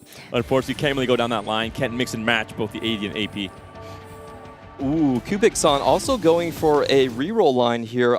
This is very interesting to me because he actually has a chance to go something akin to the Teemo here. He does have a 2-1 Fortuned, so most of the time when you see this, it's going to be the Kaisa line, I would expect. His items are pretty good with it. Already has the sword and the physical attack damage items here.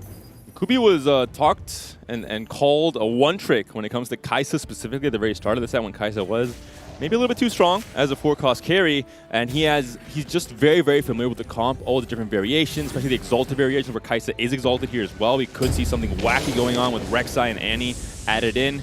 Gnar gonna fill the carousel with Zyra, 2-star, Janna? 2-cost. Whoa. And the rerollers, arm up in the air, rejoicing. Mochi is getting rewarded. He saw the encounter carousel, and he's like, you know, guys, Okay. I'm just sacking. When is EMEA gonna high roll? It seems like every region is getting what they want in the games we're seeing. Yeah, I mean, Mintum even gets a Shen 2, already has 2 copies of Shen on the board, but yeah, that Lux, that Zyra, yeah, super big for our competitors here. That's just a bit of a field bat for the tempo players in this lobby, especially if they are missing interest intervals. We're going to take a look at Mochi's board right here. Rek'Sai is one of the champions in 1-cost that, at least in the eastern regions, we consider the best 1-cost overall. 5 seconds of extra resistances really just blows Jax out of the water. I think one of the biggest indicators of skill moving into the middle part of this set was seeing players very high up on ladder, really relying on Rek'Sai, especially with Stoneplay build once Yasuo was nerfed, to be that main solo tank carry and buy so much time, just so effective when it comes to AoE, which is a very rare thing to find in the early game. I think he's the Darius of the second half of the split. You pick him, you get a good early game. Wait, Darius was a little bit too much. I would not compare to Darius. Darius is a league of his own, the S+ tier. Sit higher up. Mochi going to continue to lose streak, even with that Janna 2 right here. He's going up against a very strong board from Cambiz. He has the perfect transitional unit on the Kiana. And of course, we know he's going into the Reaper line with Grim Harvest already locked in. Yeah, Kiana is just a great item holder until you are able to get that Kayn online. So have to see when that Kayn actually decides to show up. Especially because you're looking at the Kindred on the bench too to try to get that 4 Reaper in very early. I'm wondering, did Kubi put in Fortune 1 round late? Because he's on a 3-loss streak now. Not sure if he won that last fight or not. He was a player trying to angle Fortune and trying to angle a big cash out as well. Final round here. There's a lot of players that are going to be very worried about their position because we have 2 4-loss streak players. If Moji goes into a full open Bintum, which Bintum is trying to lose. Ooh. Kubi's going to end up potentially winning this one. That's like 6 copies of Teemo. I just want to say that this is the Bintum special. If you're on 2-6 and he has a chance to grief you, he's 100% doing this. This is the EMEA special, apparently. Both times you've seen it already with Arzu last game and now with Kubikson losing their fortune streaks. The loss streak hurts, the gold generation hurts, but there is, I believe, Clement, an argument around having not having fortune every single fight in stage 2 to have better cash out intervals. Yes, this is a secret tech from my study group. Oh, is that not supposed to say it out loud? You already said it. No. It's fine. It's fine. Everyone knows it. But basically, you want to hit 15 stacks on 3-1. And what that does is it aligns all of your lose streaks with a different breakpoint for fortune. So you can get the 40 stack, you can get the 50 stack, the 70 stack. And it doesn't end up like if you start on 2-1, where you might end up on the 39 stack or the 56 stack, which gets very awkward. Well, after the next one, that's when Kubikson's going to get the first cash out. Kade comes into the lobby as a dominant player in the standings, remains the dominant player as we move out of this stage 2. 5-win streak for the OS player, the player representing the APAC region after the major regional changes coming into the set. And he's on a line that has been strong the entire set, the very high-tempo Story Weaver opener for Kubikson. Has to now re-get into that loss streak. We'll see what items he wants to go for. There's a lot of components to work with. I do think this was a huge PvE round save because this line needs items. It has so many carries and tanks to fill out, and he also has the trade sector, so he's most likely angling for that level 8 Teemo 3 game plan. All right, well, looking at Asta's board, has 97 HP, still on a 4-win streak as well, so not as healthy as Kade, but still able to find some really good value here with that Story Weaver in the backline. Going up into Bintum. Bintum does have the snipers online with the Phelios and the Caitlyn, but they are both 1-star. I do really want to watch Bintum on this big roll down. 3-2, he wants to bring these lose streaks into a win streak right here. He's purposely sacking, having a lot of gold onto his bench, making sure to break some streaks, and this is where he's going to go wild. Silver. Good time to do it, matching the high tempo of the prismatic augments as well. We'll have to see what options these players want to go for. 2 for 1 is big for both Bintum and Moji. Camp is actually his Freaky Friday as well, following up the Grim Harvest. Sounds like a game we saw earlier. Just so, but we're missing the 100 HP until stage 4, unfortunately. We are. Canvas is still pretty healthy, though. I think he has 83 HP right now. Really interesting play coming in from Bintum. He skips the 2 for 1 because he knows he has to roll now. Goes for tempo, wants to go into win streak. Already hit his Shen 3 on the board. But his backline is what is a little bit puzzling here. He's actually angling more towards snipers. Not just that, but I think 2 for 1 loses a tiny bit of value because of how accelerated the upgrade levels are with the Gnar carousel. You're not going to get that much value from the augment. It is a bit slower to come online as well. I think it's an augment that is kind of a win more augment where you're already in a good position, you have a lot of gold to work with, and you have time as well, which is what 2 for 1 really relies on. You can't really have that massive spike until maybe 8 or 9 rounds later. Yeah, but Bintum found this to Shen 3, but not really a whole lot else right now. You've got a Phelios pair, you're still have a Caitlyn 1 with no extra copies on the bench, and then a Senna 1 and a Kog'Maw pair. I have not really seen this sniper line, to be honest. I think it's a very non-traditional line. I wonder if he's going to pivot back into the Senna, which would make a little bit more sense. You get the Aatrox that has both the Ghostly and the Ink Shadow trait to round everything out.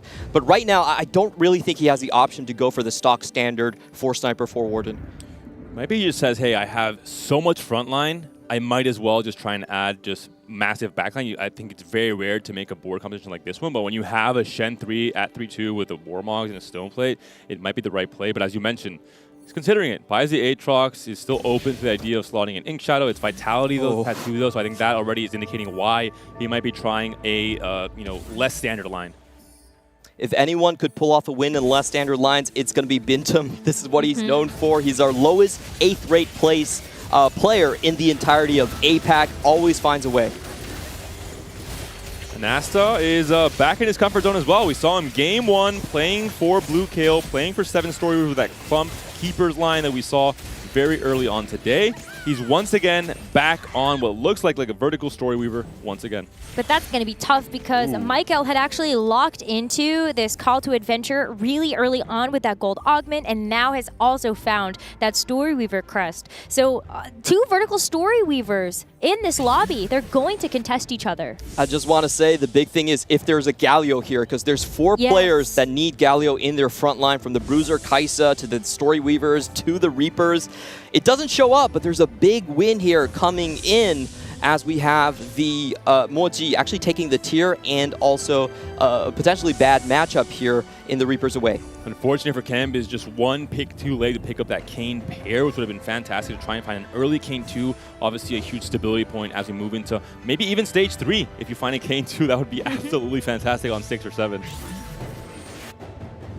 Would be nice. Not quite meant to be though, but Canvas still has a lot of gold to work with, so you are going to end up seeing that Kindred 2 bought from the shop, able to help get that board upgrade. Kubikson though, still on Fortune. We'll see how much he has to cash out, but he's in a great spot. He has the perfect Silas items with the Radiant TG that he can throw onto that, and already sitting on 6 Teemos, I believe 7 actually. So I'm not worried about him whatsoever. I think the real worry is whoever just missed their key 2 cost in the stage 2 carousel, because it seems like everyone is going to hit their spike so much earlier, really just 4-1 once players start rolling down. For Kubikson's case, once that cash out comes through and he rolls down on 8. Looking at Cambiz, we'll see what this Kane can do. Still a 1-star Kane, still relatively weak when it comes to the damage he can tolerate. We're seeing why here. The Zyra doing so much work. Michael maintains his HP lead. Asta as well. Both Story Weaver players at the very tippity top of the HP standings. Story Weavers were actually our 2nd most played comp in the APAC Golden Spatula, and the reason for that is when we're going into it, it really counters Reapers quite easily. You have your Reapers not spread out. They're usually bunched around the Galio, and 1 shot could take out their entire carry line. Yep, especially when you've got that Kale with the purple. It's going to be hitting a wider area of effect, so you're definitely going to make sure that you're getting that damage down onto those units. Exalted, though, picked up from Double 61, able to get that into his lineup, looking right now for those Luxes and those Jannas, try to round out this board as 5 copies of the Amumu as well. The roll down did not look too hot for Double. Unfortunately, 0 gold to work with, and we're starting to understand why. Moji, the 2-cost reroller by definition in this set, has already hit his upgrade. It's a 3-star. Yeah, they're both contesting for the same composition, but 2 for 1 just gives him such a great leg up. He finally gets his Exalted onto the board as well. Was missing the Diana for a very long time. I expect him to be able to win streak at least until the middle stages of stage 4 off of this. He buys 1 KC Cousins units and takes some HP away from the other in this last fight of stage 3. I have a feeling he might not be welcomed in EMEA. Well, he's slowly becoming enemy number 1, but I think as a 2-cost reroller by, birth almost, it seems like that's going to be the case for many players. The cash out comes through for Kubikson. He finds a tome. This is the worst a little bit of gold to work with. At least you get a Teemo 3. There's very few tomes that you can actually use here. Bruiser is probably the best one, and then you could go to Ghostly. Maybe sometimes even the Altruist, but typically you don't want to see this. You just want to see more gold or more items. I mean, you still have quite a bit, though. You're going to try to pre-level as much as you can before you're able to get to this level 7. Still far away econ-wise as well, but he finds a Zaya, so the game slowly trying to give back, slowly trying to give him the shots he kind of wants and needs. The Teemo might be doing a lot. Ink Shadow Emblem is okay. He hit 3 out of 4. That's crazy, actually. Yeah. Takes his pick. He did not tailor for them and still got 3 usable emblems. Okay, you can't say that Mordog does not like EMEA. That's a skill diff, clearly. Okay. You just don't know the hidden rules of the game. That's just, the good karma coming back here for Kubikson with the for good mental. Look, completely unfazed by the tome. Yeah, it's like, all good. I've got this. Locked in. Tapuko standing strong, dancing, celebrating the small high rolls. Well, you might want to look at the small low rolls as well, as Double 61 is going to start bleeding out with that 1-star Janna still holding on to 3 items there. He has a lot of items, but doesn't have the quality of units to put it on. Yeah. Double is not a player that would necessarily go down a line that he knows he's gonna, you know, be contested on and just go 7th or 8th because he doesn't put enough time to try and find an out. But with learning to spell, he can't really pivot into the Lilia he wants to. He's kind of locked into this early comp, and that means he's stuck on this low roll that he can't really adapt to as a very talented player.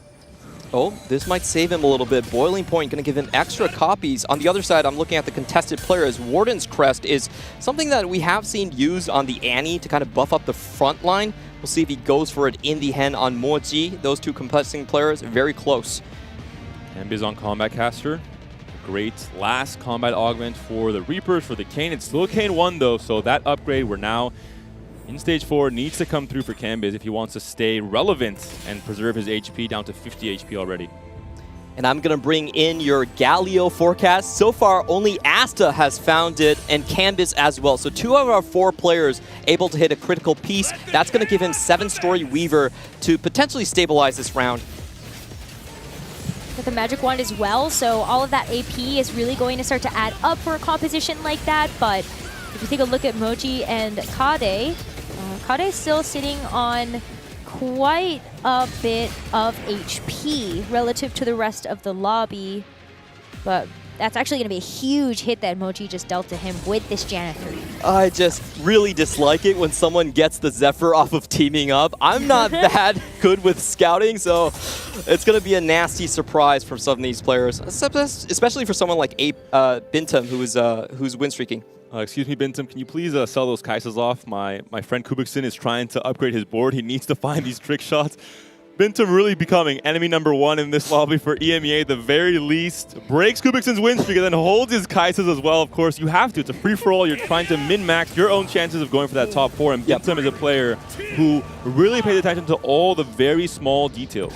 And I have to say, this is how you prevent yourself from going 8th. You have to drag someone down and for you. That is actually a lot of what we see from the KR players. Always willing to break streaks, always willing to hold copies right there. There's nothing to blame about. Don't hate the player, hate the game. And we're seeing for Kubikson the effect. No Kaisas yet, 0 gold to work with, so really relying on the Teemo 3 and maybe the Zaya as his big outs. Oh, this is so tough though. I mean, the Alawi is just so close to being able to go down, but it's just another shield from this Janna. Teemo does get a chance to go for that final knockout, but I think something that was really important about Kubikson is that the Zephyr landed onto the Sivir, so it was a very small piece of the puzzle that got taken out here, but there is a Kayn on this carousel, and we would love to be able to see that. Finally for Cambiz, he's going to get that 2-star Kayn. He's been bleeding out for so long, and I wonder what Bintum's going to pick up. It's been a while since we looked at his comp, and it looks very peculiar. He's actually still sticking to the, I believe it's the, he's probably going to transition into the Senna, but for now, item carrying on a 2-star 3 cost is the way you get through Stage 4. We saw some key 5 costs on that carousel as well. Irelia was there, not picked up by any of the Story Weaver players, picked up by Double instead, who finally finds a big upgrade that could potentially put him back into the game. 8th place right now, still 30 HP to work with, so he hasn't really lost that much considering how weak his board looked, and we're already on 4-5. Some really good items there for the Amumu as well. You're 1 copy away from being able to get the Amumu 3 plus the Boiling Point. Means that this Amumu is going to be very difficult to actually take down once you're able to 3-star that unit. Are you telling me, Necra, there's a chance? If there's an Amumu, there's a way. Okay, I believe you. There's a lot of Mumus out of the pool. The Zephyr comes onto the left. No! Doubles hands up into the air. He knows he maybe missed that little bit of positioning in the very end. That's tough because Double 61 is on 30 HP. Can't really afford to take another big loss here. And the Lux is going to end up getting stunned as well from the Lux across the board. The damage is gone for Moji. I don't see him cleaning up this fight here. Even though Janna 3 is usually preferable to Lux 3 in this line, if you have Boiling Point, it could flip the table a bit. That's right. I think the priority tends to be around with just what you upgrade first, and you have to really read into the rest of the lobby and see. But the moment you hit Boiling Point, that's a complete priority switch into Lux being the more important units in the backline. Counter here from Senna, so you have to choose whether or not you want a loss streak or a win streak. So maybe a bit of extra gold on the table here for our players that get it right. You know my favorite situation for this encounter? What When you're on 1 life and you have to win to stay alive, so you just pick win streak every time, no matter how weak your board is. It just It makes things the so easy. decision so Exactly. easy. Except you're on 1 life, so maybe not the... Wouldn't you rather take the 3 gold and roll? No, you just want to die on a win streak? No, you have to go for Go the big big or win go out. home. Exactly. Okay, that is Especially if we have interesting Asta decision. in our lobby. It's true. Ooh, Kade dropping very down low into the lobby here. I'm not even really sure what he's trying to play for. These these traits do not look very welcoming to me. 4 Mythic, 3 Invoker, maybe a little much too much cooking. The problem comes down to just how contested AP was. Kade had a very strong Story Weaver start. Suddenly there's 2 players heavily on Story Weaver, locked in because of their augments with Asta and with Michael. And Kade's like, now where do I go? He starts scouting. He sees there's 2 players on Lux Janna, Moji and Double. Now where do I go? He really doesn't have much of a line to go into except for Lilia potentially, which I think he's trying to get to, but it might be too little too late. We talked about the danger zone for Lilia between levels 7 and 8. Doesn't have enough gold to get there and actually hit the Lily as required. Like, you're missing those big break points like Mythic 5 as well as the Invoker 4. So it's going to be really tough if you also don't have the levels to be able to round out those traits. This is a torturous game from Kade. No one is playing Lilia on all of the 8 boards, and he still can't find a single one. So I'm not going to blame him too much. This is just a drafting game. Sometimes it's going to happen. But I'm really, really impressed with how Bintum salvaged this game. He was going into the Ghostly, I believe, the Zyra Zoe line, and then swapped out after that big level 6 roll down. Now he's moving into the Ink Shadows with that 2-star Kaisa, and potentially taking Kubik-san along with him. Hey, well, don't you worry. Kubik-san is actually on a 7-win streak right now and has been able to find the Zaya as well as at least 1 Kaisa. So, hey, there is a little bit of hope. You're like the EMEA I had to cheerleader take now. Makes You're his suddenly... place. I mean, come on, Makes it jump ship. So Thank you, Nekra. I really appreciate this on my birthday, especially. We're gonna look now at Happy Moji, who birthday. finds the second item, or first item on his Lux, second carry online. Almost Lux 3, but still 2 copies away. And Kade fighting for his life, 10 HP, up against Kubikson, who has a huge win streak on a huge loss streak for Kade. Yeah, I think... Stuns. Oh, but the front line might be doing it. Silas, I didn't see the Radiant items right there, is still going to be hold on for a long time. He still has his Teemo 3, and only Nullis can take him down. Nope, not going to happen. I mean, even just that Kaisa 1 was able to burst down those tanks at such low HP. And so, unfortunately, Kade is going to get eliminated in that 8th place. He was our lobby leader. He probably did high roll in a couple of games before, and this is his low roll game to take. Everything does even out in the end. What goes up must come down. I think the saying still holds true for the OC region. Maybe it's reversed. Not entirely sure on the physics there. But we're going to look at Canvas, who is alone on Reapers and somehow not really doing too hot. He's uncontested. So many players went down the AP lines. Found the Kane 2, I think, quite late. Doesn't have necessarily BIS items on Silas. It is more of a utility Silas in this case. Yeah, but as Clement was bringing up before, there are not only just a lot of AP players, but there are also 2 Vertical Story Reaver players that have started to really hit their units. So it's always going to be difficult for these Reapers to actually survive long enough to try to wrap onto the back line. You do end up getting a favorable matchup right now, though. If you're able to take out this Janna, you are going to stay alive. And so Canvas buys himself another shot. That was almost an impactful timing there, where there was no unit slots to attack the Janna. The Kane had to move on to the right, and if the Janna had cast one more time with the Archangel stacking, it could have potentially killed off the Kane there. Yeah, and a lot of these Janna reroll players now sitting very low on the lobby. Double, I believe, might have hit his Amumu 3 here, as we see Moji already sold, I think he sold some of his copies. Not looking very good for the APAC player, and indeed, it is the Amumu 3 on the other side, which eliminates the possibility for Amumu 3 for Moji. Moji and Michael both on their last lives. Moji up against Bintum, who is, going to be... Not Bintum, it's going to be... Wait, oh, it's double. Double, right? double, yeah. Okay, the contest. It's going to be double, and we'll see if double can now take revenge for all these Jannas who were taken out of the pool very early in stage 3. The Janna's so low now. The 2-for-1 help Moji initially, but now he's not really scaling as easily into the Lakin compared to Learning to Spell, compared to the Boiling Point. Do we see one more Lux ult come off? No, the Janna cleans up all by herself. Amumu is the last standing unit on the board, and that's going to be Moji taken down. I'll be honest, I was really scared for EMEA start of stage 4. We got all 3 players in the 6th, 7th, and 8th positions, but massive comebacks for all of our players. And it has to feel bad to lose the reroll battle when you were playing with that 2-for-1. And Ink Shadow now offered. This could be huge for Bintum as he heads beelines for it. Yeah, that's a really big grab. I think that puts 5 Ink Shadow on the board here for that comp. Absolutely, and actually 5 is the biggest jump because you get the 11% damage reduction and the damage amplification as well.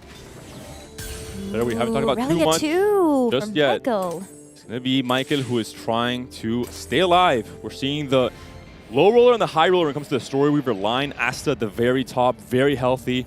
No pressure on him to perform in these last 2 fights of Stage 5, whereas Michael is fighting for his life. And this is a player we talked about. He's coming into Game 4 with only 5 points. This is a player that I hyped up at the top of the show as a big favorite to make it to Day 3. Has not had the best start to this day. This is going to be so good for Kubik-san. He's coming in as one of the youngest players in the field. You know, getting that stage nerves out on day 1 and making your mark, if he can find a comeback win, will be massive. But let's see if he can get past Bintum's board, which is playing 7 Ink Shadow already. This is the boogeyman we talked about. Teemo's not doing quite enough. The Zaya stunned as well. The Zaya's taken down. Kubik takes a big hit. Is it big enough? It is taken down at the very end of Stage 5. Unfortunately, it looks like he was mounting a comeback there. The cash out maybe just not strong enough with the tome. That felt so personal from Bintum, honestly. You know, breaking the cash out and also taking the Kaisas, then pivoting back into 7 Ink Shadow to finish him off. Just very brutal gameplay. He's the raid boss without the augment. He has no mercy. This is exactly what Bintum's known for. If he can make you just pad his placements, he will do it. And Michael as well has to feel a little bit of frustration. We remember the Game 1, the 8th place because Double was also contesting the Lilia line. We're moving into this Game 4. Goes in the bottom 4 once again because Asta was contesting the Story Weaver line, despite Michael being the first to indicate he's going down that guaranteed tree because of the early 2-1 augment. Good positioning from Bintum. He's solo tanking his Shen, so at most, only one part of his tank line is going to get hit when he has 3 right there. The next big step is if he can find that Udyr too. If he can, even though he's lowest HP right now, I have him as a favorite to mount a comeback. Yeah, doubles board as well, taking down his cousin. The Kayn gets deleted, evaporated by the Lux and the Janna. The combo in the backline DPS, the Kindred dodges 1 Lux ult, but can't do much more. Kanbei should still be alive. The EMEA dreams are still here for both of the Carmine Core cousins, but Asta and Bintum from APAC are trying to throw a wrench in those plans. Gotta be cognizant of the portal choice at the beginning of the game as well. Pot of gold. That cash out is coming. You could have caught very us. We soon. both had forgotten. You could have done the gotcha moment, but thank you for once again helping us out, making sure we don't forget. Hopefully the players don't forget either. I hope they're not forgetting. And How this is, much of would course, that help? something that warps their game plans a lot when it comes to those final roll downs, when it comes to your planning around being able to reach the next level. You have to remember you have this big influx of gold coming through. I think what you have to pay attention to is if someone is going to start going for those 3-star 4 costs to round out their boards right now. Kubik-san's already down, and we have Bintum going for the Kaisas and the Ashe, both which are uncontested as of now. Level 9 for the bottom screen players. Asta moves all the way up to level 10. Double decides to continue rolling on 8 instead. Needed still to find a few key upgrades to stay relevant in these last few stages, and has already a lot of scaling from his augments with learning to spell. Ooh. Found a second Udyr here for Bintum. Still missing out that 3rd one to be able to actually boost up this Udyr. This is going to be Bintum versus Double on the right side. Asta versus Canbiz. Canbiz is going to be on that final life as you end up seeing this Kayn try to do its best into the front line, but it can't get to the back. And so Canbiz, head in hands, hoping that this Kindred is going to be enough. It's going to be able to hopefully take down one more, but it cannot.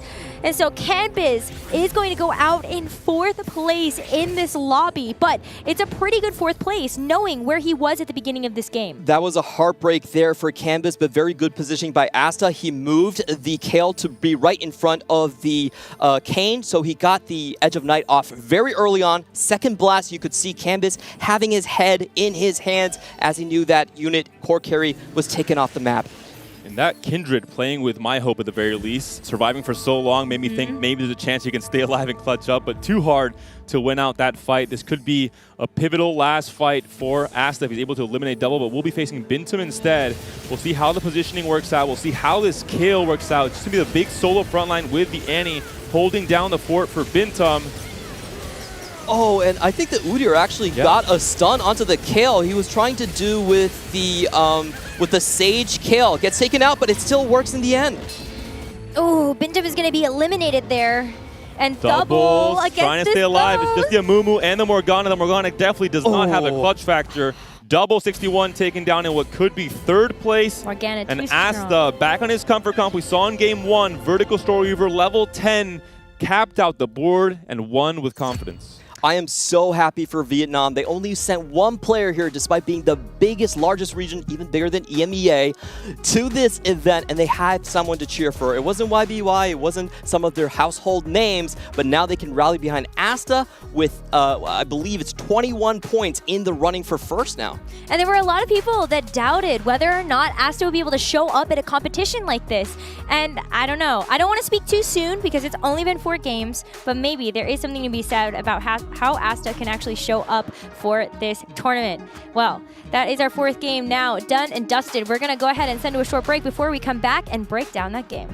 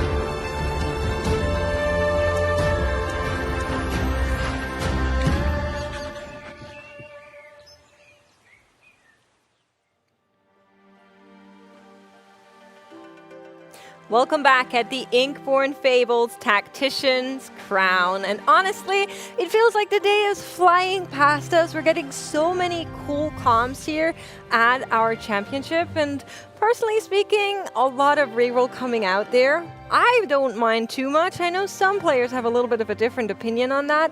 But this game particularly, we did have that Gnar encounter cast, really leading players into that. Yeah, and for the first time, we actually saw two players heavily contest each other in the Janna Lux line. Now, we've seen people contest in the past. This is a line we expect to be heavily contested, but this time is the first time today we saw it, and it was Moji and Double.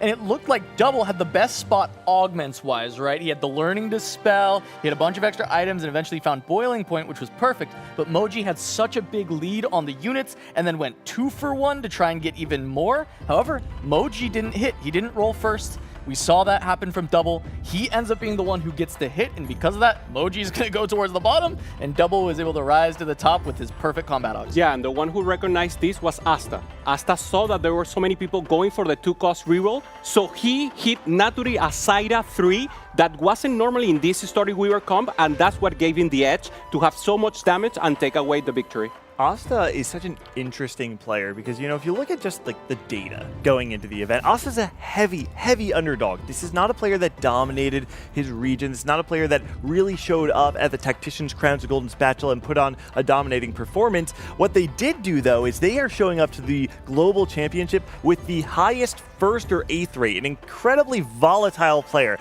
And what we saw here is Asta leaning into that very high-risk, high-reward Story Weaver line, playing Story Weavers, which we've seen from the APAC region leaning very heavily into. And I think Asta really found his comfort zone, and it led him to a first-place finish. Well, another player that realized something that was going on in this lobby has to be Bintum. Everybody else kind of beelining for the AP comps. You have Kare in this lobby, one AP player. Then you have Double, you have Moji, and it's all kind of like stacking up. Kubixen even with that Teemo 3, and Bintum just said, okay, I'll just go for Shen 3 instead. I'll play around that, I'll go on the 80 line, and it worked out beautifully. Yeah, I think he's another winner from the rerolls being abound as he recognizes this and he says, oh, well, there's also this encounter giving some extra, 2 costs. Let's just get this Shen first, and then we can start to push and actually go from there. Yeah, there are also two players that are on the opposite end. For example, Kare, he tried to play the Lilia, didn't perform, but he's actually very good in points. But Michael, he needed the win now, and he got contested by Asta. He didn't hit the high roll spot, so actually a bad position for him with sitting there. 32 in the standings. This is not what Latin America wanted to see. And another big surprise has to be 62nd at the bottom here, a player that was rated highly as a favorite going into this tournament.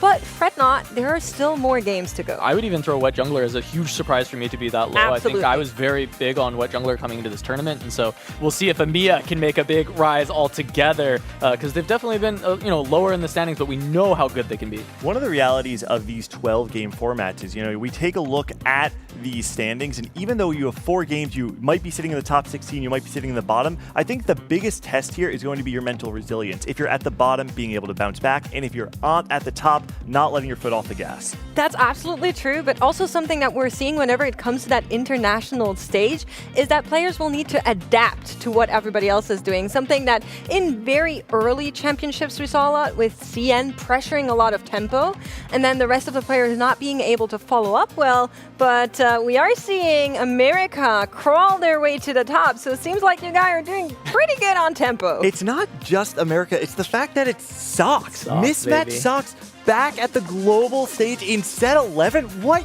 year is this? This is a guy we have not seen him play at this caliber in a very long time. I think many thought we might never see it again, and it feels so good to be a North America, an American, I should say, and see Mismatch Sox at the top. 2 kids since then. Come on. Yeah. Absolutely true, but of course we want to go into our next game very quickly, so we're going to be hopping into a very short break, and then we'll be back with all the action. Stay tuned here at the Inkborn Fables Tactician's Crown.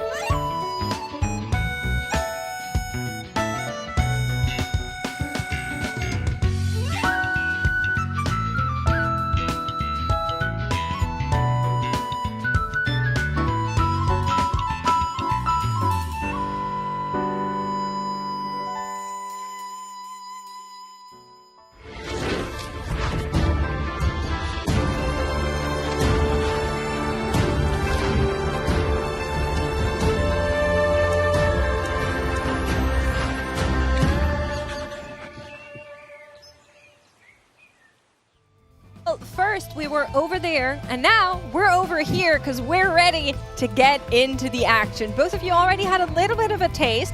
I'm eager to get my hands on a little bit of game casting, but I won't yap on for too long, Gangly. I know you want to say something. We have Pocky in this lobby. Oh, it's finally happened. Mortdog's kiss from the heavens has rained down upon us, and Pokygom is entering the lobby. This is a player I've been talking about pretty much all set long. People know I'm excited about him. He's one of the North American, you could call him a dark horse. I think he doesn't get a lot of the attention, and he isn't really put on the same pedestal as other American greats.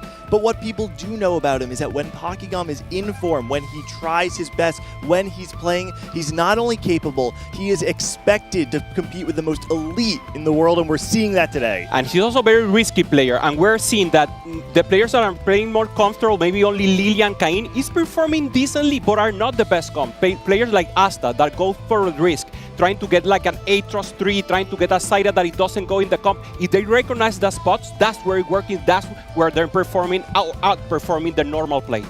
I think a lot is about that spot recognition. We've been kind of honing in on that topic, saying you really need to realize your potential in the game. You need to see these encounters. You need to play around them. You need to see those kind of artifact augments and what you can make out of that. And that is going to continue to be really important here. I mean, at the end of the day, you can understand the lines, you can understand the compositions, but the nature of a game like TFT is you are always thrown something that you have never seen before. And oftentimes, you have two ways of dealing with it.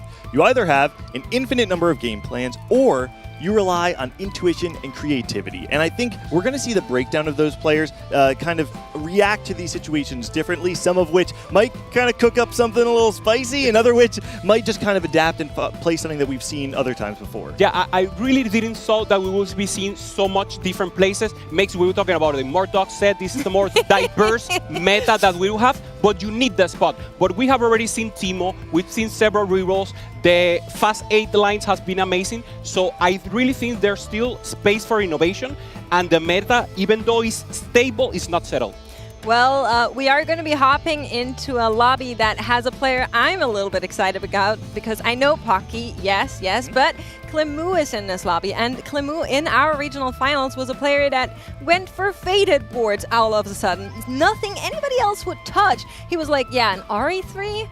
No, actually, I should play around that, and I'll make her, and I'll champion her for most of that early game and go into really weird and funky lines, and it worked out. So I'm really excited to see what he can make. I think a part of that does come down to what I was talking about before, the spot recognition, but also the willingness to cook, right? These are the players playing from Madrid live, right? And there's so many things to think about in TFT, all the conditions that are both external and internal, and I think one of the greatest pieces of skill expression is your ability to deal with factors outside of your control, maintain composure, and play the game the way you intend. Yeah, for sure. They are now seemingly obligated, unless they cannot, to be here presently, to have the camera on, and that might be affecting some and might be helping some. For example, Solo Hesang, he's very used to be on camera. He actually is okay with it, so maybe that perception, that mental can change because you know you're being watched while you're playing. So actually, I would disagree. While Solo is very much used to streaming, I don't think he's that comfortable in front of a live audience. But coming back to my point, somebody that is Clemu. He won Cactus LAN, which gave him that ticket to the finals. He's won in front of an audience before, so definitely a little bit on the edge there. I think there's a really cool connection here between, I hope I'm not speaking too much, North America, please forgive me, Clemu and Malala. Okay, now hear me out. Okay. I think I made that connection and he flamed me for it, but please go ahead. Okay, hear me out. I think that when you are playing TFT, there are multiple ways to find an edge. Sometimes that's your raw skill in the game. Sometimes it's having an incredible meta read, and sometimes it's your ability to perform under pressure. I don't think Malala won the last global championship because he was a significantly smarter or more intuitive than others. I think the reason he won was because when the pressure was on, when it was game time, he was still Malala, and he didn't crumble under pressure. Yeah, players say it all the time.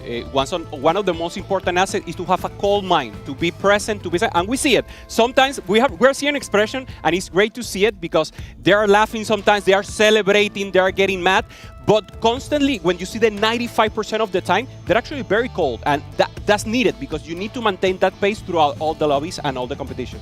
Yeah, it's very important to keep that concentration up. It's something I think in interviews we talk to a lot of players of like, oh, how do you reset after a bad game? How do you prepare for games? Fun fact, Zulugesang, he likes to sleep very little and then nap. That's apparently the magic behind the Zulugesang domination on the EUS ladder.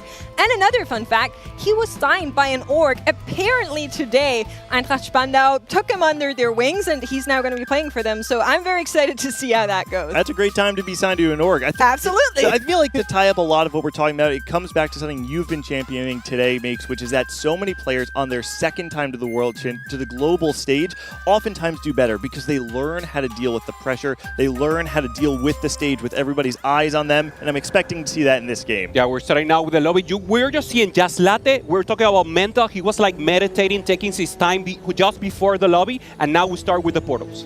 Well, and portals, we kind of have to call out that there's 3 players sitting on those trainer sentinels. And if we ever have a situation where spot recognition is going to be important, it will be this portal where you just have to realize what you're on. We're going to be sent into that one on the back of Lisa Au's pick here.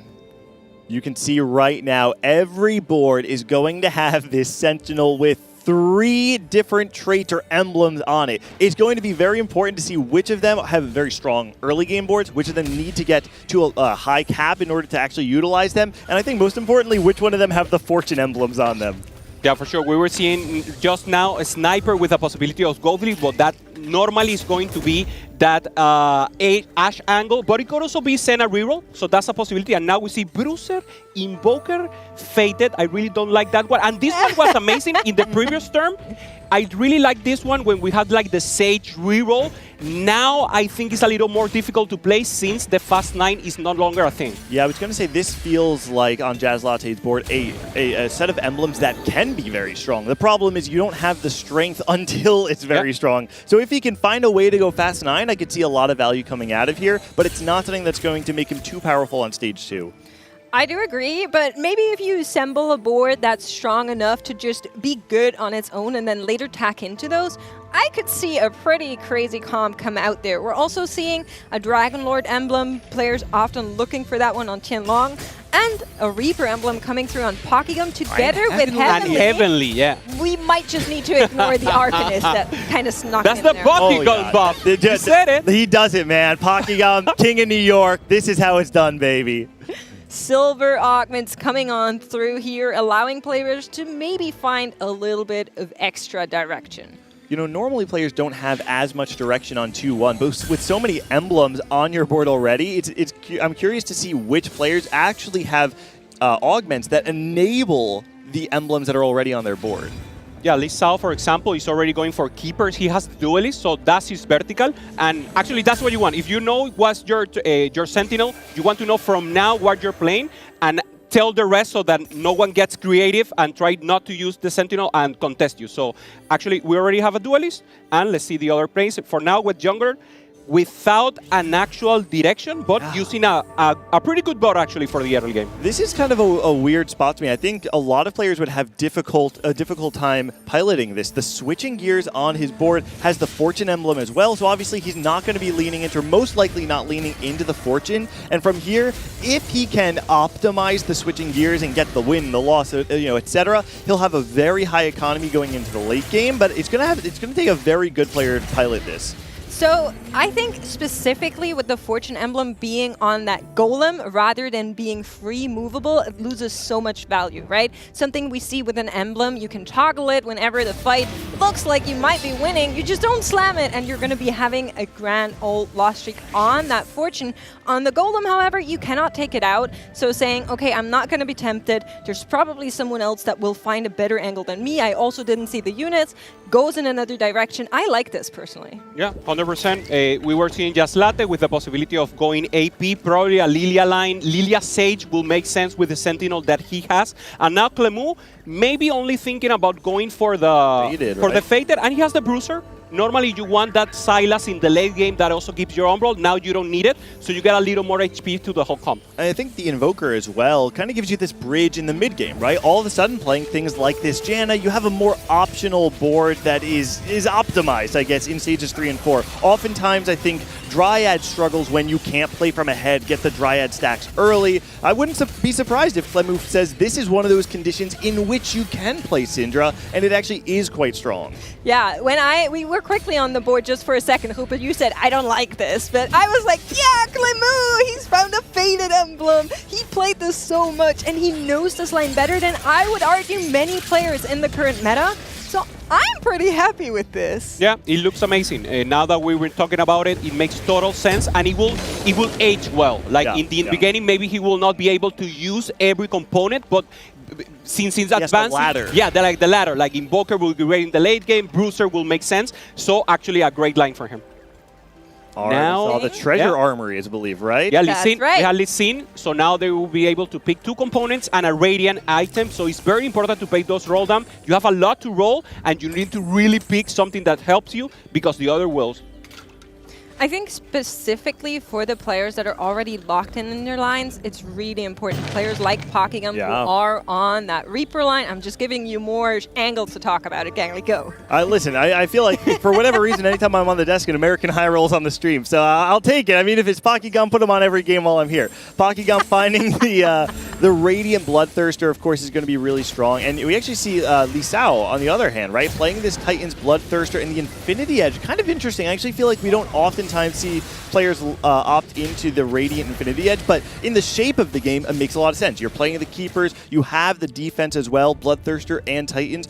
The one thing lacking from your comp in that sense is the damage. So Li Sao believing that the Radiant IE is the best choice presented. Yeah, and also we have a Kog'Maw with Radiant Red Bolt or the Cinder that also could replace the Ginso. When you have an item like this, it gives you additional speed, so maybe you don't have the full scaling of the Ginso, but for the early game, it's even better.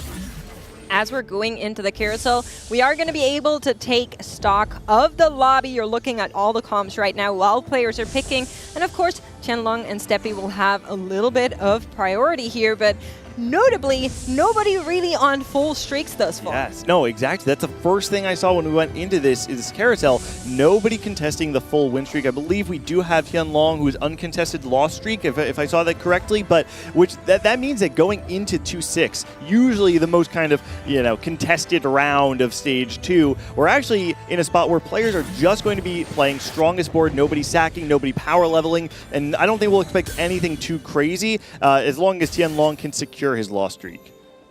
Now with the possibility of Li Sao going for Duelist, I think his position is perfect. It's like very good. Maybe he will not be able to get the full power of the 3, but his tempo is good. He's actually very preserving good HP here, and the fact that he has Keeper, he will ramp up. The thing is, he could decay in the middle game, so I think he will need to roll in the mid game a little and maybe decay in the late game. I'd have to take stock of kind of everybody's board. Something I do want to call out, though, is when you look at the Exalted, I think there's a world where we see maybe some sort of Exalted Ash board coming through where you have the Nautilus, the Aphelios, and then you kind of flex. Maybe someone has an Invoker emblem and they play the Alune, right? Maybe somebody has Dryad and they can just play the Rek'Sai or Bruiser. I think the Trainer Sentinels opens up the door for people to kind of cook a little bit more on their board, but I don't think it's guaranteed that they will. So as we continue on in the game, we have to pay very careful attention to which players can utilize the Exalted to make strong bridges to the late game. And I think the players that utilize that well will be rewarded in the end. Yeah, specifically in a portal like this one, right? It's going to be so important to see that. Now, talking about a player that normally leans heavily on the AP. Wherever we ask him, he will say, oh, my favorite thing in the world probably is Seraphine. I like playing AP. I only want to play AP. Now look at this board. Yeah, not today. Given Wardens and an Ink Shadow emblem. At that point, I think you kind of have to say, okay, I'll go against everything I believe in and I'll play for the Senna. Yeah, something similar happened to him in the previous one. He was forced to play AD, not with the best result, but the first games were amazing for him. So again, he's playing what the games give you. The game gives you lemon, you do lemonade. that's your option. So that's great for him. Sometimes you just have to do it. You know, and even looking at the shape of his board, there's a world where he does play something like the Ashe, right? He has the backline carry, he has the Warden emblem, and if you do find yourself in a position where you can play the Exalted, I actually feel like from what we've seen, Kade might be in the best position to try and play along those lines. You were talking about this comp just now. Yeah, we were talking about the Ashe comp, then to put the Inkborn in, like the tattoo. This is perfect. It's like the greatest spot. I don't know if I love going for 6 Wardener as a possibility, so maybe only maintaining 4 and trying to get more synergies in, going more in an horizontal way. Let's see if maybe he can get an additional emblem, because if not, it could actually be less effective of less high cap than other boards. I think it's a great call out. I think there's a world where the 6 Warden is maybe utilized on 8, for instance, to ladder yourself to 9, but it's definitely not where he's going to want his comp to end up late game. So again, it just really comes down to what he's presented and how he can utilize the units he's given throughout the course of the game. All right, with those Krugs finishing out, we only have one player on a 5 loss streak. They're at the bottom. You're looking at him right now, Tianlong. And generally, Dragon Emblem is so good. You can go into the vertical. It's a lot of strength, but similar to the Sage conversation we had earlier, you kind of need to get there first. Yeah. There's a world where he used it. For now, he's just thinking about using Ghostly and thinking of the Zoe as reroll, but as you said, he has the flexibility of going to higher levels. After he finds the Zoe, he can make a Rakan. He has a possibility of using even the Diana for a while, or as you say, maybe some variation with Exalted that makes sense also. On the other side, Clemu has the Kindred with 3 items. I will say, once you 2-star this Kindred, they will take you extremely far. You know that he's going to be looking to build up those Dryad stacks. I actually feel like there's a world where a Kindred 2 can take you to 9. Even if you find just one Syndra, don't move items. That's a very popular ladder in this comp if he can find an upgraded frontline. I'm a little bit sad there's no RE3, I will say. I was kind of hoping on that, but one thing with the Kindreds is that if you have players on those Reaper lines like Pocky, it's going to be harder to find her, so banking on her as your main carry could be a dangerous game. But we are going to be hopping into our next set of augments. Will be silver once again. Look out for the Recon Bob. Steppy has one offered. Is that maybe a potential choice we could go for? Clemu as well. We saw Li Sao also offered Recon Bob. Says no to that. Bunch of boring players, but Pokygom finds Silver Veil. There are a handful of players I think that are actually very enabled by the augments they're presented here. And I saw one of the boards that we're not seeing it right now takes the Golden Remover. And when we're talking a lot in this game about utilizing the laddering of your units, the laddering of these traits across the middle of the game, I think Golden Remover for Kade makes a lot of sense to me. It's the perfect transition tool for the middle of your game. Yeah, he can decide, as we were talking, he can keep going on the vertical of Ghostly if he finds a lot of Senna. He's actually very far, or he could go for the Sniper. Actually, he's not close in any of the 2 possibilities, and now he's going against Tianlong. Tianlong still with the Zoe 1, he has the pair, and he's already committed. I think that's the line that he has. His items for the Zoe are amazing. He just needs to get it 2-star as soon as possible to stabilize and preserve for HP, and then the 3 squad can give him the win. Yeah, sitting on 2 copies right now is not going to be enough to deal with Kade's board, as players are slowly but surely separating. We kind of need to call out the Tiny Titans here on Li Sao at the top. It's a little bit of a fake inflation on our leaderboard, 104 HP. These did not come natural. Still on a 3-loss streak, as you can see. And just using that to kind of build that out a little bit more, get more econ going, and be more comfortable without having to sack too much. Pokygom, I think, feeling really good about this bout. Honestly, it's a pretty standard mid-game, but the benefit is that you have +1 Reaper and +1 Heavenly, and because of that, he's able to drop one of the Reapers from his board, have the +1 there to still enable this Kha'Zix, and he has the Silver Veil, which will work really well stronger into the mid-game. Yeah, normally that's the problem you have. You don't have the CC because you already need to lose aggro, to have damage, to heal on the game. So when the augment is like this, you don't have a counter, really. Your only counter will be a very, very strong tank. So now when he goes for that Reaper line together with the Heavenly and then finds the Wukong, it's actually a great game plan for him. And we see him. He's very comfortable, and I think it's the easiest spot to play, and he just needs to optimize it and maybe position well. Well, the question is, so I'm thinking back to the game with the 3 living forges, where if suddenly everyone has a really crazy spot, is the Reaper line still strong enough to compete with some of the others? That's a really good question, because if there are players who are able to find extremely high caps using the verticals, for instance, right, or some of the creative exalted lines, and you're stuck playing a more generic kind of like, standard composition, there's absolutely an argument that it's not going to cut it. Pokigam, of course, this is a strong mid game. I wouldn't say that he's particularly rich. I wouldn't say that he's particularly guaranteed to find his Reapers on 8. And I would say if he makes his roll down on 4-2 and entirely whiffs, it doesn't matter how good your mid and early game is. So I'm curious to see if Pokigam has a backup and maybe some other line that he might play or units that he might hold while he's rolling down for the Kayn. Maybe perhaps even a Lee Sin or something like that. Yeah, the Silas, we have seen that he has been a holder for the Kayn in case you don't find, and he also merged with the Sentinel that he has. Tianlong is rolling, he's trying to find the Zoe, but he doesn't. He's now 14 HP. He really wanted that Zoe too. He keeps rolling, he has to. He knows that he has an Asir now.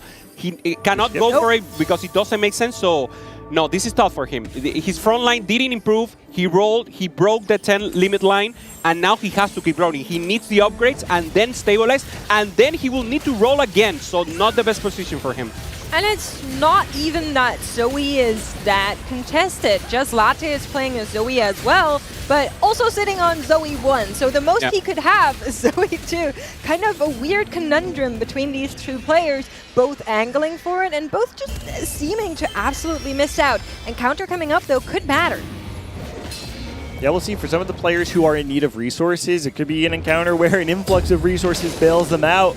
And on the other side, there might be players who can use this encounter to snowball their game and maintain their lead even more. A player like Hade, right? We were talking about this board. We know that the board on those ash lines can cap out really high. If you get better shops now, you're going to be cruising. Yeah, for sure. And now we're seeing Pokin again here. Let's see how he performs. He doesn't have that many gold. That resembles to me a lot. He's level 6 trying to go up, so he will not have enough gold to roll even in 4-2. So the encounter, I believe, was you either get increased better shop odds or double interest, right? So I believe based on what we're seeing, the shop odds are not increased, right? Because he doesn't have a 1% on level 6, which means he didn't take the level 7 shop odds. To me, this says Pokigam recognizes I don't have enough gold to guarantee that I'm hitting, so I'm going to take the increased interest, play for econ, and that way, on my roll down, have a better chance of stabilizing my board. With that increased interest, you would very much like to be in a better position on the streaks, though. If we're looking at players like Lisao, who's on the 5 loss streak, or even Kade, again, I swear I'm not doing it on purpose, who's on 7 wins, those players, if they double their resources, their income from the gold, that's suddenly a lot. Yeah, and also we were thinking a lot of the Kayn, but actually he already has 6 Kiana, so that would be, for example, his first priority. Maybe that's why he's not aggressively leveling up. Now he levels to 7, so maybe he can roll an 8. If the Kiana naturally comes, he can take it, but I believe that the migration, the pivot to Kayn will be more important. Yeah, so Kiana is exalted. There is a chance that that is a consideration. I would, however, in this comp think you'd rather have the Kayn. Yeah. We'll see what he goes for. Yeah, I think his plan is almost certainly to make the pivot, but I think you both raise a good point that what if he just hits 3 Kianas on his roll down, right? And I'm sure he wouldn't turn it down. And then all of a sudden, I think it opens up the line to play Heavenly Duelist, right? That's another line, I think, with the Heavenly +1. You find Lee Sins, you have Kiana 3. Oh my god! Kade hitting Kayn too. Oh wow! I just flinched in real life. Oh my goodness! Free Kayn 2 and just rolls it away. Says nope, not what I'm looking for. Pocky would have punched the air if he saw that. Tianlo finally finding the Zoe 2, so he's stable and stepping with that early Irelia for him. This is very good, and he has the possibility of capping out. In the end, he went for a Bruiser front line, and now he has the Irelia. Normally, you want the emblem, the Bruiser emblem, in Irelia to get that increased damage according to HP, but I think it's either way a great comp, and he can now cap out even with another maybe AP carry. So good position for him. He will need to stabilize the front line, maybe go for a Silas carry as a secondary to use more the Bruiser vertical. All right, augment selection coming up. The last augment of the game. All these players are going to be trying to figure out what is fully committing them to their lines and what's enabling them the most.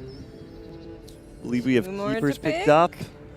Last augment there at the bottom for Qianlong. We quickly saw enter the dragon flash up. Is on that dragon emblem, but says not really the line I'm into right now. Still thinking about those last options. Reinforce for a Steppy, looking for the Silas. He doesn't have one, so he can get a 2-star immediately. Tianlong going for Combat Caster, always good. You get such an additional shield that helps you a lot. He keeps rolling.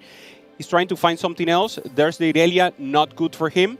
Qianlong in a spot that I think when we looked just a few rounds ago was pretty disastrous, and now has the Zoe 2 online, was able to econ back up, has 40 gold and multiple units on the bench. And even if you look at the standings, brought himself back up to the middle of the pack. So an aggressive role from Qianlong to attempt and stabilize his board, he's rewarded for it. And I think the attention to the tempo of the lobby is what's allowed Qianlong to bring himself back from disaster. Hope you're pointing at it here. 9 wins for Kade. I'm just going to let it sit. We all know on what line he is. I will just tell you there's a Zaya involved and you don't need to know anything else. I will talk about Clemu though, because picked up that Triad Crest. We were talking about the Faded line, and this is the Clemu special, and I'm getting so excited just looking at this board, seeing how it's working out for him here. Lost the previous round, is a little bit low on gold, but in the overall picture of HP, I think this could be a good thing. I think we talk a lot about how artifacts open up certain lines and they enable certain things to be played. Sometimes there are 4-cost lines that maybe they are not able to be played from any position, but there are conditions in which they now become extremely strong.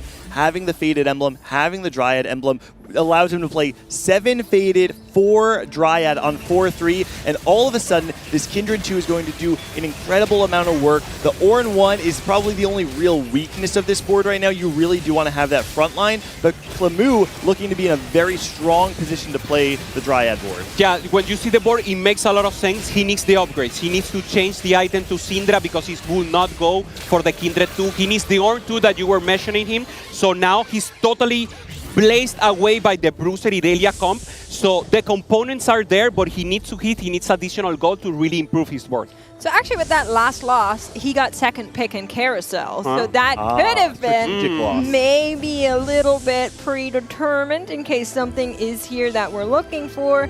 But no real kickers in here. Steppy picking up that Lysandra potentially could be interesting. We talked about Pokemon on his roll down. What happens if you don't find that Kane 2? Oh no, I see it! And yeah, but you know what? One of the things Hoope called out is, yeah, what if you're actually playing this Kiana reroll? Yeah. And he finds the Kiana. He has only Kane 1, but the beauty is because you're playing the Reaper board in which you normally want additional components already, he's been prioritizing the items on his melee carries, and so now he can itemize both his Kane alongside a Kiana 3. And now it makes more sense for him to go for more vertical in the Heavenly line. He already has the emblem, so he has healing for that Kiana, and now when he finds the Wukong, he will be even stronger because he's funneling a lot of the power of Heavenly.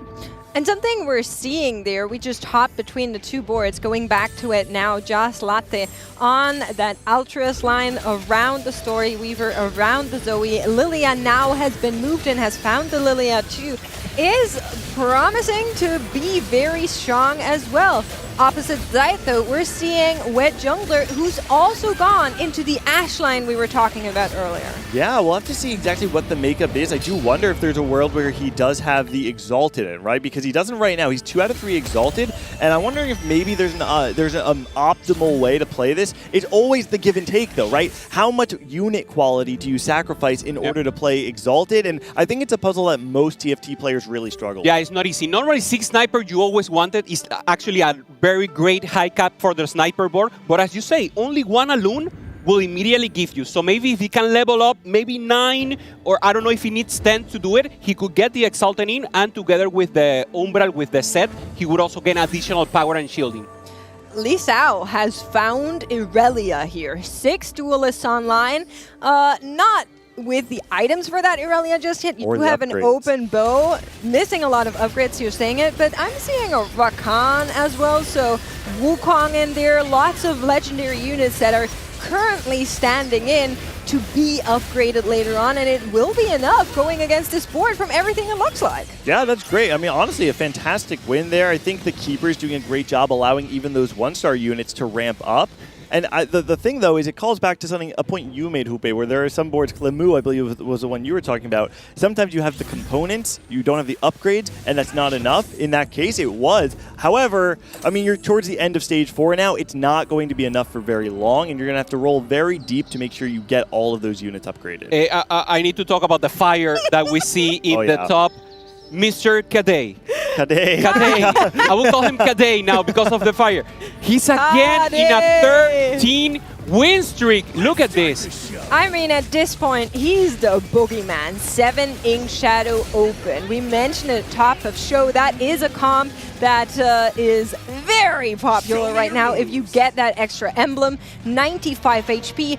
Boogeymanning this lobby, every single player that goes up against him is probably going to go away with a big loss. I think it's important to kind of take a step back and even look at Kadei as a player in his history. It's not his first attempt at the global stage. It makes you've been saying how time and time again players will always do better. Kadei, one of the few players I think that is actually guaranteed to do better than his last time. I said that in my prediction at the Global Championship. But it's certainly much better than I think most people's improvement thus far. Yeah, and I like that he knows he's in a win streak, obviously, so he kept rolling an 8.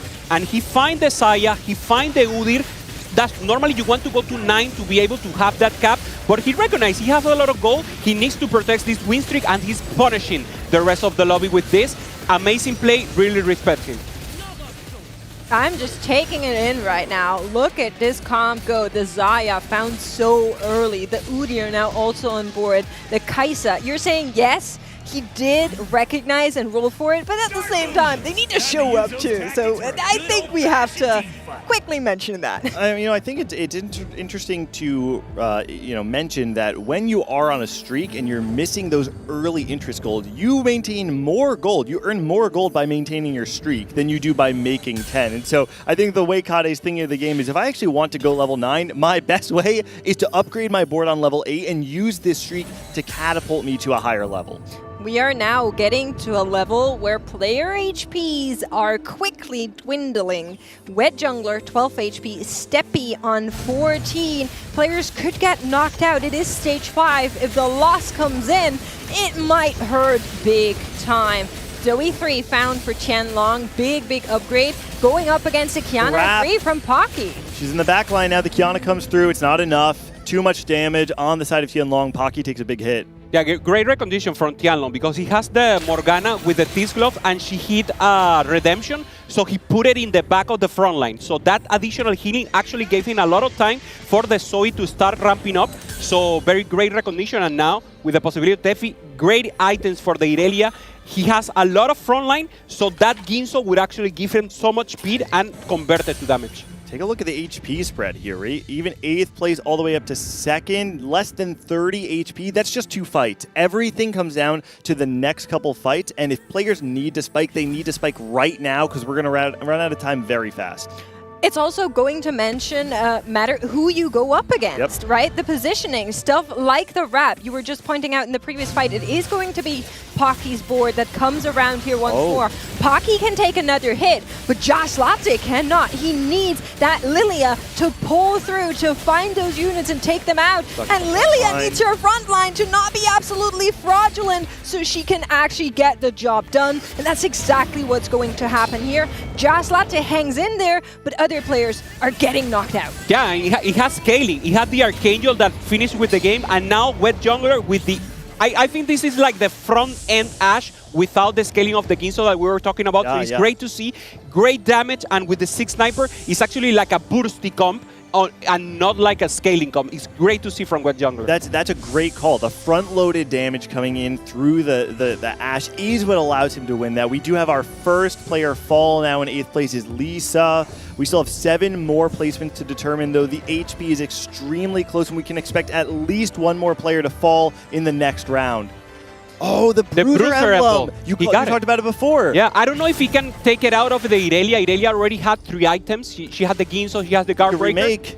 He can remake, okay. I don't know if you want to sell her. But actually so good, the emblem of Irelia. He's level 9, doesn't have enough gold. But he doesn't have, I think he has to do it. At this point, you have to remake. You're not going to get Irelia 2 anyway. He doesn't have much gold. Maybe sell something. There it is. No. Oh my God, the he's- tension. Wait, is he going to do it last Waiting second? for He's it. figuring it out. No. Wow. No, he will just place the emblem now, get the 8 bruiser, get the additional defense, and now he's up against Kade. Kade is too strong again. He hasn't found the upgrades, the legendary, so still Udyr 1 and Saya 1, but very strong. Karin lost the last 2 fights, so this is probably the best case for Steppy to go up against him now, where there is a chance. You know, you want to punch them when they're down in this game anyway. The Aurelia will do her very best to reach that backline, and it will be enough for Steppy to hang in there. But other players, once again, getting knocked out. Just Latte taking a 7th place. The Bruiser Rakan actually did quite a bit of work there in maintaining that front line. It gets into the back line, a little bit of disruption, the shielding coming through. I mean, obviously, Steppy would rather have this Bruiser emblem on the Irelia for the additional AD so that you have more damage on your backline carry, but, you know, survives you for one more round. Yeah, and Clemu now already made the change, and now he has the final form. Syndra too, he has the front line, he find the set, and now again with Tepi, he's very in danger zone. 1 HP for him, a lot of possibility to keep improving. He still has the Silas 1, still has the Irelia 1, and now he faces off again a Kane 2, a Ghostly board with the Zoe 3. This is a very tough part for him. There's no Giant Slayer in the case of the other line, so I think the Bruiser could hold up a lot for him. Yeah, the Bruisers definitely have a lot of raw HP. The Kane and Zoe finally work together to break through the left side of the front line, but just once you do that, the Tom Kedge with 3 more items comes through. There is just too much HP. Steppy's board takes out Tianlong, who's still alive, and Wet Jungler will fall in 6th place. Very, very Aurelia. sad for Mia, but we still have Clemu in here, and he's, like I said, been sneaking by on the Faded. Now, Tianlong on 20, Clemu on 17, Pocky on 16, and Steppy on the magical 1 HP with the 1 HP buff as we go into the Drake. Players are looking for their upgrades here. If you are Tianlong or Clemu, you are praying that you do not run into the double Dragon's Claw with the Radiant Dragon's Claw on the front line of this Steppy, and I think Steppy actually is in a very prime position to be able to take out players like Pokkygum because there's so much raw HP on your board. It will take way too much time to whittle down that front line. He was already winning without the Irelia 2. Now he has the Irelia 2 triple itemized. Normally you want to have the Sylas something else. This Irelia would do so much work. There's not significant access to the backline unless you count Tianlong that has that Kane. But actually the front line of the Bruiser will not allow the Kane to do the... You guys call it the wrap? You know how we call it in Latam? El abrazo, the hug. We are more like friendly, so it's like the hug. Such a romantic language. Steppy, though, once again coming around, and this time on the receiving end is going to be Clemu. 17 HP might be just enough to lift if the loss is not hard enough, but front line's I not don't dying. think that's in the cards here. Look at this massive wall Everything's that's marching alive. down, and it is going to take Clemu out. Huge hit. We said it before, Clemu does not want to run into that Bruiser board. There's too much damage. The Dryad really wants to play front to back, but Steppy wants the front to back as well, but it's even stronger because of how much raw HP and the magic defenses are on the side of Steppy. So now we have a handful of players left. Support items now for everyone. So we have the Soraka, and now a possibility to get something very strong. Pocky with the possibility of the Shroud also to reduce mana. Normally it's not an item that you want, but now in the later stages of the game, 6-2, I think it's amazing. We're staying with Tepi. Even though he's the lowest in HP, I think he's the stronger now with Tianlong that actually lose against Tepi with the Shen, with the Zoe. The Kane maybe not with the best item now, so maybe that will be a difference. The Giant Slayer can make the difference also. So the only other player that's been winning besides Steppy is Pokkygum. And these two players are now going up against each other. Left-hand side, somebody is going to get knocked out. Steppy, Pokkygum. Right-hand side, Tianlong is hoping that Kade doesn't take him out. We might be seeing 2 players say bye-bye right now. Pocky starting to try and get through that front line. There's just so many units, but the Kiana is still alive. I don't know if there's enough DPS with just this Aurelia 2. It's going to be down to heads up between them, and Steppy will fall. Pokkygum secures his spot in the top 3. Yeah, and the end, the Quillana was the one that made the difference, funneled all that power from Heavenly, greatly recognized by him. We thought he was going to make the pivot. No, he used the amount of resources, and now Kare, with the possibility of keeping rolling. I think he's the one who can improve more his board. The rest are more capped. Well, Qianlong also getting knocked out here by Kade, and it comes down, Gangly, to our favorites. That's right, the two favorites. You're so right. We're gonna promise we'll behave, okay? But it will be either Paki or Kade who are going to take this lobby. Kade can tank one more hit. For Paki, the story is a little bit different. All right, we're taking a look on the left-hand side. You can see Kade has a lot of damage coming into this weaker side, but he's focusing on the right-hand side where you have the Xayah and the Kai'Sa trying to get the Qiyana 2 down. She's been able to lifesteal enough to stay alive so far, and the front line comes down for Kade.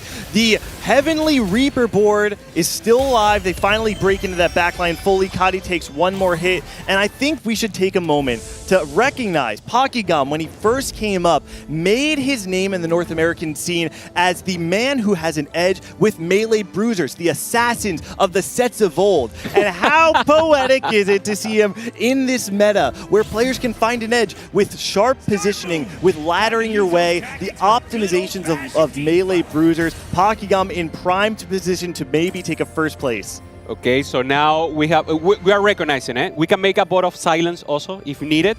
And now we see the Archangel 4. It's interesting for Bolivar only to have an additional level. Bolivar is good when you have the 7-inch shadow, and he gets the healing. That will be very important for him.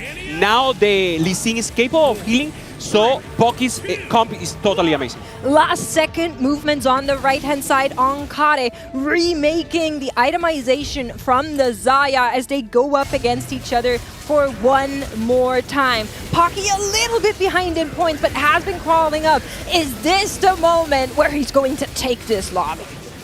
Looking at that front line from Kade, it's starting to fall, but Qiyana moves backwards. We still have the Kai'Sa alive, but now the Reapers are moving into the back line. Only one unit remaining. Pakigam, the King of New York, once again finds his way on top and takes game number 5 of the day. Look at that face. Look at the happiness. He knows he got it. Great for Pokemon. Someone's happy here. Someone's happy. I'm so sorry. I'm so sorry. Whether it's Paki or you, oh my Gangly. goodness. I love it. Absolutely fantastic here.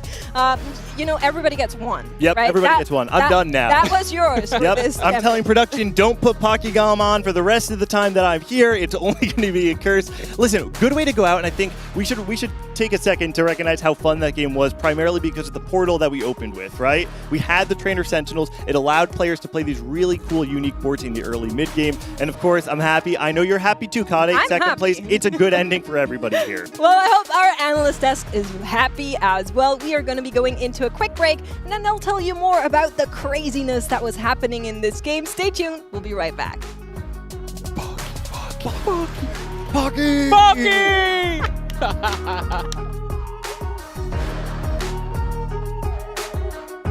Their line, I think, with the Heavenly +1, you find Lee Sins, you have Qiyana 3. Oh my god! Got it, healing, gain 2. Oh, wow. I just...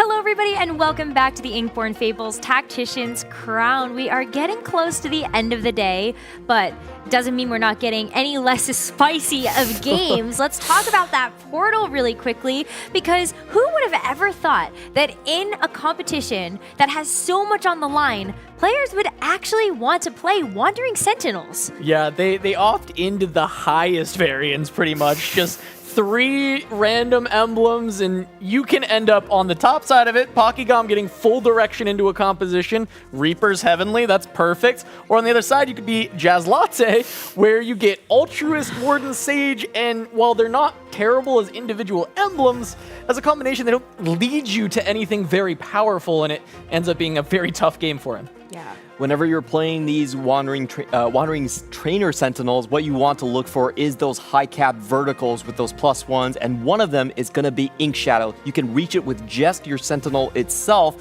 and I'm going to do a short breakdown on the 7 Ink Shadow tattoos. The first one you want to get, the best one typically, is Tattoo of Protection. You're usually playing with Ghostly, so you want Endurance on your board to stack the ghosts. The second one you want to get is typically Utility, so Toxin is great here. Acts like a big GS. You can put on your backline. Don't need a Billet of Sunfire. Really nice. And also, we saw Bombard coming out. This opens up the sniper line. We saw Ash here being thrown in the board with Kade. Doesn't go on the Kaisa, though. So remember to put it back onto the Zaya, which is the preferred carry.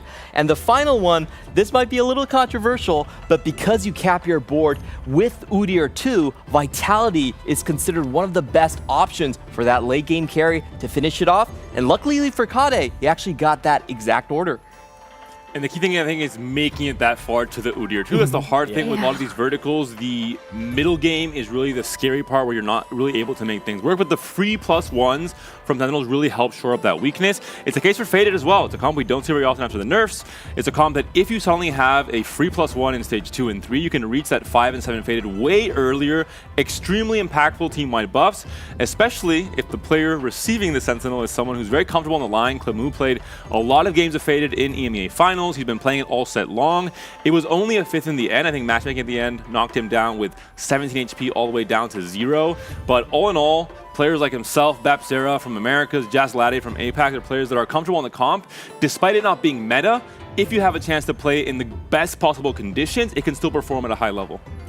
There's something to be said about comfort on a comp, and then there's something to be said about comfort on just a lot of different things, and I think that's why we have to circle back to Pokygom. Okay, yes, you kind of got gifted some of the best emblems in the game on a silver platter to give you a lot of direction for your comp, but Pokygom is still one of those players that's able to maintain a lot of HP, salvage a lot of these spots, and then he fortunately did end up getting bailed out by that Heavenly Emblem at the end to make sure that he had the power spike to be able to actually finish out that game. So with the first place there, I'm sure we're going to end up seeing him move up in the standings.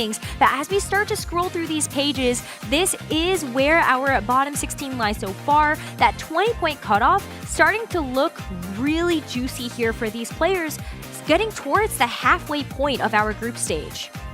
Yeah, and we see Weijin climbing back up. Right? I actually saw him drop out of the top 8 a little bit earlier. He was, in the top 4 even, but he's still having a very good performance. He had a rough final day at the America's Golden Spatula, but glad to see him bouncing back strong in the Tactician's Crown. And Pocky, off of that win, makes it back in the top 8, but especially double 61, saving face for EMEA. At least we have one player currently in that top 8, and I think he's on very good momentum. If he finishes off strong in this game 6, going tomorrow, good mental, he can maybe prep, give a little, hype speech to the rest of the EMEA players who are on location in Madrid, and potentially we can have a big comeback tomorrow.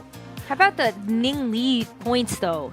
It always happens. We don't see JOC players actually playing that much of the desktop version for much of the split, and then they always come in and surprise, just like Sake did in the previous 2 world runs as well. Oh my goodness. Well, I mean, if we've already had such exciting portals so far, then I can only imagine we're going to get a really great one to close out the day. Unless I just cast a curse it, which is also a possibility, but one way to find out, and that's to go over to our casters to close out this 6th and final game of the day. What do you guys think? Do you think we're going to get a high variance portal? If you had to choose, what would it be? Well, Nekra, if you ask me, the answer is going to be very different. David knows this. He's already telling me I'm not allowed to talk. So I'll throw it over to Gangly. I mean, I'm down. Maybe I'm boring, but I'm down for another Trainer Sentinels again. That's just me, though. You're an emblem guy. Yeah. Oh yeah. Oh yeah. I'm with you. Unlock them. I want every line open. I want the craziest stuff. Give me a Trainer Sentinel, and everybody gets Living Forge. That's what I want to see. What about you, Hooper? I'm a crab rave guy. Oh, I've always been. There we go. Having Nekra, fun. I'm with Nekra. celebrate. Nekra! Yeah! Wow! We have the lobby. So now, lobby present.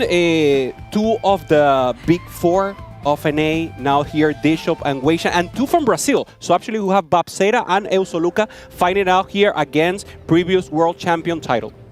Well, I am unhappy to report there is no Crab Rave, there is no Trainer Sentinels. It's going to be Golden Gala, Gold Subscription, or Tactician's Crown, and seems like there's a little bit of a chance for all three to work out. Yeah, I mean, kind of the flip side of what we saw last time. This time, everybody's sitting on that Golden Gala. They don't want anything too crazy. Gold Subscription does come in. Still, nothing too high variance, but Babzeta does get what he wants, and we're starting off this game with Eusolucas, one of the players that came in through the Americas. And, you know, when you take a look at his set on the whole, he was a player that generally struggled in the Tacticians Cups. He did not make it to the final day, but when it came to the Golden Spatula, he went on a tear.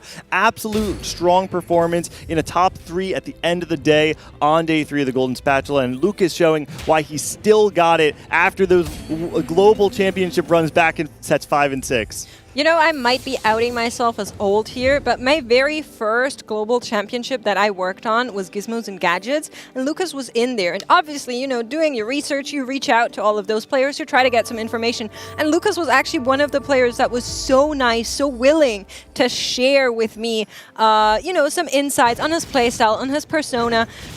It's just so hard to get at that point in time. So really, really lovely to see him here once again.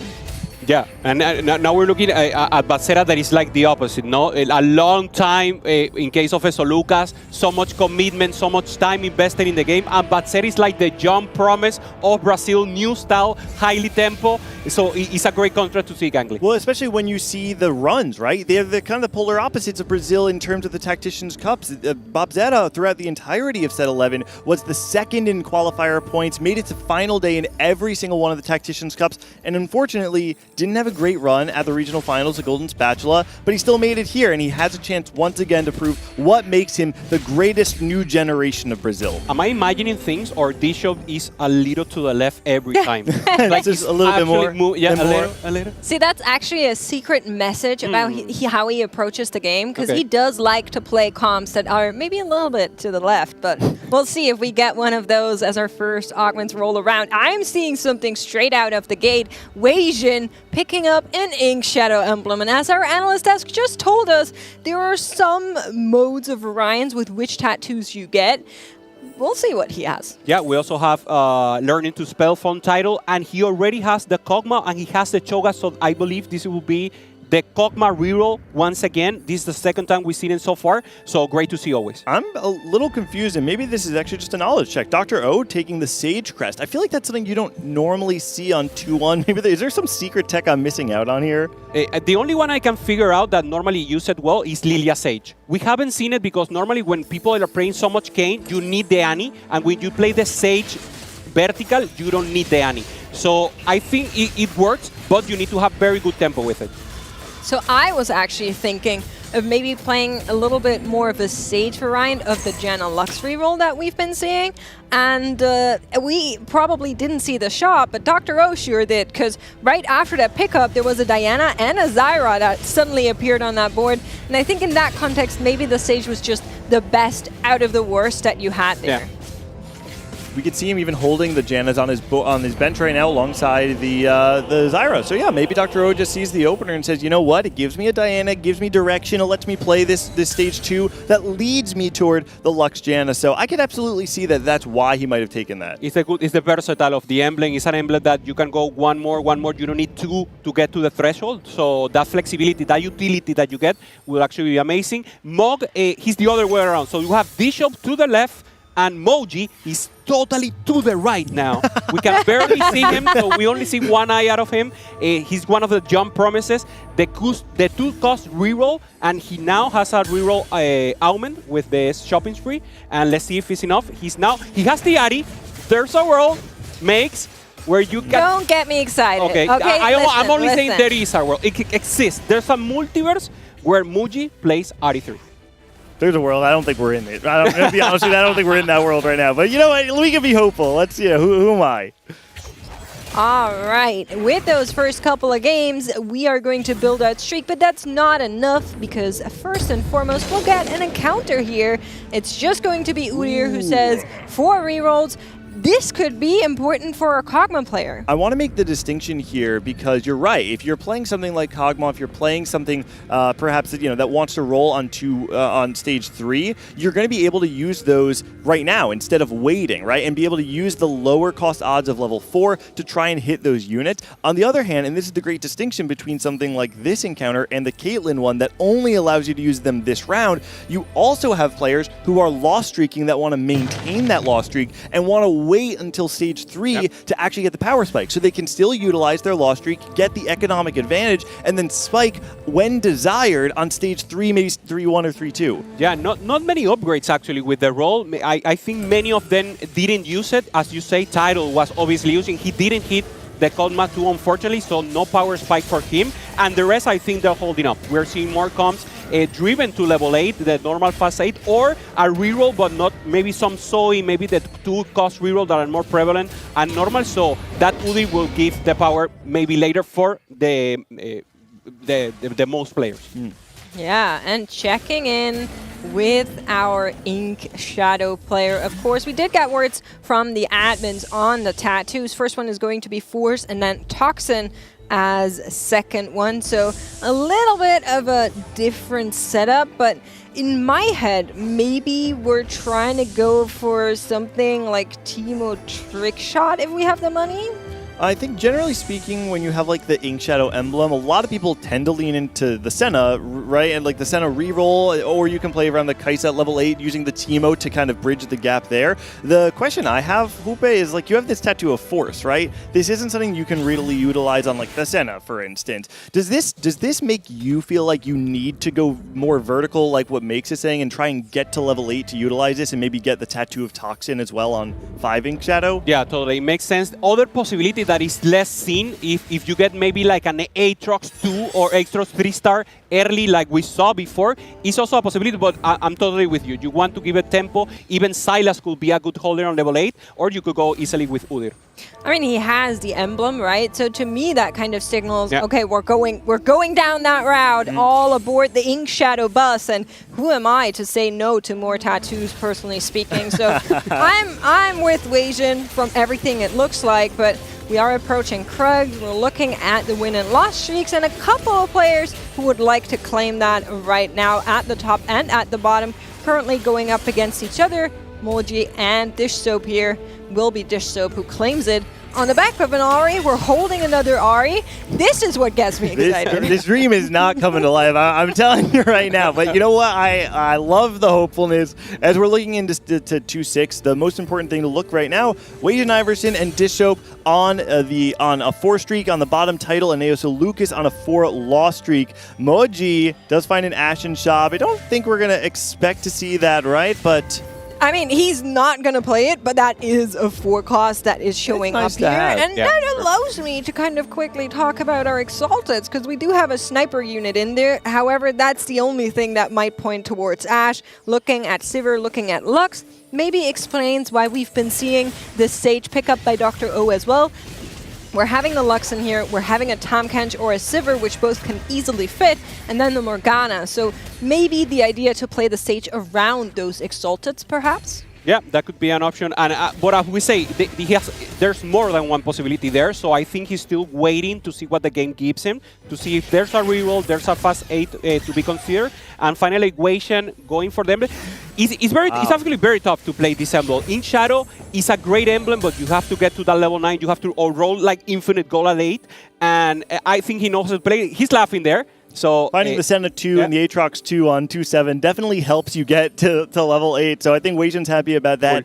Probably not happy about his streak being broken, and we should, be remiss to not mention Dishope does maintain that 5 streak. And on the bottom, both Tidal and Lucas both maintain the 5 loss streak, so not fighting each other. Both of them very happy and above 70 HP. So healthy, all things considered, I think they're both very happy in their position. Well, with Tidal being on that Kog'Maw line, we do need to check in and see how that potential roll down is going to go. You're looking at it right now. Makes 50.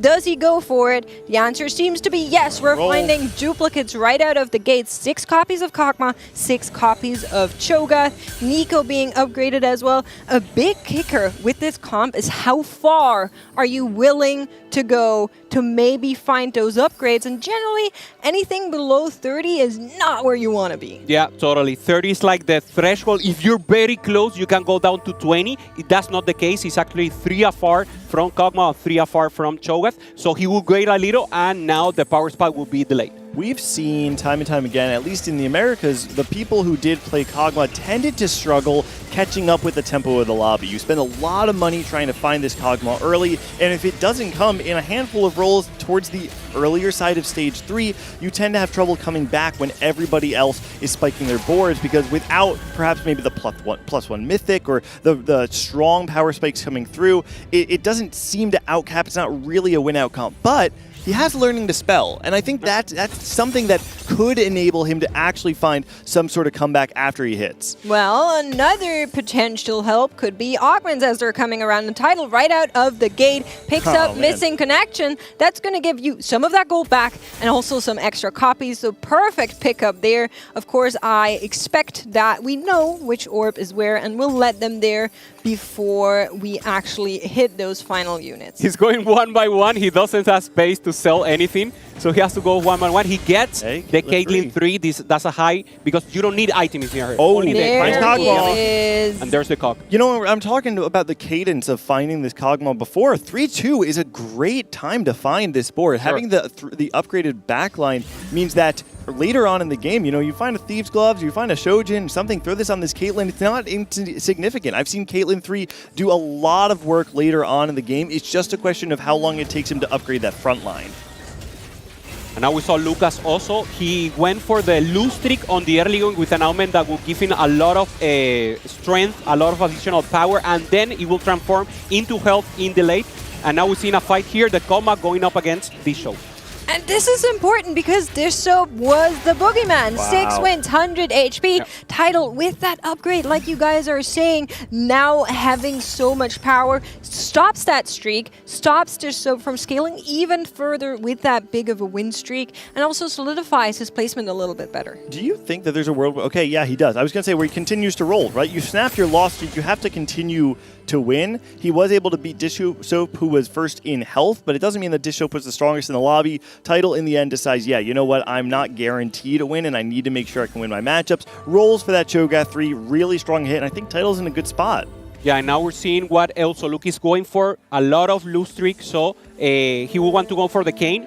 I thought he was going to be duelist for a moment, but this is Kayn items in the making. He already has also the Kindred.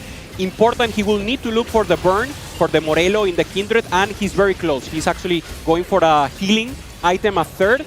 I'm very concerned because he doesn't have a lot of health, and he will need to hit, and maybe this is a 4-1. I don't think he has time to try to go to 4-2, and this is not where you want to go. 45 HP, round 3-3 is very tough. So how much of that do you think is with the scoreboard scrapper in mind? Because he does get a little bit of extra from being at the lower end there. Of course, I don't think you want your losses to be as heavy, as tragic as we've been seeing, but there is a chance that you can kind of come back on it with this augment, right? Yeah, for sure. The thing is, if he gets below a lot of health, even with the scrap, he will not be able to be in the top 4 and get the health when he starts winning. So you want to really like measure, and maybe 30 could be a good spot where you want your XP to be. So when you win, you pop off and you get to the top 4. That's right. You want to maintain your spot in the bottom 4 as long as possible, even after you start winning. And that's it's an important measure of playing the scoreboard scrapper. I want to call out Zologasong. I mean, this is a player makes, listen, I could talk about it. I feel like it's a little more fitting for you, but his first time on the global stage, a player that I think many expected to be here right now, and it's beautiful that we got to see one of the original veterans, one of the original greats of EMEA finally make it to the world stage. It absolutely is. It's been a long time coming, I think I will say, for all of the German Solo fans. This is a player that has a competitive history in League of Legends. I've known him for forever. You know, the German streamer scene is not that big as you might think. And he's just absolutely, genuinely such a nice person, always updates a tier list for everyone to use, is one of the first people to share all of the information he finds freely for the most part. Of course, there's a little bit of tech.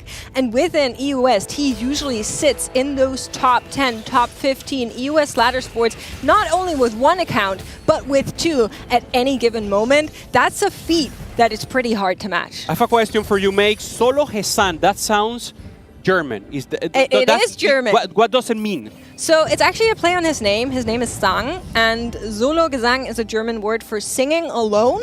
Okay. Of course, you know, Germans have words for everything. So he is a jokester. He really likes kind of plays on words. And for the longest time, he would stream with a joke in his stream title, like really like silly jokes along the lines of, oh, what do you call a group of wolves? Oh, Wolfgang. Like that kind of level. I see. So that's where Solo Gesang is coming from. All right, now we're on board with Disho, who's still sitting in a pretty healthy spot, second in health, 94 HP. He's in a good spot. I mean, he's got a lot of AP items slammed. And currently, I mean, looking towards probably playing... I actually don't know. Do you think this is a fated board that he's angling towards? It's probably just going to be like a default Lilia. Yeah, normally it's Lilia. Disho, he pivot from fated. He actually plays it so much, but he normally wants the angle when Exalted is on. I think he could stay on fated, but it will depend on that. Now with the Ilaoi 2, I think Lilia is the best possibility for him, and the items will make a lot more sense. Wolves coming in will allow players to maybe upgrade a little bit, especially those that are still with open components here. Weijin Iverson sitting at 4 Ink Shadow right now, right? So he does have the emblem, but at this point in the game right now, he has no value from it. So you can see on the 3 loss streak, has a decent amount of gold, but with those 3 losses, did break him down a little bit to 67 HP, and if he can't turn it around, we might actually see him start to bleed out a little bit more. So I wouldn't be surprised if we saw him send it pretty hard on 4-2. Wow, holy cow. Yeah. Big roll down coming from Aoso Lucas, who's actually opting to play this Reaper Exalted board with the Aphelios in the background, in the back line. And I feel like this is one of those times, Hupe, we've talked a lot about players trying to recognize when Exalted is worth it. To me, this feels like a very random set of Exalted, but Lucas maybe believes that this is the cheapest but strongest board presented to him. Yeah, and it looks like it, and it's good that he recognized it. And even though I think he wants to roll, he wants to like go for a win streak here if he can, trying to get now for the total life, the total HP as a possibility. And still the Kayn one, no pairs of Kayn, so that's very tough from him. And now in the other place, we see the way with the possibility for Solo Gesan. He's trying to duplicate his Lee Sin at least for a while, and then trying to look for the cap-up. Yeah, if he can duplicate that Lee Sin, it will be a free Lee 2, has another copy on bench. But for now, we are going to be heading into our gold augments. And specifically for players like Zolo, like Lucas, like Babzera even, who are at the lower end of the standings, these are so important. Lucas finding a Reaper crest here could flash out that Exalted board also even more. And not today. Actually, you look at Lucas's board, I feel like he actually might go into the not today unless he wants to try to take the keepers, the Reapers, and play around the Exalted. No, at the end of the day, decides not today, gives him the highest board strength right now, and even he does maintain this Exalted board even after the roll down again. Yeah, if not, maybe you have to take away the Kindred. Kindred already has items, so as you said, the perfect spot for him. Dr. O now going for the Lilia. That's his decision. He finds a Silas too, and that would be very important. The Sage comp. This is a comp that... Sage Silas. What Sage patch is this? Yeah, well, exactly. It's not a comp that we've seen so far. It's like a mix, like a mesh, and I hope it worked for him in terms of HP, his middle pack. So maybe hits everything Tultar makes, it could work for him. It could work. I think there is a comp that's maybe just a smidge stronger right now, and that's a fully itemized Kane 2 coming through from Babzera at this given moment. But I do think there's a chance that the Sage board does well. We've been seeing kind of the odd one out that can perform, but there are a lot of upgrades that still need to be realized, like that Lilia, for example, to get the power out. Yeah, one of the reasons why this comp is not being performed is that you don't have a real tank in the comp. You have like a small significant tanks, and Silas will be the one that has to take that role, and he cannot because he's normally also a carry, so he doesn't have the additional defense that you will need. So as you were saying, the Kane comp has access, has the wrap, has the abrazo, the hug, and in the end you always be penalized and you get your backline destroyed. Wajan Iverson playing a pretty interesting board right now. Of course, if you just look on the left-hand side, playing the 5 Ink Shadow, he's able to get that online. Nothing too shocking, but then when you look at his items right now, it is pretty interesting to see. He was on that 2 or 3 loss streak at the end of Stage 3, and now he's itemizing the Senna freely because he has the Golden Remover, which means he can commit items to the lesser cost but upgraded backline unit, get strong now, and then as he has the goal to hit those stronger 4-cost upgrades, freely move his items around without having to stress out about it. Yeah, and that's going to be so important, even playing that Ashe right now, just for power, because she scales that way well with that Rage Blade. But I'm sorry to report that while this encounter is going on, we need to kind of take a look at our player totals, because Lucas is on 15 HP, one more heavy loss, and that might be all she wrote. Yeah, we need to remember he's been scrapping all game to try to get it, and now the emblem goes to the other side. Zolo finding the Irelia. He's on 6 duelist already, was looking for exactly that. Yeah, I mean, if there's a world he can maybe, I don't know what his open components are. Let's see. He can't make the Heavenly Emblem quite yet, but now that opens up the opportunity for him to maybe play 8 Duelist and have the Heavenly Emblem, and that's certainly a way to cap out. It's important to note, though, 33 HP means it's going to be more difficult for him to get to level 9 because he cannot afford to sacrifice as much HP. Yeah, he actually has it. He has the clock, so there's a Heavenly Emblem for him. Pandora's items. Oh, perfect. Yeah, it's actually the change. Yeah. So he got the early. He got everything. As Meg said, he got everything. That's why he was laughing. We saw the happiness on his face. Now he gets onto Zen mode again. And now positioning will be ideal. Do we put the Irelia in the front and try to get some like safety in the keepers, or you go to the backline and try to ensure to protect her? Well, what you're definitely going to try is to hang in this tournament before Raptors roll around. Zolokazang on 32, Lucas on 15. Both of these players are fighting to stay in there. We're going to be taking a look at Dr. O and Moji right now. Moji looked really strong a couple of rounds ago, but ever since it has been losing a little bit. Dr. O on the other side, the Sage board, still not strong enough. No, we talked about how the Sage can make your board extremely strong at the highest peak, but until then, you tend to plateau a little bit. The Sage buff on a bunch of 1-star units is not going to be enough value to win you those rounds, and we see it. 3 loss streak down to 33 HP. To be honest, it's very nice that Dr. O was able to preserve the HP in the beginning, because had he not, he'd be in a very tough spot right now. Yeah, and the spot of this show is actually very interesting. It's also suspicious. When we see it, it's different. He's actually playing tempo, whatever the game gave him, and when we see the XP, it's actually impressive, because 55 fees is third on it, but his comp still doesn't have an identity, but he's playing strongest board. So it's very late into the 4th round, and having saved so much SP gives him the possibility to roll down again at 5. All right, we're back on board with Lucas right now, who's still on this Kane 1, and I think that's been the downfall for him for quite a while, but thankfully he's up against a board that he can beat. I think that Lucas at this point in time, though, you have to look at the gap between 8th and 7th place, right? 15 HP, maybe after this round that does come down a little bit, but Lucas needs to stabilize not only hard enough to stabilize through stage 4. I do not think just a Kane 2 is going to be enough to get him through stage 5.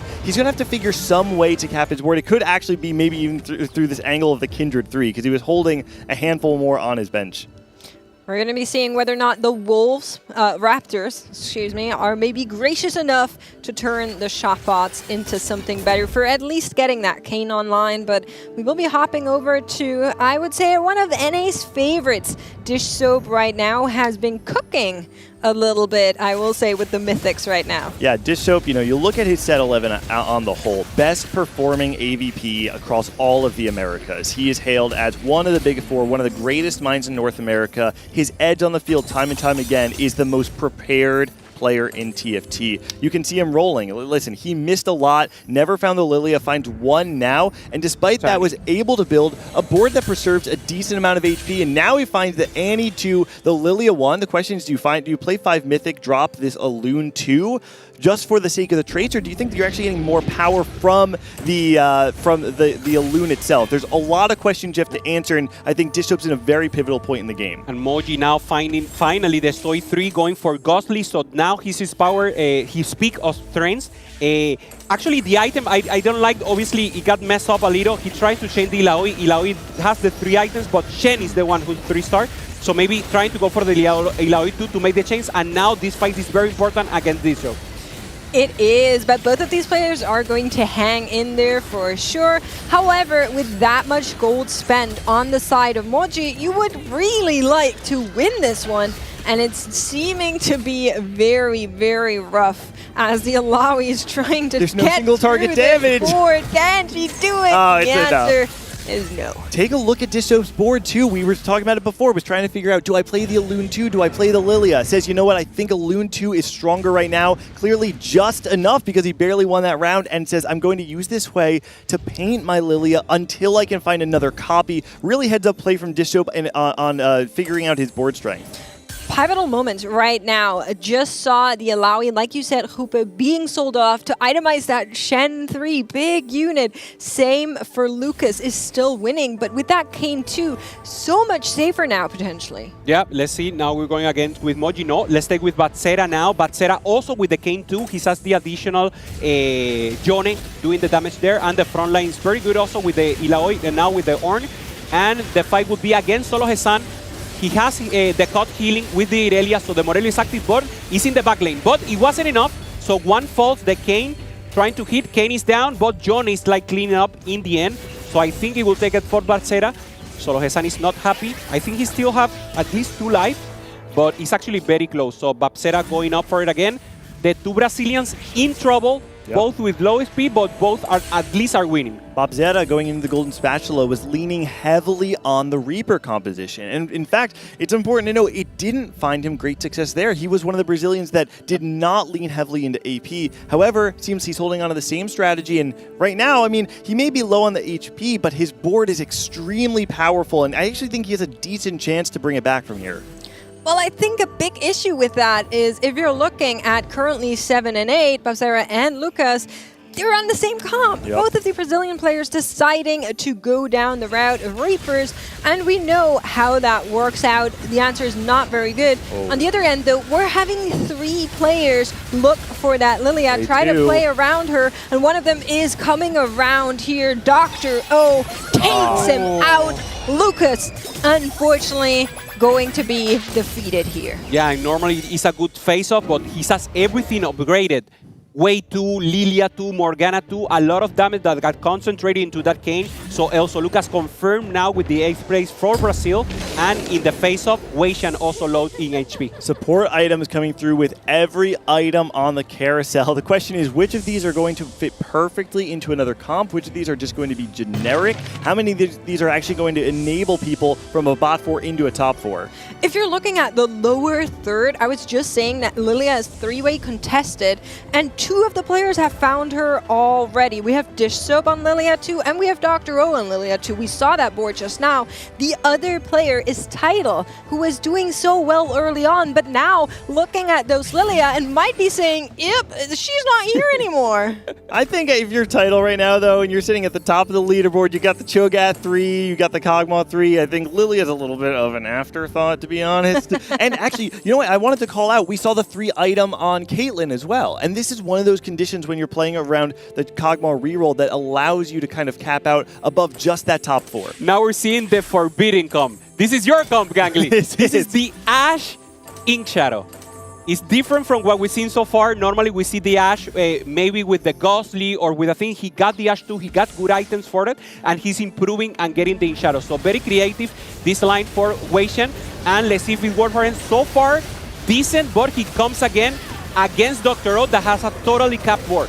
Yeah, the question is decent going to be good Whale. enough in this lobby? And as I say that, the entire backline just absolutely explodes there. There was a chance, there was a hope, but unfortunately, there was nothing behind it. Wei Shen getting knocked out here. A true fan favorite, I will say, unfortunately, in 7th place, but it is getting closer and closer. A lot of these players are on the chopping block. Wow, look at that. America's on the bottom, 8-7, and Dish Soap currently on his last legs, trying to decide if he can sack one more round, try and go 9 and find the cap for this Lilia board, or if he needs to roll down right now. Looks like he's already committed. He's not going to roll. He's not going to try and cap out anything else on level 8. He has to wait one more round. And now Irelia 2 on the bench here for Solo Hesan. He gets it actually so strong, the Lee Sin making work, and now this battle will be so important both for him and Dish Soap and Moji with only 1 life. Yeah, last second making that Irelia, trying to not tell the competition that you have a shiny in your shop. Goes up against Babzera. Left-hand side, we have Dish Soap and Moji, and somebody is for sure getting knocked out here. Looks like Dish Soap has the strength and power to deal with that Zoe 3. In comes the damage, 1 more ult, and that is it. Moji is going to take a big hit. Wow. Right-hand side still fighting, but is looking pretty close. Yeah, he's gone. Moji is gone, and now on the right side, let's see, Babzera goes down again. Solo Hesan, so no elimination here, so only Moji in this case gets eliminated. So we have the person from APAC, now Dish, Solo Hesan, Babzera, Dr. O, and Tidal up for the win, and 3 of them again in the danger zone. So Logasong, I think, piloting this comp very well, right? We saw early on that he was leaning toward this direction. The fact that he was able to find the spatula and the Irella on the carousel, I think, a part of it, of course, is finding the high roll on the carousel, but Zolo giving himself the resources to last long enough, right? We even saw him opt into the dynamic duo for his 3rd augment. He's a player that recognized the win condition had to come from some form of high roll. Recognizing that, playing into that variance, then I think he's rewarded from it, right? And is now presenting himself an opportunity to use this Keeper Slam from the 2nd augment and maybe even push himself into a top 3, top 4 finish. A lot of decisions that are being made right now across our remaining 5 players as the last end rolls, the last shot rolls come in. You can see that basically 3 players are entirely broke. Then we have Babzera, who's sitting on 35 gold, if I'm not mistaken, and Tidal up there on 70. The one player that's just smiling down saying, yeah, I'll maybe start rolling if I lose a little bit more. But for now, I'm good. You guys do that. Dish Soap and Zolo up against each other. It's going to be a question of whether Dish Soap's front line will fall or if it can hold. It's looking really good for Dish Soap right now. He still has the Annie. The Lilia's free firing. Zolo will take a big hit here, and that will certainly be death for the German player. The question is, will anyone else fall, or will Zolo find himself in a 5th place? And also Babzera. Babzera force again against the Kog'Maw, so Tidal maintaining the leadership, and now Dr. O with a 6 win streak. He and Tidal are totally strong, and Disho has not lost since the final round, so he's actually also very strong. Well, I mentioned it before, you guys, but we have 3 players on Lilia in this tournament, and they're 1, 2, and 3 right now. Right. I'm going to be taking away that Lilia good, just in case anyone was wondering. But, of course, a little bit of Orions here. 1 on the Kog'Maw, 1 on the Sage, and then Dish Soap on a little bit of everything here, a little bit more to the True Roots. Has that way to really add extra damage in, and is going to go up against Dr. O now. Dr. O from the very beginning played this line that did not give him the strength on stage 2, and instead saying, I can find a way to get to the end game, and if I get there, this emblem will enable me to find a top 4, but you got to call out the Alawi found her way into the backline, dealt a significant amount of damage. Dr. O is going to take a big hit there, but not going to fall to Dish Soap. Yeah, it's amazing what Dish Soap did. We saw it throughout the game. That's the difficulty of Lilia. Sometimes in the mid game, you don't know what to play because the game doesn't give you exactly what you want. He played with a Loon, he played like a very flexible board, and now he's capping with the 5 Mythic that have the ramp up. So that way is doing so much work and also improving with the copies. I'm just saying there could be a two-way knockout here before we reach this carousel. Tidal is the only one that can tank one more hit, and as I was mentioning before, he now also spent all of his money, so everyone in this lobby is now broke. But it will be Tidal going up against what I think is, Dr. Ro's composition, and on the left-hand side, we're actually seeing Tidal's Ghost copy going up against Dish Soap, so a double elimination is not off the table. As the board from Tidal does pretty well against the Dr. O version, Dish Soap seems to be winning this one. Yeah, it looks pretty good. The Caitlyn did try to snipe that way out, but didn't deal enough damage.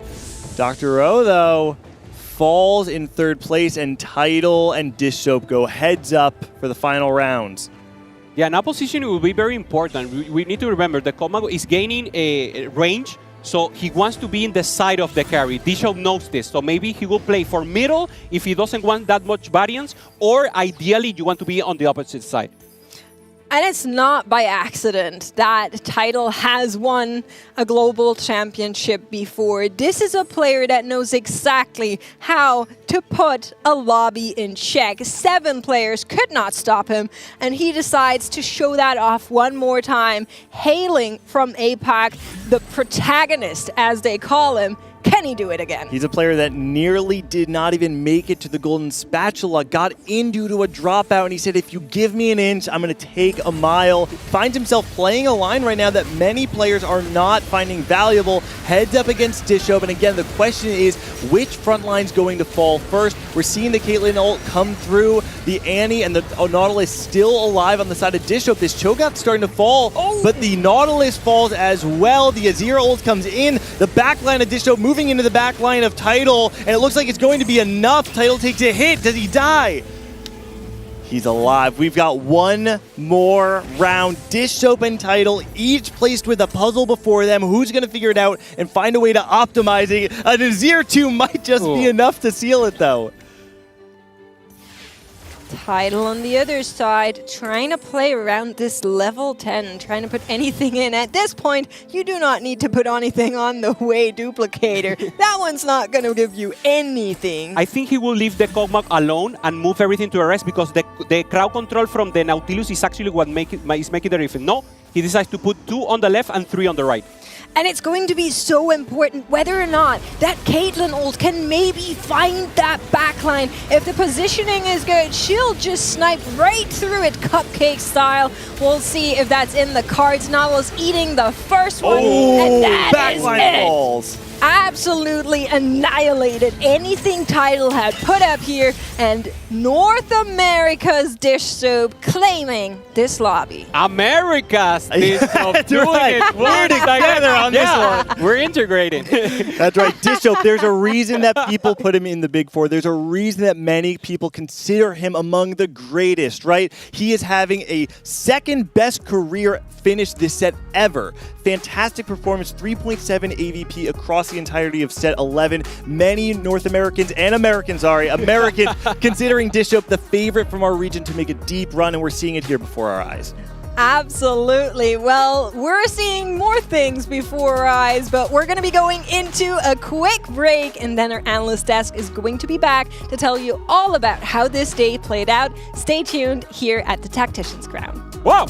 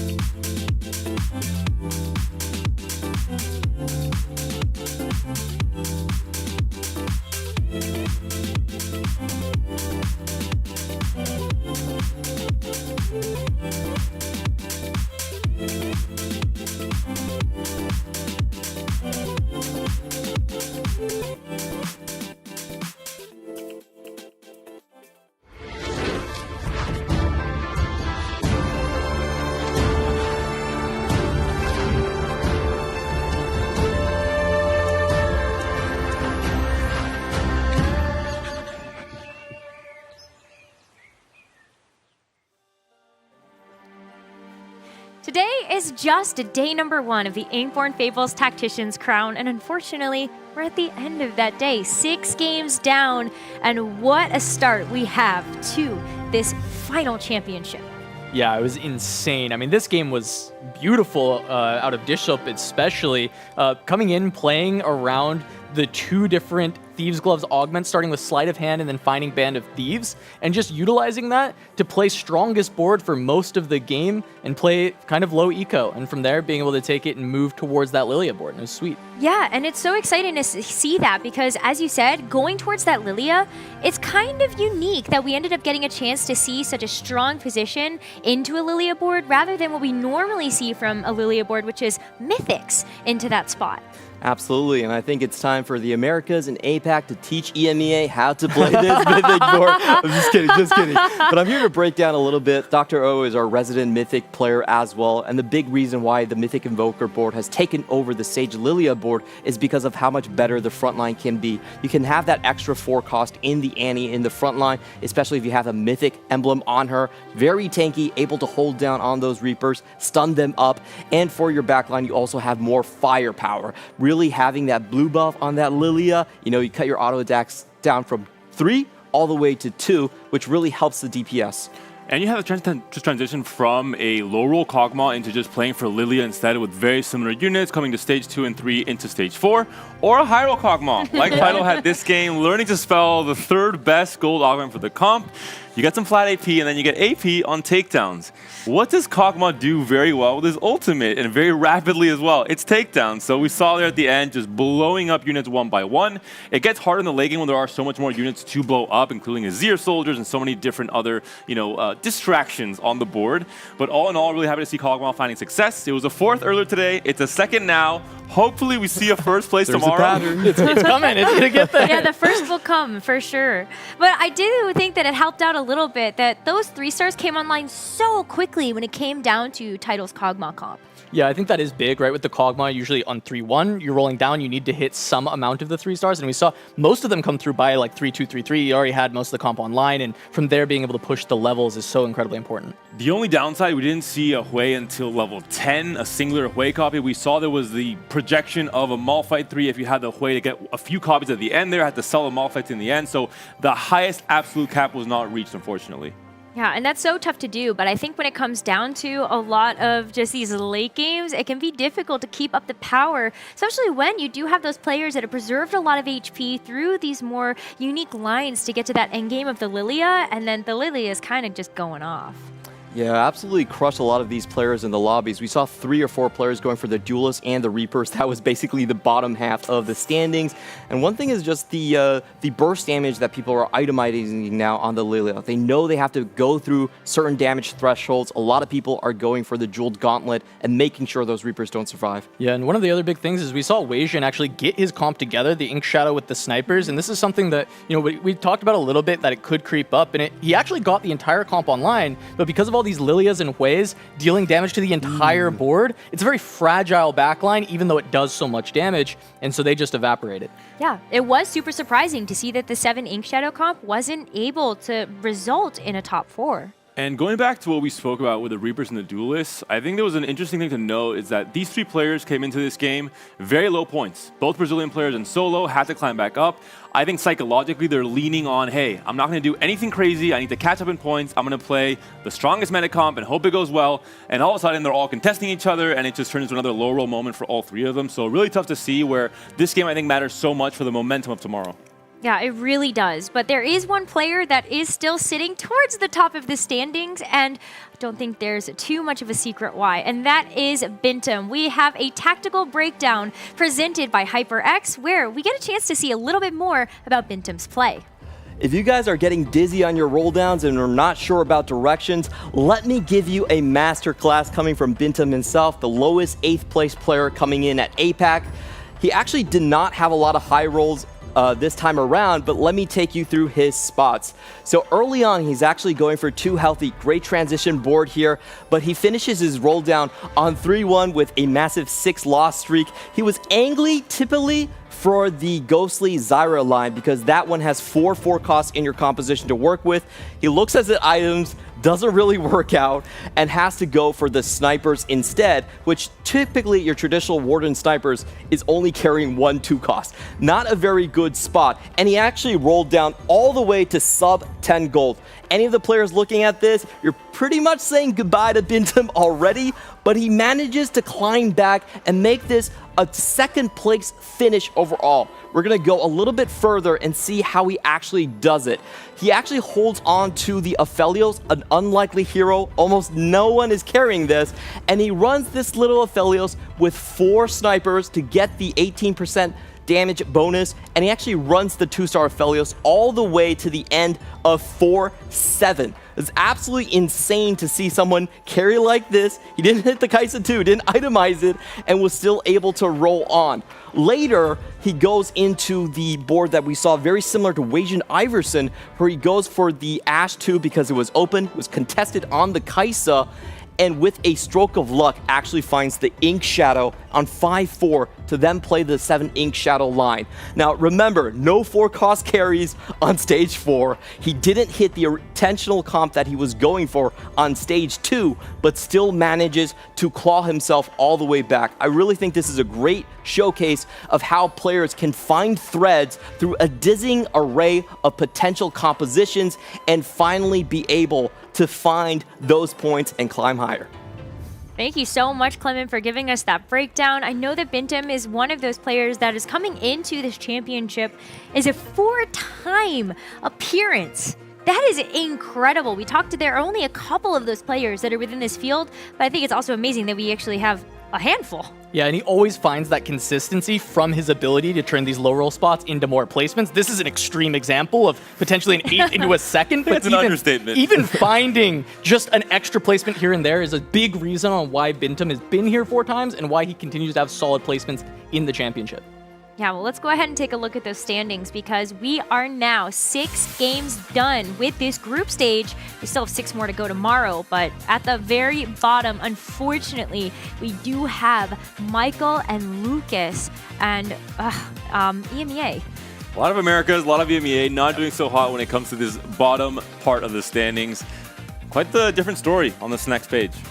Ooh, we're seeing a lot of CM players also be on the bottom end here. Ahao E, their first seed, and unfortunately for title here too, the 2 heavyweights out of the East will have a lot of catching up to do. Yeah, but as we move towards the top, you know, we start to see a little bit more, especially of North America and the Americas with Wajan and Pocky here, and we know there's even more to come at the top of the tables, but EMEA catching up a little bit here. And still, I think the saving grace for Mia is double 61, but looking at the tippity top Dish Soap, who needed to, I think, prove a lot when it comes to the international stage, especially in this day 1, has absolutely done so. And 3 first places. Beautiful. We love to see it. Yeah, just crazy. Unlikely heroes also coming out from APAC. I personally did not rank Kade and Asta very highly. I would like to apologize to Os in Vietnam. You guys actually are amazing. You know your game better than I do. 4th and 5th. I honestly am shocked. I think everyone in APAC is surprised at that. Wow, there's so much to be able to take away, but remember that even though we have a bottom of the standings so far, we still have 6 more games that we are going to play out tomorrow. So it's not any player that's down for the count just yet. You never know what fortune is going to have. And to give it some additional context, the day 2 cutoff for day 3 tends to be around 60 to 61 points, and where you should be right now to still have the possibility is around 25 to 26. That's still dreaming big, but it is possible at the very least. Well, we have the points leader for day number 1 on the line with us. It is Dish Soap from North America. Dish Soap, can you hear us okay? Yeah, I can hear you fine. Dish Soap, is so great to have you. Congratulations, 38 points accumulated today. How are you feeling about your play for day number 1? I'm feeling super happy, satisfied, all the good things. Definitely on the bit of the high roll side, especially like some of these games, but I feel like I piloted all my spots pretty much the best I could hope for. I felt like I was locked in. I never really went back and thought like I messed up something so bad that it like screwed the game over, which is kind of rare for me. Usually I feel like I should go back and like try to fix what I did somehow. But pretty satisfied with how all the games went, to be honest. You're that type of player, though, that you always find something to improve upon. Even if you are able to get that first place, I always appreciate the fact that you have such a growth mindset. What did you take away from last set's championships to improve yourself for this one? I think like the level I was playing TFT was pretty similar to right now, but I think last tournament I didn't prioritize like getting good sleep enough, and also I don't know, I took a couple of really bad bot fours on the start of day 2, and it kind of just made me all like sad because I knew I probably wouldn't make final lobby after those games. So I kind of flamed out into 22nd instead of like playing for like something better, which I probably could have. But the focus is just going to be on like getting good sleep, because I don't like fully flip the sleep schedule. Sorry, and staying focused, I guess. Are you Pacific Coast or are you East Coast in NA? I'm East Coast. Okay, so it's still rough though. The 6-hour time difference is definitely tough because I think you wake up for games at 6:30 a.m. Yeah, the games start, but I mean I've been waking up at like 3 a.m. So. All right, so definitely getting in on an early start to be able to make those differences. But I'm glad you were able to point out that it's not just gameplay that you have to prepare for, but it's also the little things on the side to really give yourself an edge. But when it comes down to gameplay, can you talk us through a little bit about how you actually prepared for this event? You were also playing in the Golden Spatula just last weekend, but is there anything different that you changed in this last week? I don't necessarily know if I changed anything, but I'm not kidding when I say like probably half of my prep, like in scrims and stuff before the Golden Spatula, was like prepping Fortune, prepping Kaisa. And throughout last weekend and this tournament, I have not played a single game of Fortune or Kaisa. So wow. For like, in some ways I'm like riffing it, but at the same time, like, we've kind of had this meta for like a month. I'm familiar with all these comps. So it might not be like I'm playing like a little bit off what I thought I would be doing, but it's not like I'm like in completely uncharted territory, I guess. We saw a game earlier today where you got a first place with Tom Kench 3 and Soraka 3. Is that one of the comps you're referring to, maybe not thinking you would end up playing at this event? Yeah. I mean, that one was kind of weird. I was trying to play Bard, and then I didn't get like Rod for Ginsu off with the carousels, but it actually turned out to be like a blessing in disguise. Because I'm pretty sure if I played Bard, I would have gotten like 5th that game. But I already had like the Kench setup. I had full tank items, and it was like some really heavy econ, heavy item portal in encounters. So I hit Soraka 3, Kench 3 on 4-2 with heavy hitters. And even though the comp's like not meta, if you're that far ahead, it's just fine. That is fair. I'm actually hearing some comments from the desk over here. Do you guys have a question for Dish Soap? I wanted to ask you, Dish Soap, regarding the regions and the players you've seen this day one. Any surprises? Did everything go kind of as expected? America's been fairly strong, especially North America. From scrims leading into this day one, any kind of big surprises coming out of the players? Oh, I thought EU was going to be better than APAC, but that's like the only thing. I know that's like I know that's surprising coming from me because usually I'm like flaming them, but like in scrims I definitely thought EU was doing better, but APAC. I think there have been some low rolls today overall, but we'll see. Still a full day tomorrow where anything can happen. Yeah. Well, Sophie, we don't want to keep you too long because that sleep is definitely important, and we hope that you're able to go get some rest after such a long day of competition. But before we let you go, are there any shout-outs or anything else that you'd like to say? Shout out tftacademy.com website. I made with Frodan. The Princess and the Frog comp that I got first is on there. Pretty much like all the comps I got there, I played were on there. So if you want some world quality comps, go check out tftacademy.com. I use that site a lot. Also, thank you for your Luxjana reroll video. That was also very helpful. Yeah, no problem. All right. Bye, Dish Soap. Thank you so much, and good luck tomorrow. All right. See, hopefully we can interview for the world's winner. We hope so. Yeah, that would be amazing, right? That's my perfect player. I love to see it.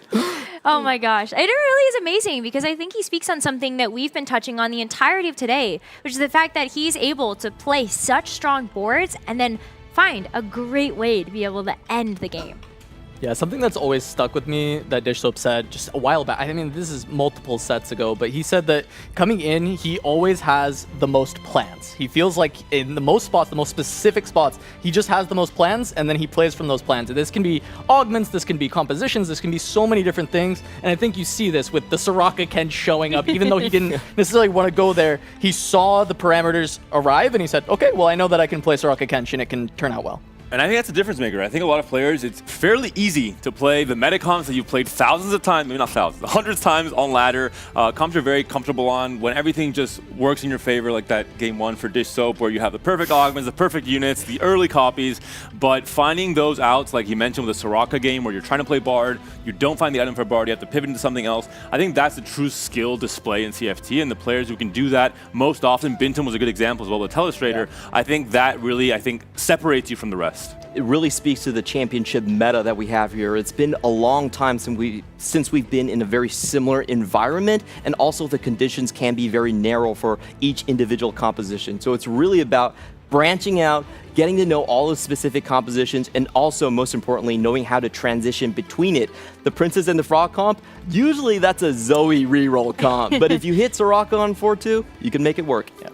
All right, maybe a Soraka 3 in our future for tomorrow. Who knows? But this is just the halfway point of our group stage of the Inkborn Fables Tactician's Crown. All 32 players are going to be playing out 6 more games tomorrow before we determine our final 8 players that will play out in day number 3. We want to thank you all so much for tuning into the broadcast today, cheering on our players and supporting our alternative lobbies and our co-streamers. We'll see you tomorrow morning, bright and early if you are in the Americas. It's going to be 3:30 a.m. Pacific, 6:30 a.m. Eastern, or if you're in Europe, that is 12:30 p.m. Central European time for the pre-show, and then we'll have our first game on the hour. We'll see you all tomorrow, and thank you so much for watching.